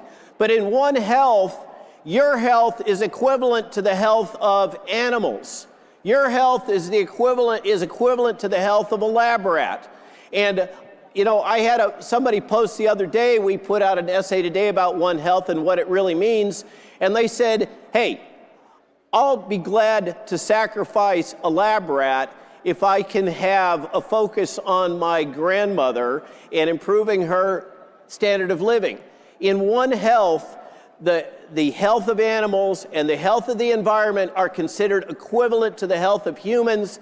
And this has now been slipped in this policy that's right up there with the Green New Deal while the new administration was distracted. Something that was in progress for 2-3 years under the Biden administration, they managed to sneak in. They managed to sneak in the new director of pandemic preparedness, a veterinarian who is the associate dean of One Health at Texas A&M, before Bobby even had a chance to sit in the chair.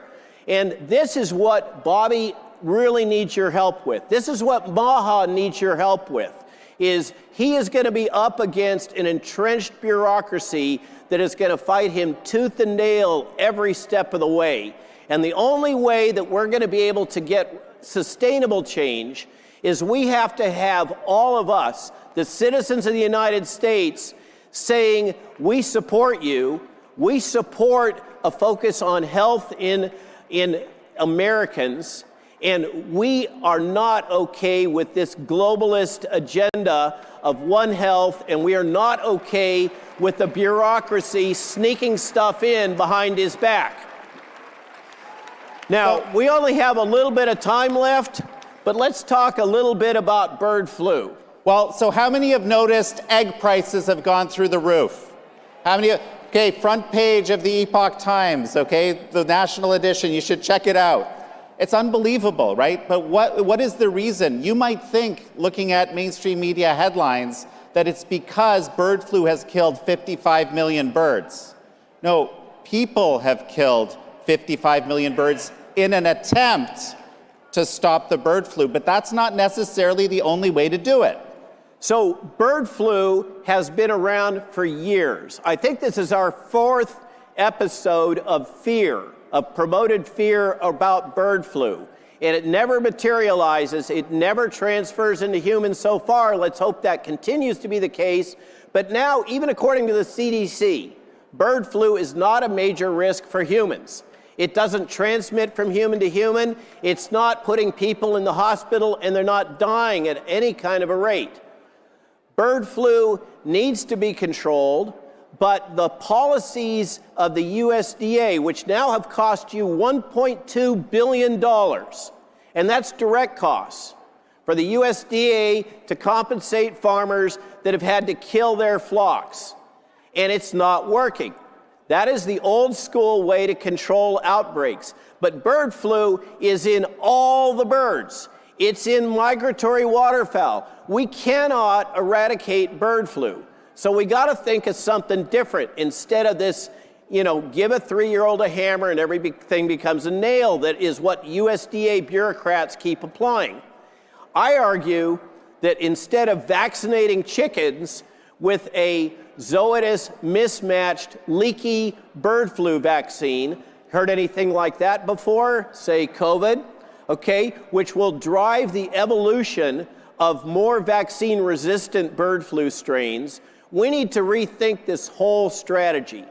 And what I advocate, and I can tell you, I hear rumor that this is being actively considered in the administration right now, and we may hear some announcements about this, is there's going to be a rethinking of how we approach this. And personally, I like the idea that we let loose the chicken industry to breed flu-resistant chickens and turkeys and ducks, rather than trying to jab them all with crummy vaccines or kill them all because they get infected. That's just one example of what can happen if MAGA is unchained. Well, and everyone, I think we've run out of time here. The bottom line is, let's focus on root causes of health. Keep that in your mind. This is what MAGA is all about, and let's make America healthy again. Thank you, everybody.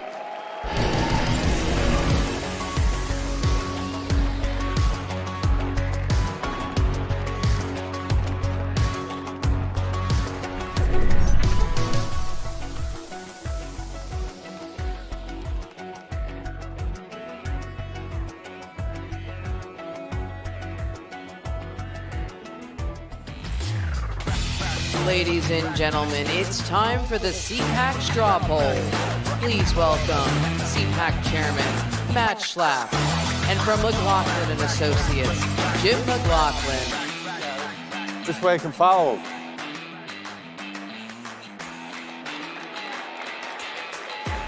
They gave us chairs. Huh? Not chairs.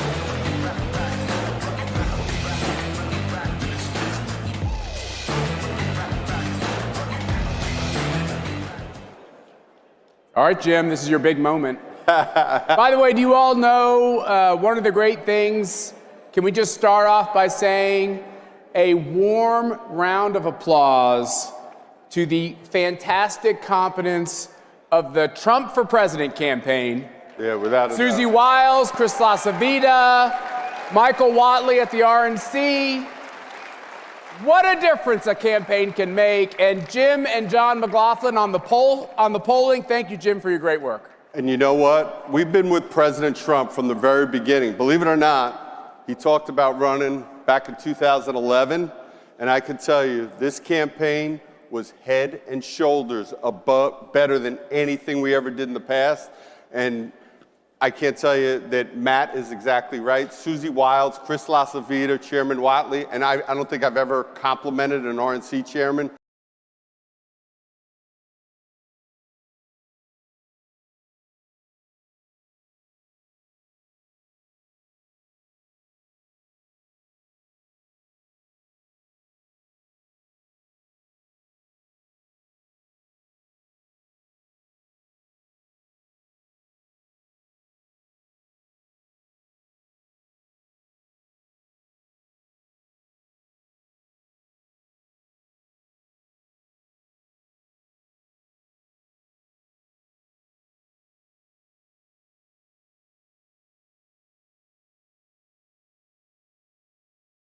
Susie Wilds, Chris LaSavita, Chairman Watley, and I don't think I've ever complimented an RNC chairman.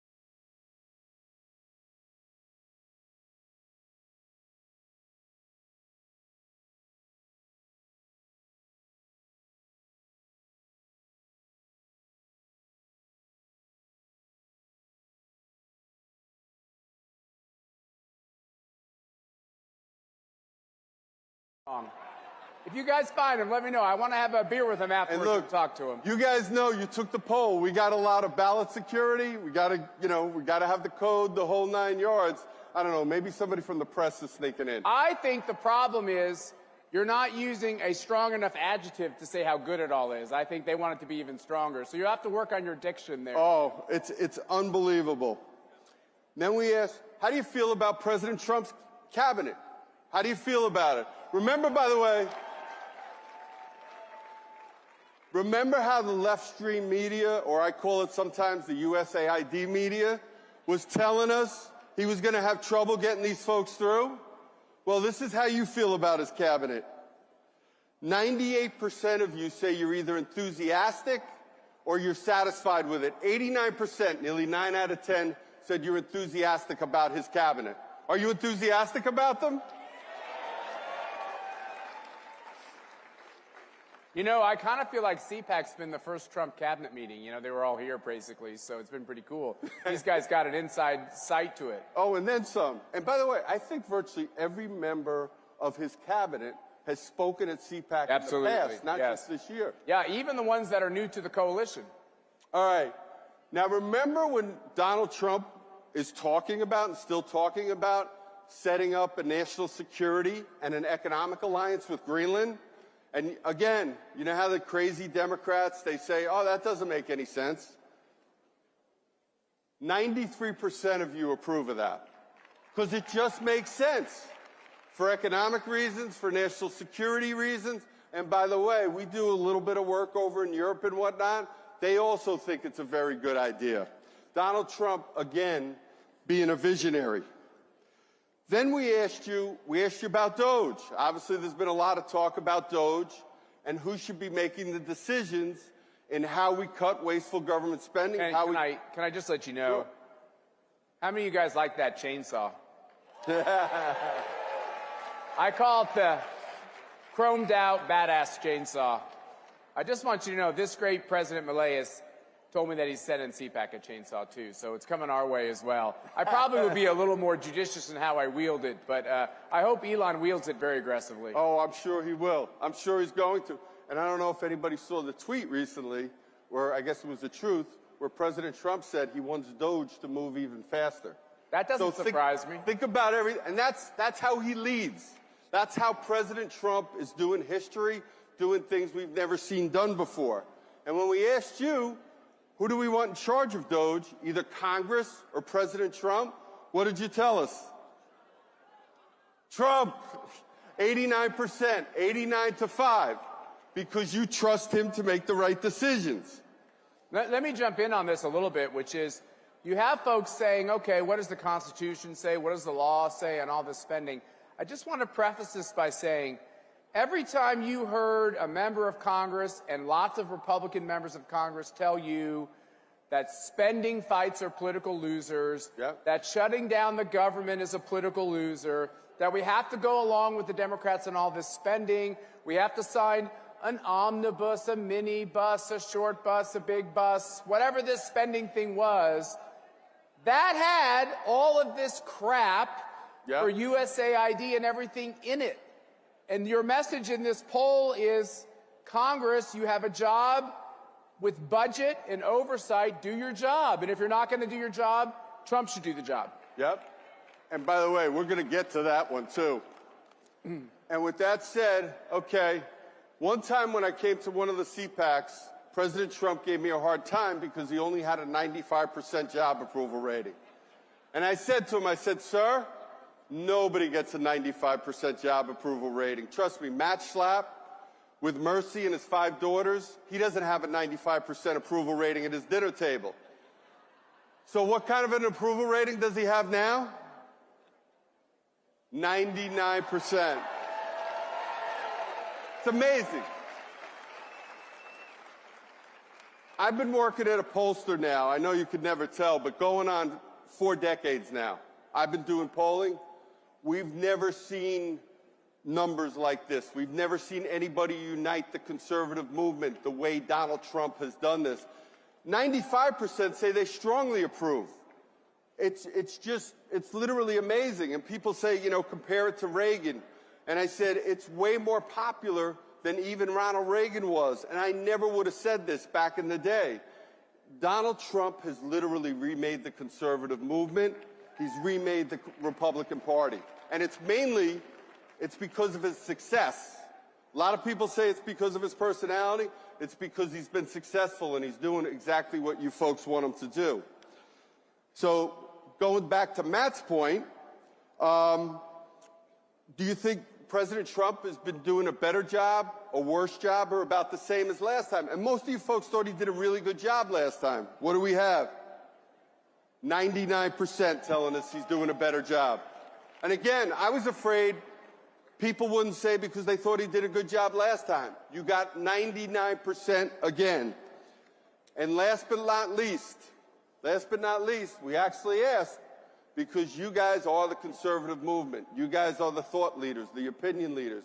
We asked folks who they thought would be the Republican nominee, who they preferred for the Republican for president in 2028. And who is it? Poll's right. J.D. Vance.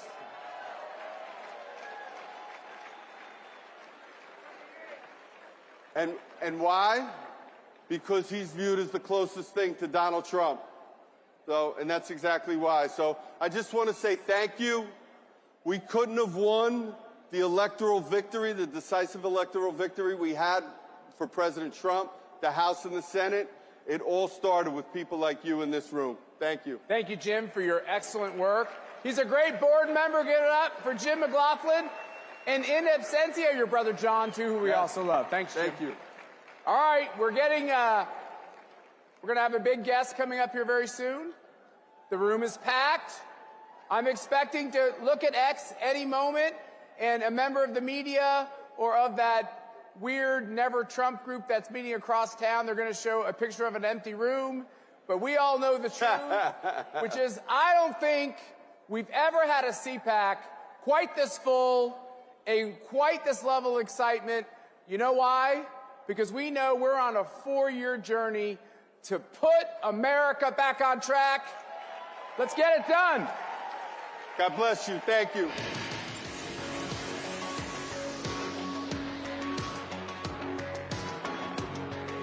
Spicer.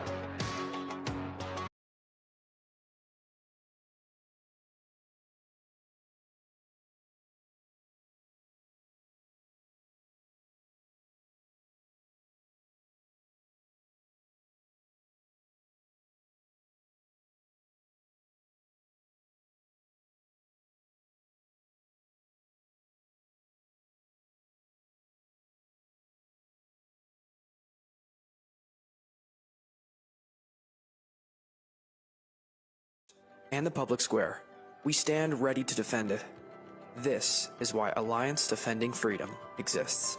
Supreme Court victory for a Christian woman who was taken to court for standing firm in her beliefs. The First Amendment follows a golden rule. If we want to protect speech for ourselves, then we need to protect it for others. A video released this week by ADF International has attracted over 34 million views and even attracted comment from Elon Musk. It concerned a pair of Swiss parents who've had their child taken away from them because they objected to her gender transition. We're not just here to stop the erosion of liberty for this moment alone. We are here to keep the door open for the gospel. And when the gospel does its work, truth doesn't just hold its ground. It advances. It sets people free for generations to come. This is our mission at Alliance Defending Freedom.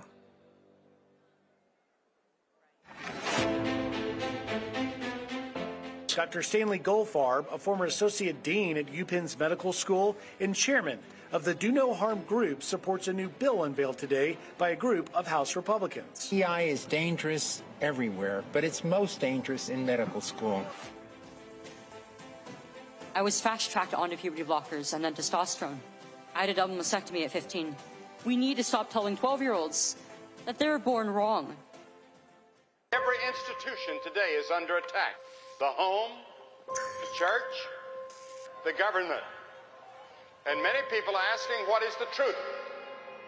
Jesus Christ claimed to be ultimate truth. Are you willing to face the truth? Do you think the MKUltra project ever actually ended? The Central Intelligence Agency is actively involved in mind manipulation. We all answer to one God and one Savior, and He's there to change your life for the better.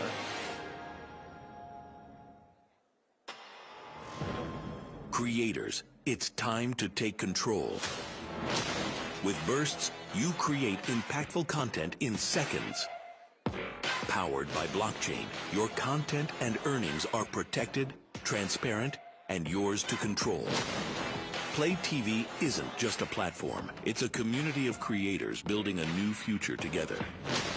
Your freedom starts when you press play. We thank you for attending CPAC this year. America is back, and you're part of this incredible movement. We appreciate you all. You all are part of our CPAC family. God bless you. Newsmax has been terrific. President Trump is right. Millions are switching to Newsmax. It's the fastest growing streaming service in America. You don't need those woke streaming services anymore. Just get Newsmax Plus. Watch the best shows like Greg Kelly, Rob Schmidt, Greta Van Susteren, and Rob Finnerty. Greg Kelly over at Newsmax. The Newsmax people have been really terrific. Gain access to exclusive documentaries, series, and special briefings. It's free to start. So go to NewsmaxPlus.com now to sign up and watch Newsmax anytime, anywhere. Welcome to CPAC. At Great American Media, we celebrate what matters most: faith, family, and country. Today, we invite you to experience storytelling that uplifts, inspires, and reflects the values we all cherish. PureFlix is your home for entertainment without compromise. With faith-driven movies and series, we bring you stories that strengthen hearts, uplift spirits, and honor what truly matters.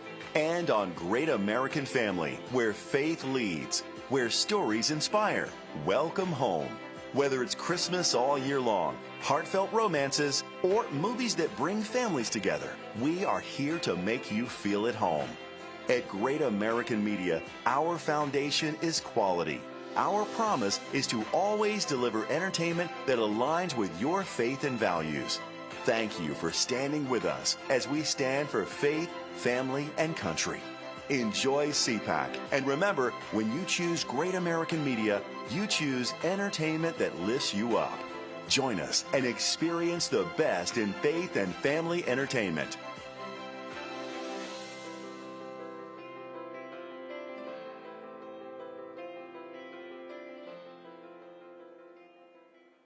In 2025, we find ourselves in a pivotal moment where the call for unity, freedom, and a better future echoes louder than ever. For more than 10 years, Patriot Mobile has been committed to supporting the values that make our nation great. With affordable plans and reliable nationwide coverage on all 3 of the major networks, Patriot Mobile is not just a wireless service. It's a call to action for those who believe in the American dream. Choose a wireless carrier that shares your values. Choose Patriot Mobile. Every institution today is under attack. The home, the church, the government. And many people are asking, what is the truth? Jesus Christ claimed to be ultimate truth. Are you willing to face the truth?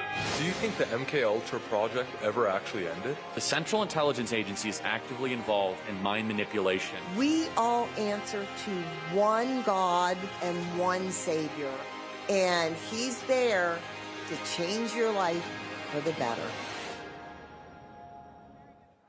Who's AARP really watching out for these days? They've made billions partnering with big health insurance corporations while opposing reforms seniors want, like applying big discounts to medicines directly at the pharmacy counter. Instead, AARP supports liberal price-setting schemes, giving politicians, not seniors, control over any so-called Medicare savings. With no guarantees, funds won't be spent on unrelated programs or pad big insurers' profits. If AARP and Congress believe America's seniors aren't watching, think again. Paid for by American Commitment. The 47th President of the United States of America. And, you know, I wouldn't say Fox has been exactly perfect. Fox has been a big difference of Fox between now and what it was 4 years ago, as you know.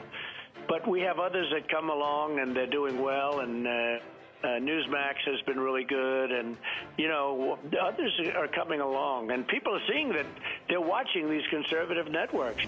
President Trump is right. That's why millions of Americans are tuning into Newsmax for the real news they can trust.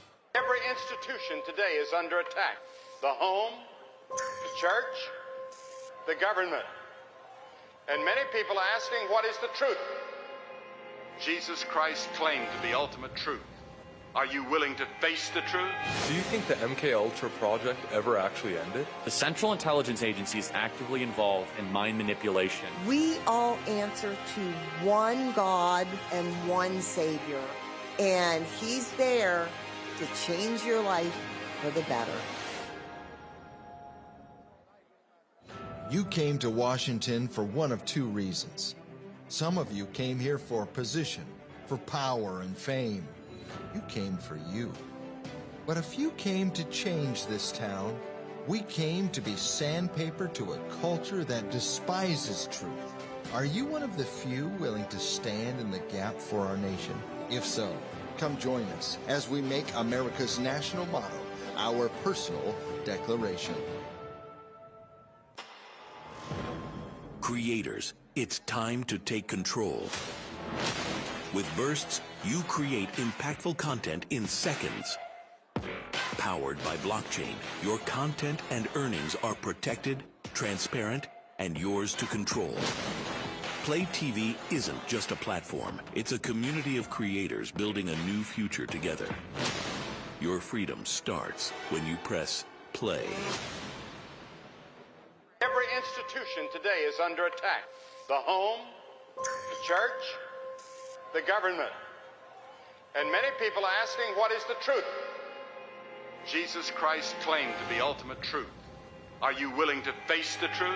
Do you think the MK Ultra project ever actually ended? The Central Intelligence Agency is actively involved in mind manipulation. We all answer to one God and one Savior, and He's there to change your life for the better. The 47th President of the United States of America. And, you know, I wouldn't say Fox has been exactly perfect. Fox has been a big difference of Fox between now and what it was 4 years ago, as you know. But we have others that come along, and they're doing well, and Newsmax has been really good, and, you know, others are coming along. And people are seeing that they're watching these conservative networks. President Trump is right. That's why millions of Americans are tuning into Newsmax for the real news they can trust.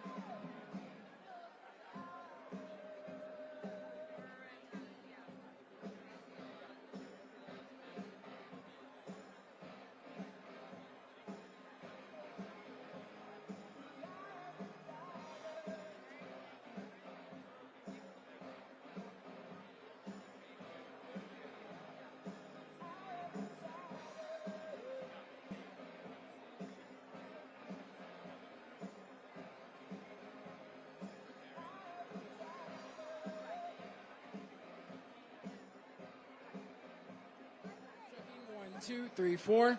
Checking 1, 2, 3, 4. Checking 1, 2, 3, 4. Checking 1, 2, 3, 4. 1, 2.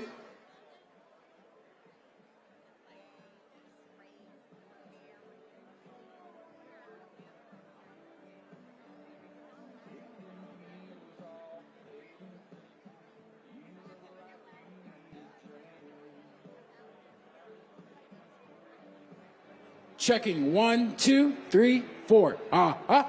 2. Check, check. 1, 2, 3, 4. Check, check, check, check. 1, 2, 1, 2, 1, 2. Hey, hey, hey.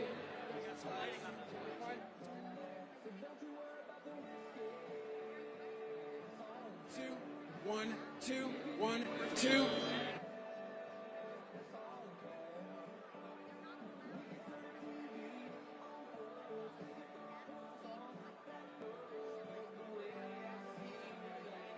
Two, 1, 2, 3, 4. Checking 1, 2, 3, 4. Checking. Checking 1, 2, 3, 4. He didn't put it inside.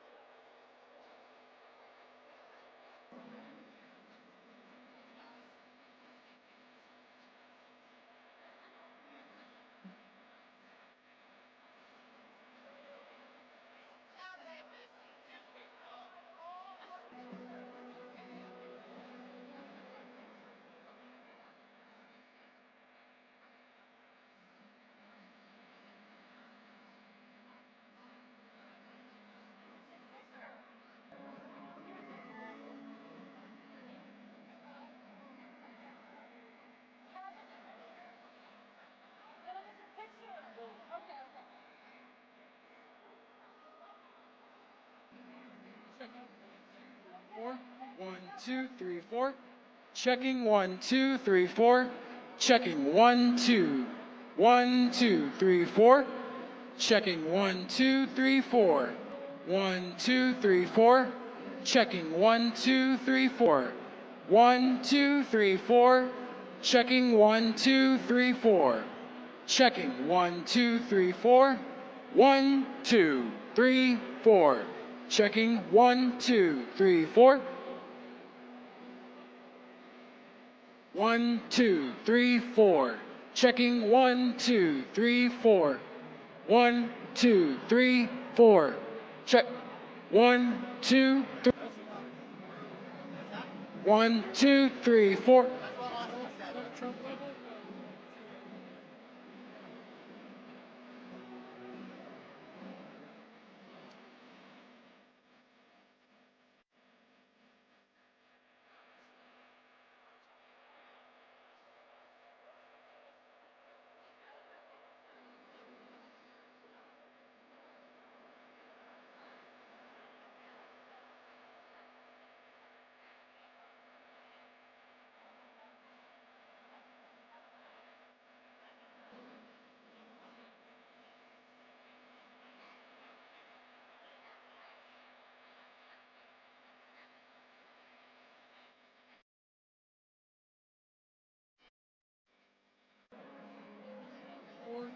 Checking 1, 2, 3, 4.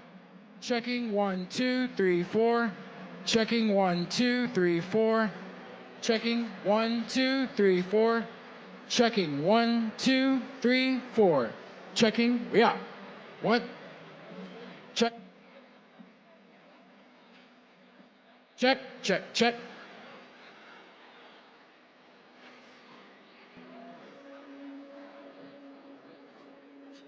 Check 1, 2.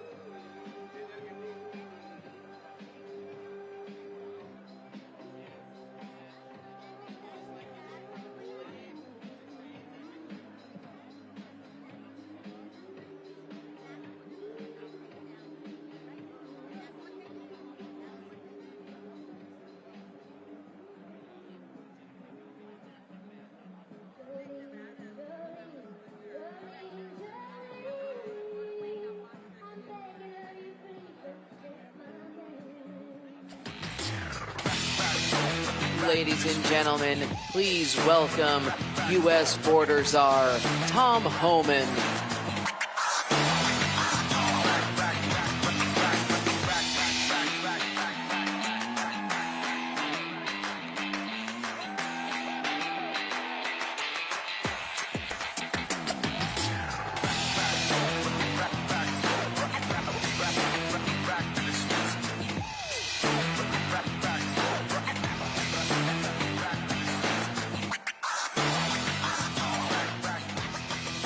How you doing?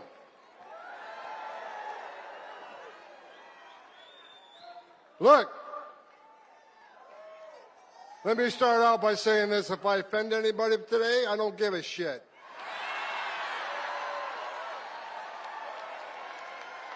Don't care. The media in the back room, I'm sure I'll be reading a lot of hit pieces on me tomorrow. I don't give a shit what you think about me.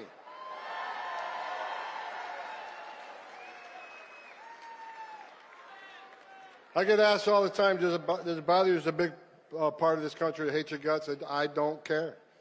I don't care. Because we got a job to do. You know, I wake up every day for the last 4 years pissed off because the Biden administration took the most secure border in my lifetime and unsecured it on purpose, right? I worked for 6 presidents, starting with Ronald Reagan. Every president I ever worked for took steps to secure the border. Even Clinton and Obama took steps to secure the border because they clearly understood you can't have national security without border security. They got it. Joe Biden's the first president in history of the nation who came into office and unsecured the border on purpose. So for 4 years, I wake up every day pissed off. That changed November 5th. Now I wake up every day excited because I work for the greatest president of my lifetime, Donald J. Trump.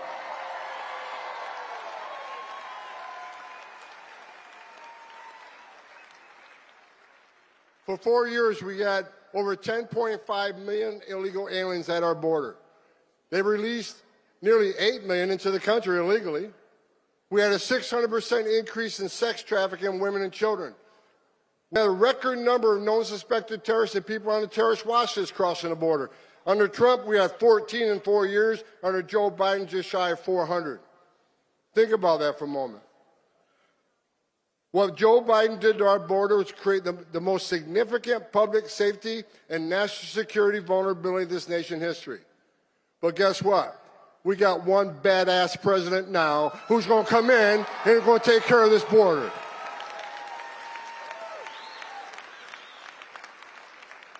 Look at the numbers last few days. I'm telling you, every morning I get up, I can't wait to go to work. Because I know that I have a president who's going to open up every avenue of law enforcement to this great nation. In under 4 weeks, we have illegal crossings on the border down 95%.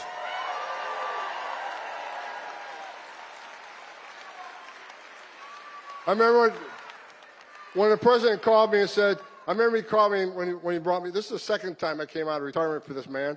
So he called me, I remember I was the first guy he called, and he says, okay, this is how the phone call went. I picked up the phone, I see POTUS on my cell phone, so I know it was Trump. He says, all right, Tom, you've been bitching about 4 years, you want to come fix it? And I didn't hesitate. I said, I'll come back and I'll do it for free. I'm so pissed off. You don't have to pay me.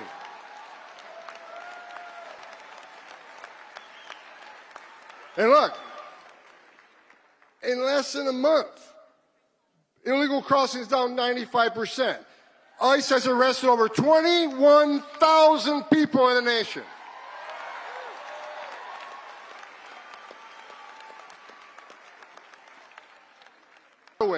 Under President Biden, the gotaways, 2.2 million people crossed the border, weren't arrested because the Border Patrol was too busy making sandwiches, changing diapers, making baby formula, making hospital runs, dealing with this humanitarian crisis. 2.2 million people crossed the border and weren't apprehended, weren't fingerprinted. We had about 1,800 a day in 2023. You know how many had yesterday? 48.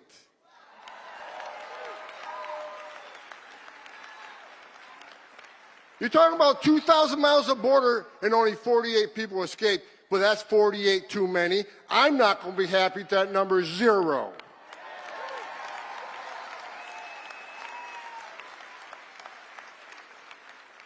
Now we're getting a question, well, you said you're going to concentrate on public safety threats and national security threats, but you arrested non-criminals. Yeah, damn right we did. Because you're in the country illegally, which happens to be a violation of our law. Entering this country illegally is a crime, and we're not going to forgive it.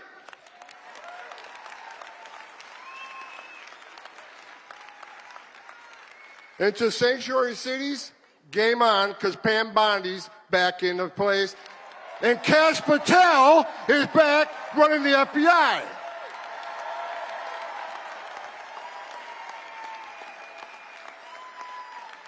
President Trump brought together one hell of a man. Every time I see one of these people get nominated and take their oath for office, I just get that much more excited. I'm afraid I'm going to have a heart attack one of these days because it just keeps getting better. Sanctuary cities are a sanctuary for criminals. I've read all these stories this week. Tom Homan insulted AOC. Well, look, it's not an insult if it's true.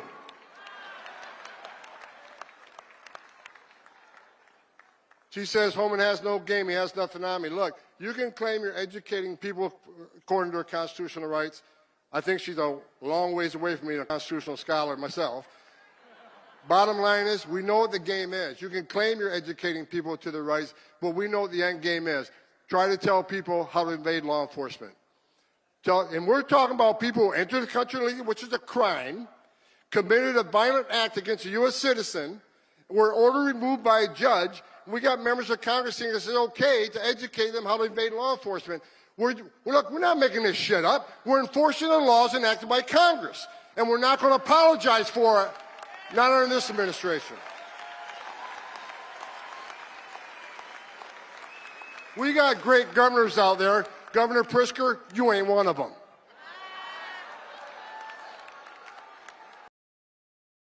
I met with Governor DeSantis yesterday. You know what he's done? He's passed one of the strongest state immigration laws in this nation. Do you know it's a crime in the state of Florida? It is a crime to enter the country illegally. He made his own state law.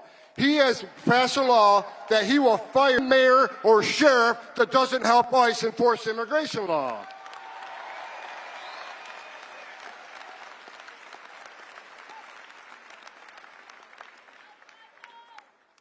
The men and women of the Border Patrol, I love each and every one of you wearing that green uniform. You're the finest 1% this country has.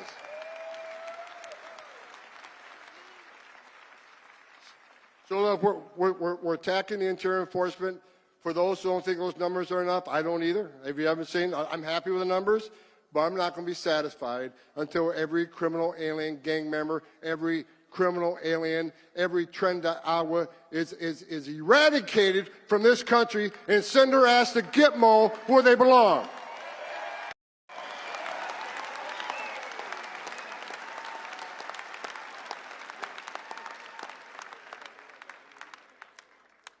Damn, I love my job.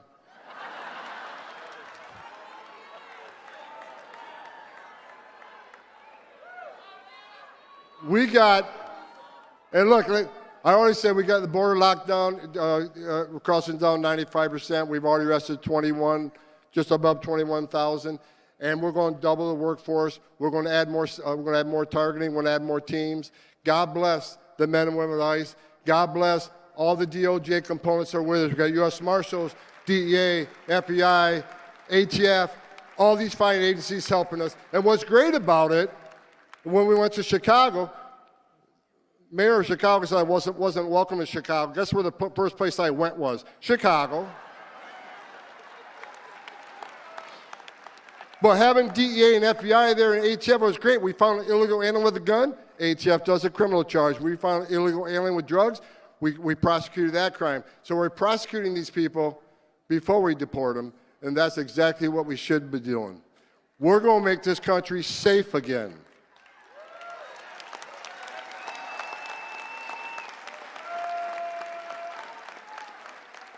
The third rail, when President Trump told me, he said, Tolman, secure the border, run the biggest deportation operation this country's ever seen, and find over 300,000 missing children that were sex trafficked or forced labor trafficked in this country. And we're looking for them. And we're going to save children.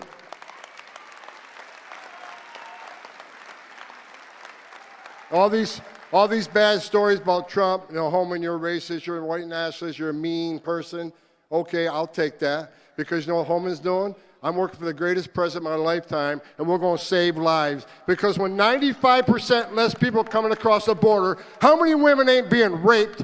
How many Americans aren't dying from fentanyl overdoses? How many no-suspected terrorists aren't getting in the country? How many women and children aren't sex trafficked in this country when you have the border locked down? We're saving lives.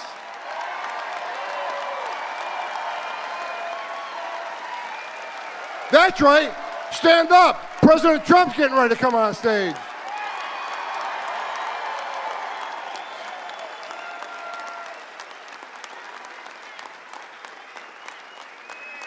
I got another message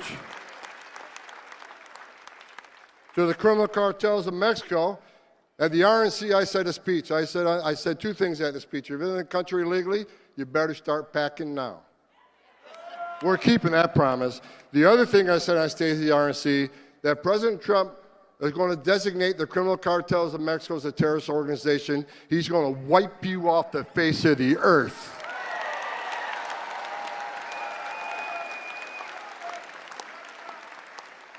After I said that, of course, I got numerous death threats. They've doubled the size of my security detail because all the cartels want to take Holman out. Well, I'll tell you what, come get some.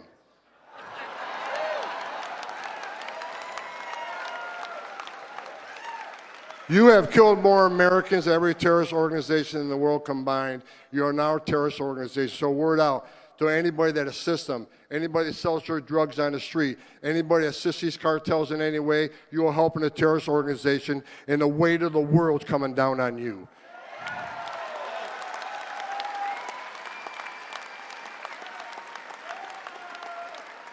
I read a story last night, the police commissioner of Boston. You said you doubled down on not helping the law enforcement officers of ICE. I'm coming to Boston. I'm bringing hell with me.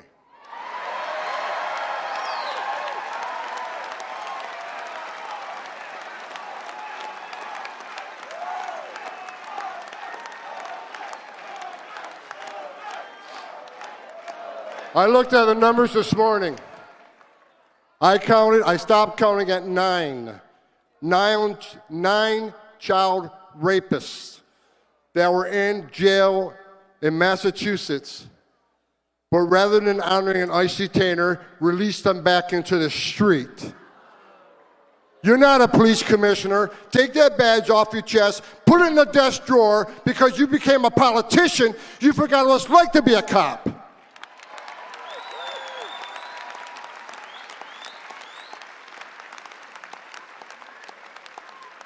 And guess what? The men and women of Immigration and Customs Enforcement, they found those predators, and they're locked back up, and we're going to deport them from the United States.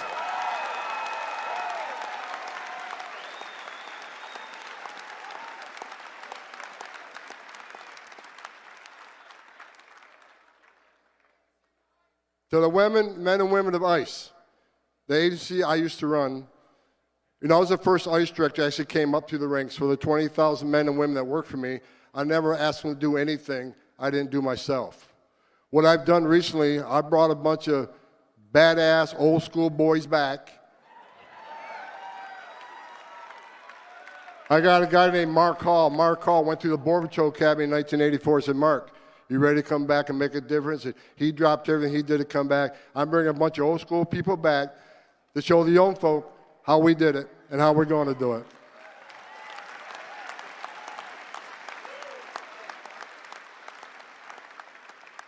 Like I said, I want to leave you with this. I said I got 45 minutes left. Look, if Congressman J. Paul couldn't gavel me to shut up, no one on this building is going to get me off the stage until I'm ready to get off the stage.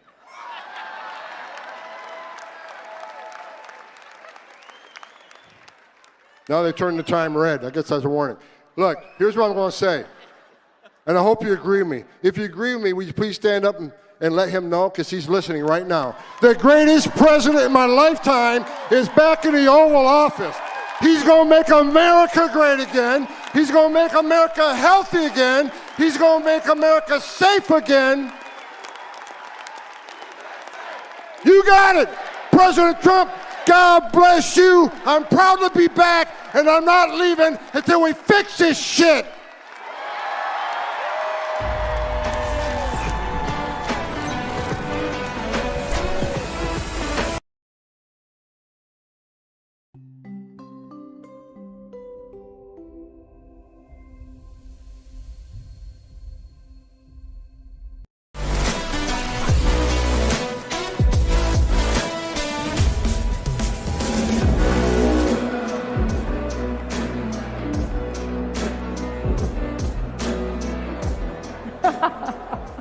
All right, you ready?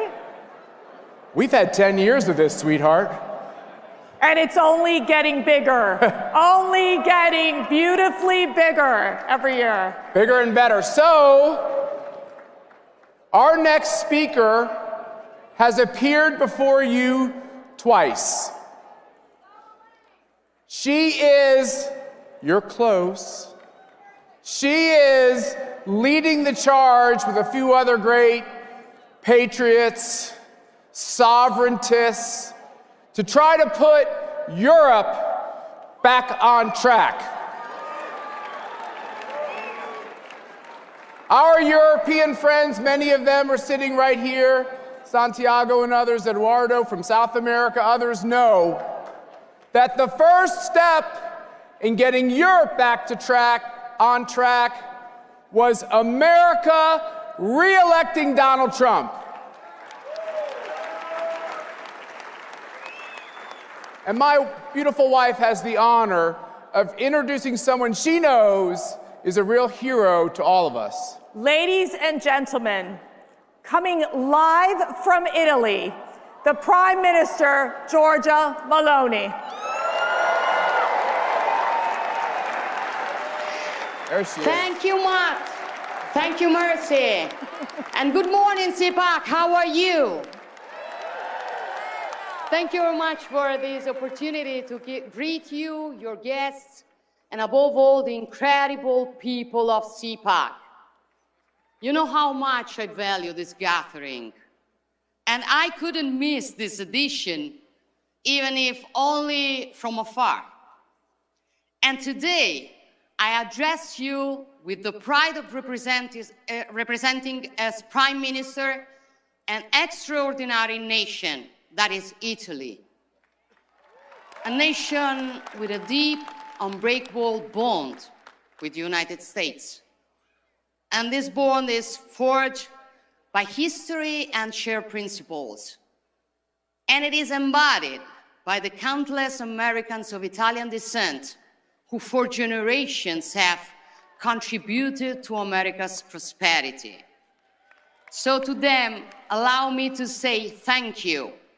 Thank you for being exceptional ambassadors for Italian passion, creativity, and genius. To this incredible nation, Italy, I dedicate my full energy. Our government is tirelessly working to restore Italy's rightful place on the international stage. We are reforming, modernizing, and reclaiming our role as a global leader. We aim to build an Italy that once again amazes the world. Let me tell you, we're proving it. The mainstream propaganda machine predicted that a conservative government would have isolated Italy, deleting it from the map of the world, driving away investors, and suppressing fundamental freedoms. They were wrong. Their storytelling was fake. The reality is that Italy is thriving.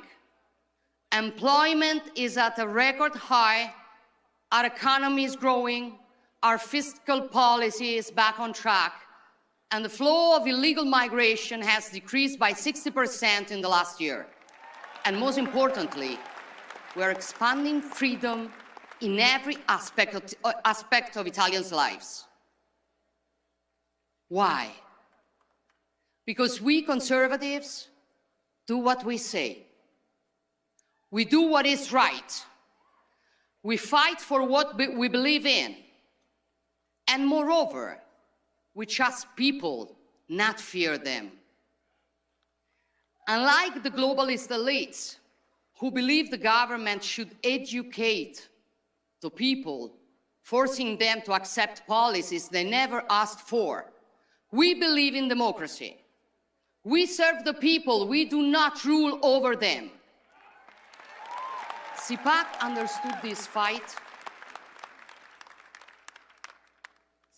CPAC understood this fight. And again, I want to thank you for that. You have never given up, even in the toughest moment. You have fought for a new victory. You have built a global network that has given a voice to millions who were silenced, so that conservatives everywhere would know they are not alone. And we are not alone, right? CPAC understood before many others that the political and cultural battle for conservative values is not just an American battle. It is a Western battle. Because, my friends, I still believe in the West. Not just as a geographical space, but as a civilization. A civilization born from the fusion of Greek philosophy, Roman law, and Christian values. A civilization built and defended over centuries through the genius, energy, and sacrifices of many. When we say West, we define a way of understanding the world where the individual is central, life is sacred, all men are born equal and free, the law applies equally to all, sovereignty belongs to people, and freedom comes before everything else. This is our heritage. And we will never apologize for it. My question for you is, can this civilization still defend the principles and values that define it? Can it still be proud of itself and aware of its role? I think so. So we must say loudly and clearly to those attacking the West from the outside and those sabotaging it from within with virus of cancel culture and woke ideology, we must say to them that we will never be ashamed of who we are. We affirm our identity. We affirm our identity and work to strengthen it, because without a deep-rooted identity, we cannot be great again. The radical left wants to erase our history, undermine our identity, divide us by nationality, by gender, by ideology, but we will not be divided, because we are strong only when we are together. And if the West cannot exist without America, or rather the Americas, thinking of the many patriots fighting for freedom in Central and South America, then it also cannot exist without Europe. Our adversaries hope that President Trump will move away from us. But knowing him as a strong and effective leader, I bet that those who hope for divisions will be proven wrong. I know some of you may see Europe as a distant or even lost. I tell you, it is not. Yes, mistakes have been made, priorities have been misplaced, especially due to ruling classes and mainstream media that imported and replicated in the whole continent the most reckless theories of American liberal leftism.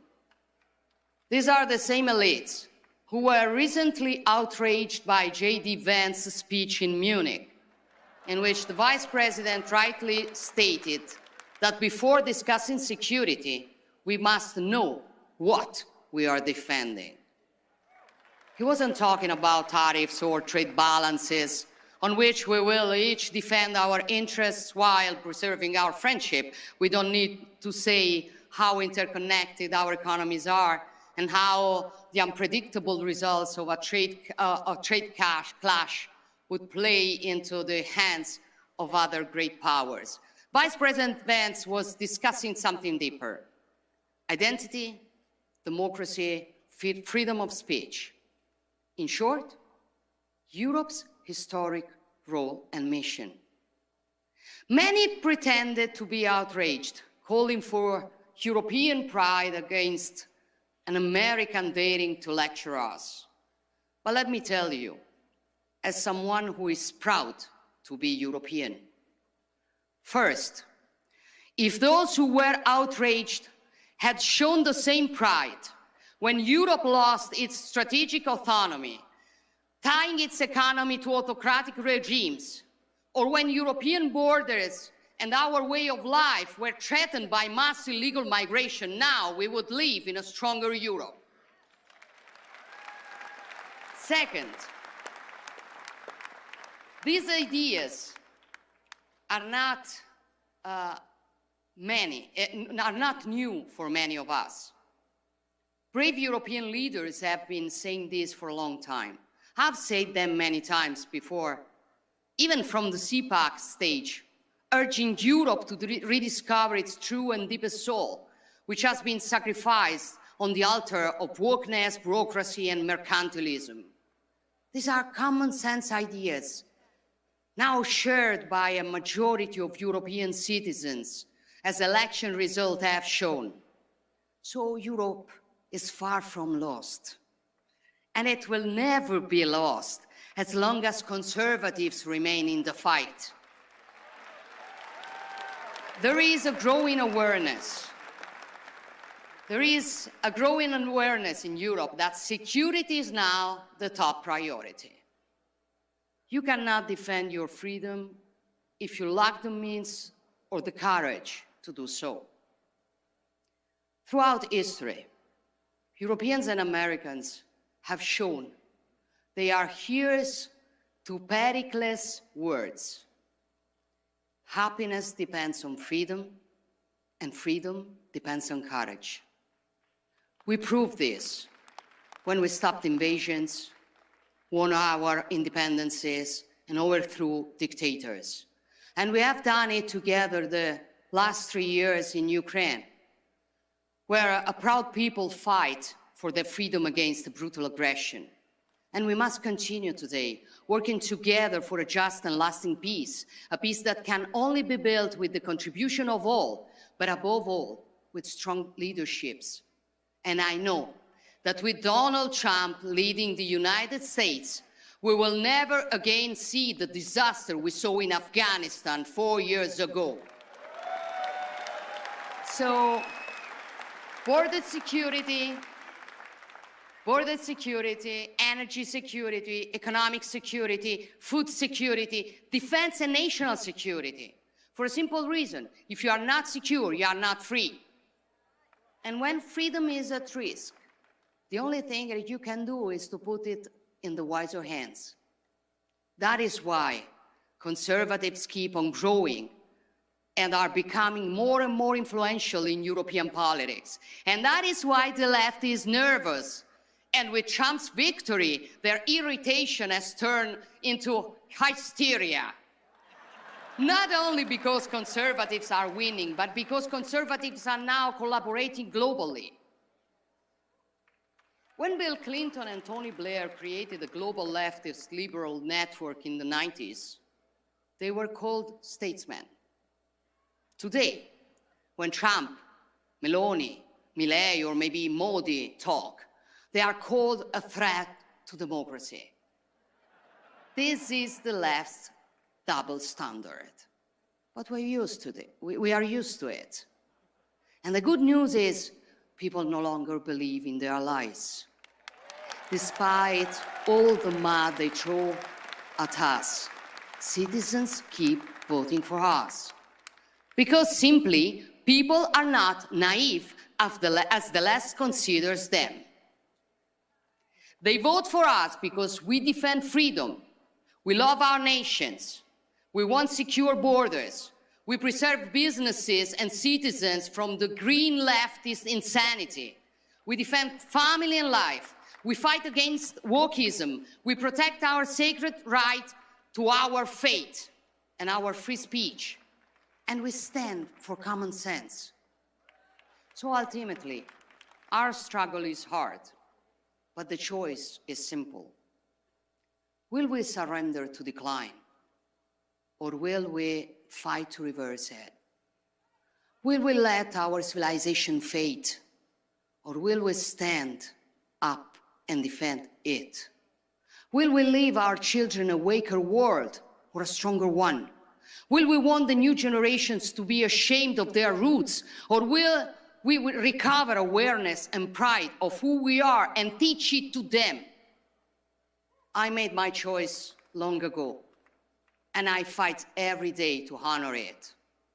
And I know that I'm not alone in this battle, that you are all standing with me, that we are all standing together.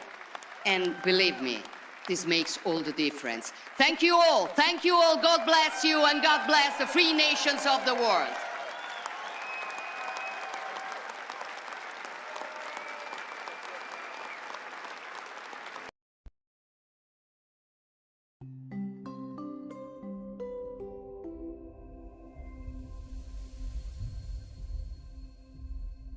Cars on Main Street.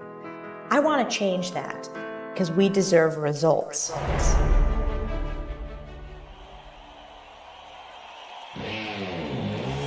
Elise.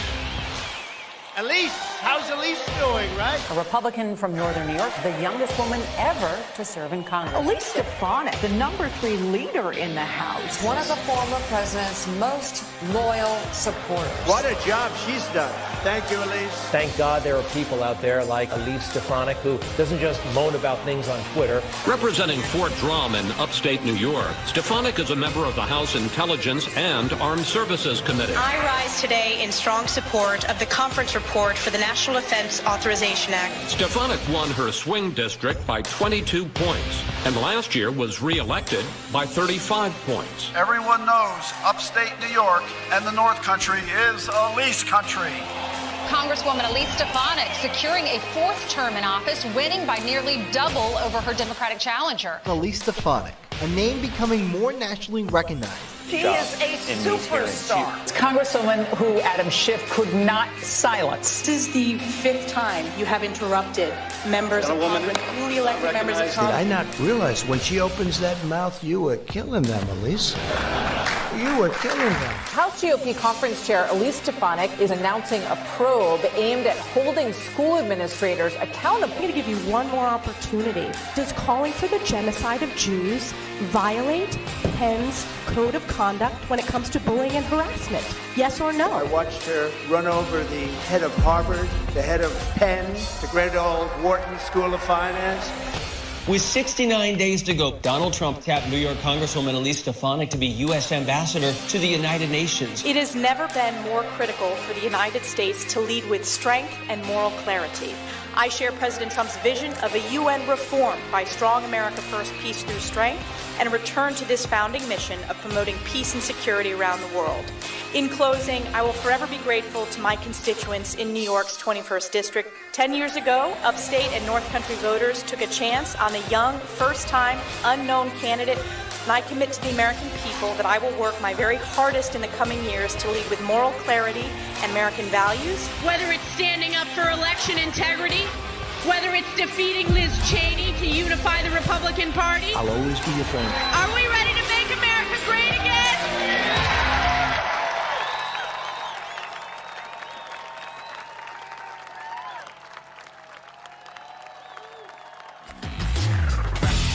Ladies and gentlemen, please welcome U.S. Ambassador Designate to the United Nations, Elise Stefanik.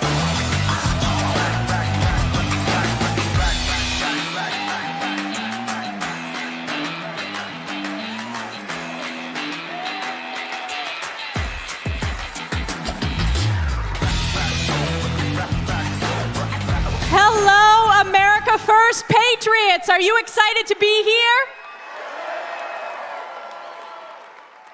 It is so great to be back at CPAC with the Republican trifecta, a Republican House, a Republican Senate, and of course, President Donald J. Trump in the White House. Now, we know none of this would have been possible without you, the American people.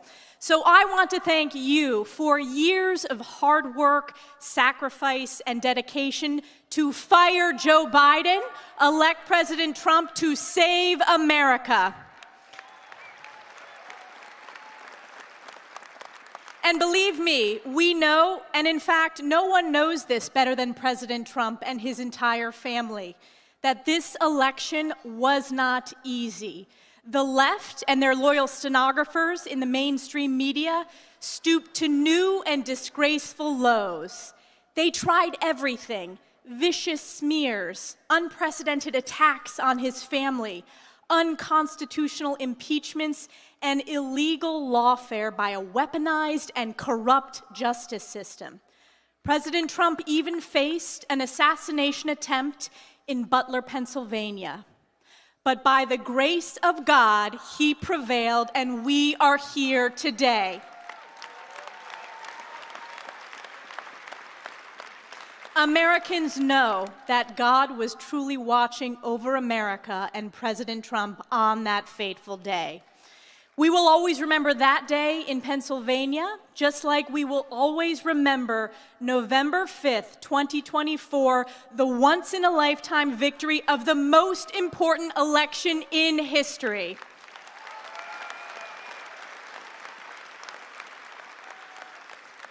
That was the day when President Trump delivered truly the greatest political comeback of all time, winning the popular vote with an overwhelming mandate to save America, a mandate to make America strong again, safe again, healthy again, wealthy again, and to once and for all make America great again.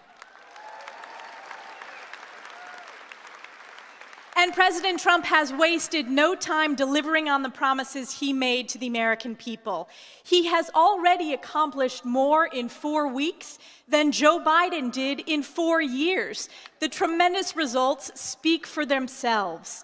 On day one, President Trump signed hundreds of executive orders securing our border, deporting illegals, unleashing American energy, ending woke DEI policies, lowering prices, increasing accountability, and ushering in a new golden age for the American people. President Trump rightfully declared a national emergency at the border and deployed the military, including the 10th Mountain Division from my home district in upstate New York, to secure our nation. Thank you to the soldiers and their families for saving our country and protecting our borders. Climb to glory, 10th Mountain.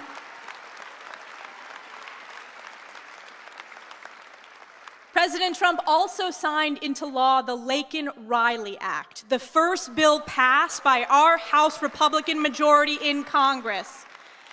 President Trump has ended catch and release, restored Remain in Mexico, restarted building the wall, and rightfully declared cartels as foreign terrorist organizations. President Trump is not only securing our nation, he is rebuilding the broken and failed Biden economy of inflation, malaise, and weakness. President Trump is putting America first by demanding fair and reciprocal trade, unleashing American energy independence, cutting regulations, and demanding the government work for we the people as President Trump doges wasteful un-American spending. And this is because President Trump knows that a strong, safe, and prosperous America at home is a strong America abroad. Our economic security, our border security, our energy security is also our national security. And the world is watching as President Trump reasserts his America First, peace through strength foreign policy. And I'm so honored to have been nominated by President Trump to serve in his cabinet as the United States ambassador to the United Nations as a part of this national security team. Our team is already hard at work on behalf of the President and the American people at Turtle Bay as I finish my work to enact his agenda in Congress on behalf of my constituents and the American people. When discussing this nomination with President Trump, the President shared with me that he sees great promise in the United Nations if it focuses on its founding mission of international peace and security. Just look at President Trump's record of international peace and security in his first term. He negotiated the historic Abraham Accords, the largest step to peace in the Middle East in over a quarter of a century. President Trump's maximum pressure campaign crippled Iran's capability to threaten instability in the region. His administration marked the only time that Putin did not invade another country. And there is no question that President Trump is the president of peace and deserves the Nobel Peace Prize for the historic achievements of his first term alone.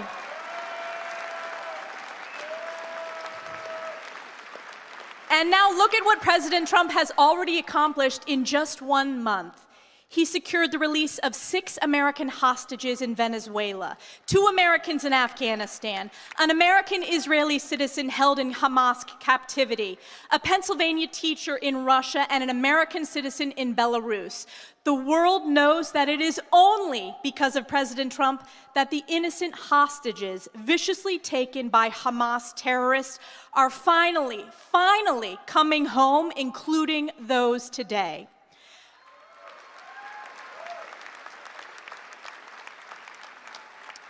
And President Trump is already effectively working to bring peace to the Russia-Ukraine war to stop the bloodshed. He's restored maximum pressure on Iran and redesignated the Houthis as a foreign terrorist organization. And the world is watching as every head of state is clamoring to meet with President Trump because the world knows America First is back.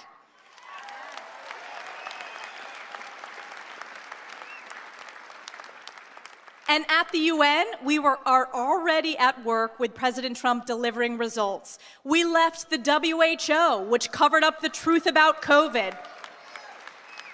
President Trump terminated the America Last Paris Climate Agreement. President Trump rightfully withdrew from the UN Human Rights Council that is a corrupt farce run by the worst abusers on the planet. The Trump administration imposed sanctions on the International Criminal Court, an illegitimate court fueled by raging anti-Semitism and anti-Americanism. And a top priority that I have worked on in Congress for years, President Trump defunded UNRWA, the pro-Hamas terrorist group that committed atrocities on October 7th. And make no mistake, hear it now, as President Trump's United States ambassador to the United Nations, we will not only defund UNRWA, we will dismantle it.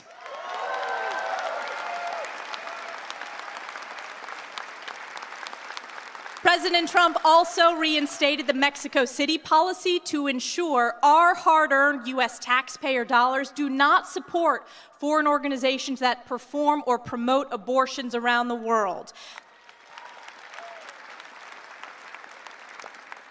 The U.S. rejoined the Geneva Consensus Declaration to promote and strengthen opportunities for women and girls around the world and to protect the family as the fundamental unit of society.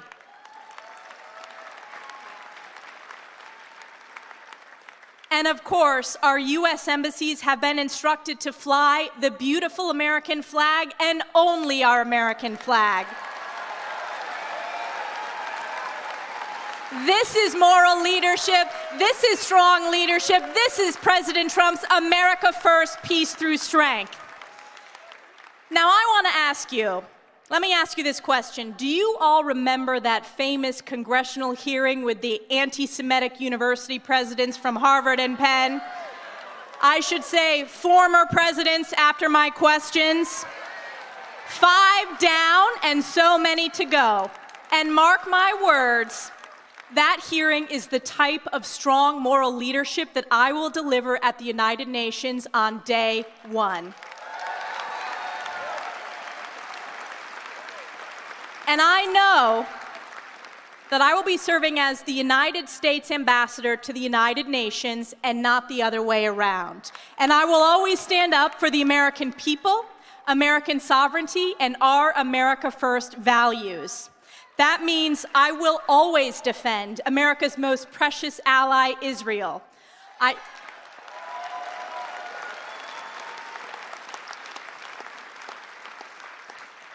I led the charge to expose the rot of anti-Semitism on college campuses, and I will lead the charge on behalf of President Trump to root out the rot of the true den of anti-Semitism, and that is the UN.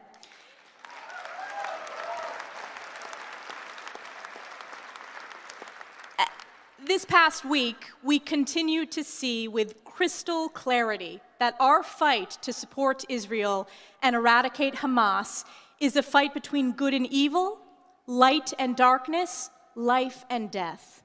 The hearts of the world shattered to learn the horrific fate of hostages Oded Lifshitz, Shiri Bibas, and her two precious sons, Kafir and Ariel. The world must never forget that Hamas terrorists savagely murdered over 1,200 innocent civilians, including women, children, the elderly, and babies, and took hundreds hostage, committing unspeakable atrocities against humanity on October 7th and thereafter.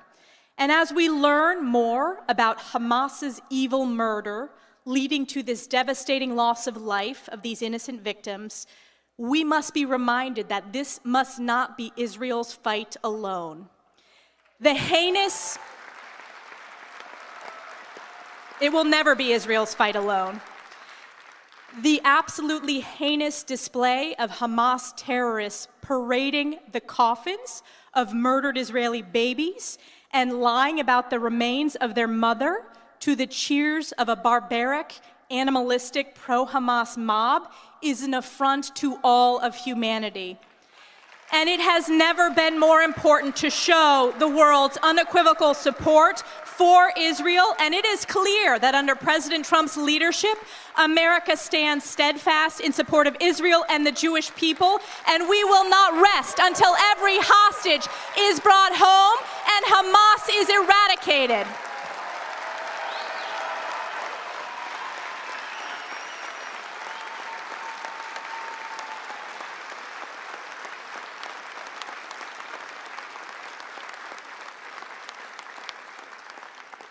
At the UN, I will also work with President Trump, Secretary Marco Rubio, Elon Musk, and the DOGE team to ensure every single dollar that we send to the United Nations is in line with the founding mission of actually promoting international peace and security.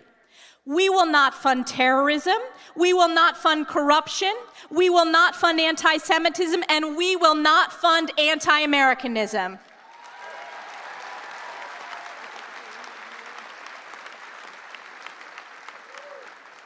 The United Nations will hear loudly and clearly that President Trump's America First, Peace Through Strength agenda and record of results is back, and it is here to stay. President Trump has been relentless in pushing for a government that serves the interest of we, the American people, which is why he sent DOGE to protect our hard-earned U.S. taxpayer dollars. And let's take a moment to talk about DOGE, the Department of Government Efficiency. This initiative is as common sense and America First as it gets. And yet Democrats and the left mainstream media have spiraled into an utter state of panic, calling President Trump and Elon Musk a threat to democracy, when the truth is, DOGE is a threat to the swamp's bureaucracy. DOGE is draining the swamp just like President Trump said he would. And how about this? I think we need a global DOGE. We must expose the reckless and anti-Semitic and anti-American spending at the United Nations, and we will. So get ready. We are just 1 month in And we will continue to work together to support the greatest president in the history of our country, President Donald J. Trump, to make America great again. Thank you again to all the patriots here at CPAC and across the nation. God bless you. God bless President Donald J. Trump, and God bless the United States of America. Thank you.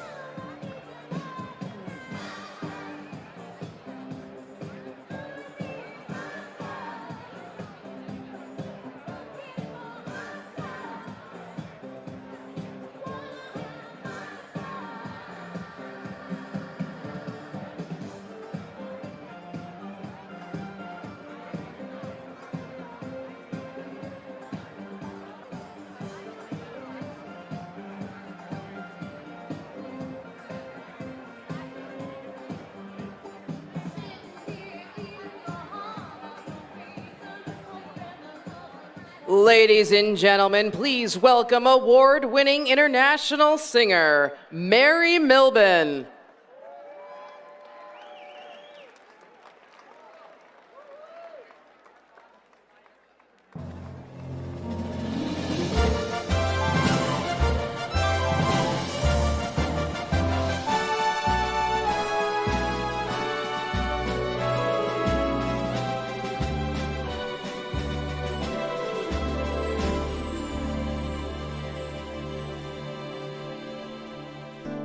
Oh, beautiful for spacious skies, for amber waves of grain,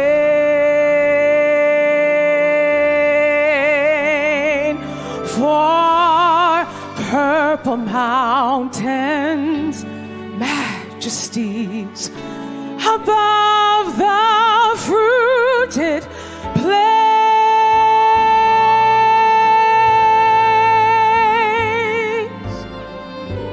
America,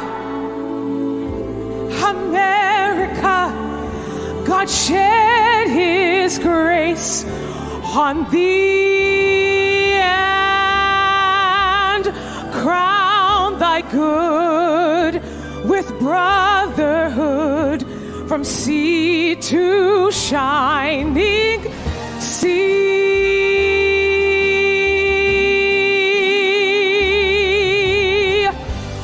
God bless America. You all know this land that I love. Stand beside her and guide her through the night with the light from above, from the mountains to the prairies, to the oceans white with foam.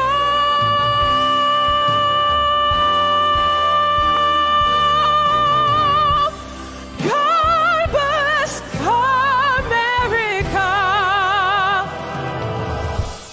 God bless America, my home, sweet home. America, America, God shed his grace on thee and crown thy good with brotherhood from sea to shining sea.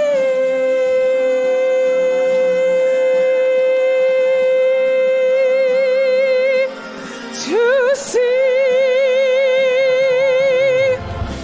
America, it's the greatest country.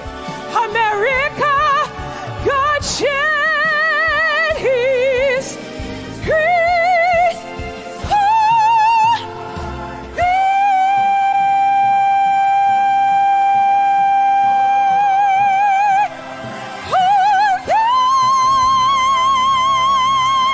Oh, God bless America.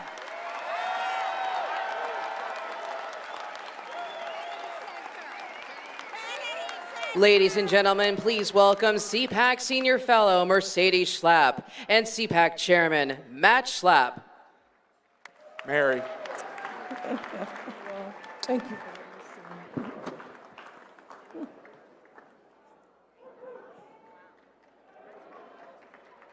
Somebody's clapping.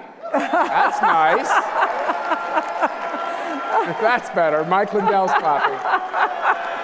There we go. Sarah Sarah's Carter. clapping. The Julie's clapping. Levins. There you go. All right. This one's from the heart, men and women of CPAC, and freedom lovers from around the world who are tuning in to this, what the national news media is calling the conservative United Nations. So how appropriate to have our next ambassador to the United Nations here with us today. 10 years ago, I had this amazing opportunity to go to Trump Tower and meet with someone who was a hero of mine, Donald Trump, in his big, beautiful office at the top of that big, beautiful tower. He did something unusual. He asked a lot of questions. And I thought, he can't run for president. He's too inquisitive and intellectual. And after that, I remember being on MSNBC and being asked, why Donald Trump would run with all of the slurs that then was put before me on television. And I remember in my brain thinking, this is the moment. You're either going to start off by criticizing him, or you're going to defend him. And then this wonderful path started of standing up for this outsider and telling establishment Republicans and establishment conservatives that the old way was broken and it wasn't working.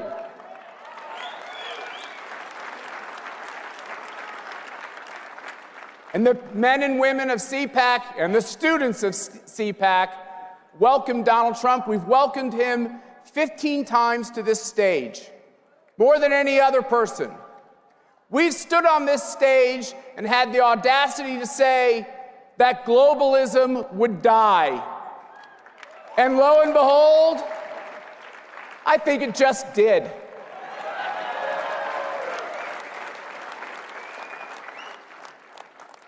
And when Donald Trump decided to run for president again, we never listened to the siren songs when people told us it was time to listen to someone new or take a different path.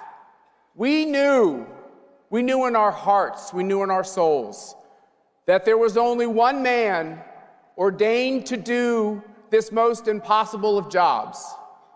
And that was verified by the tragedy that occurred in Pennsylvania, when Donald Trump got off the ground, stood up, showed us his measure of courage, and told the world that he would fight.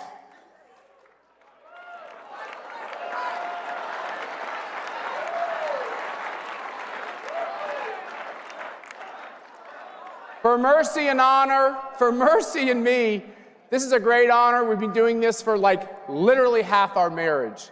It's been the greatest professional and personal privilege of our lives to be a part of the resurgence of America and the defense of freedom. And this year, we're so proud to say that because of all of your hard work, America is back on track. And at CPAC 2025, it is our honor to present to you your president and freedom's leader, President Donald J. Trump.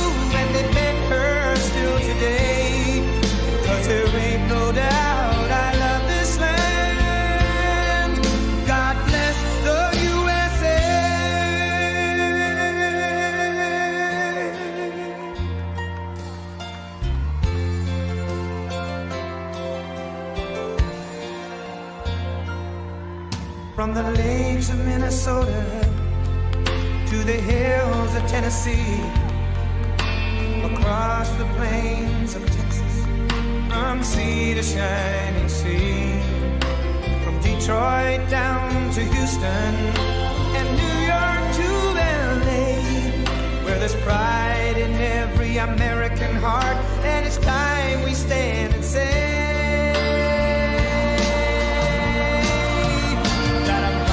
to be an American, where at least I know I'm free.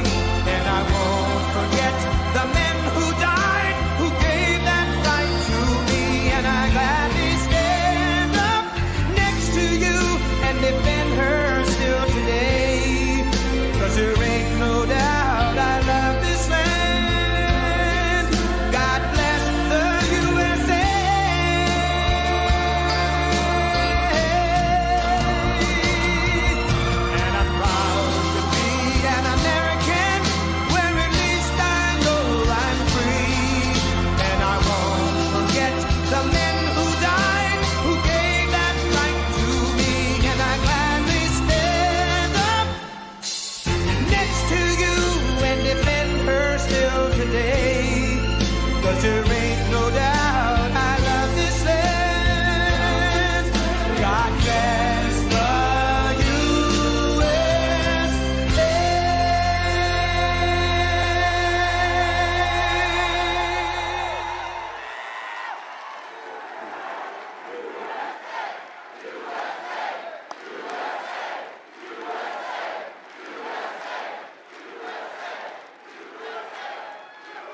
Thank you very much. Thank you.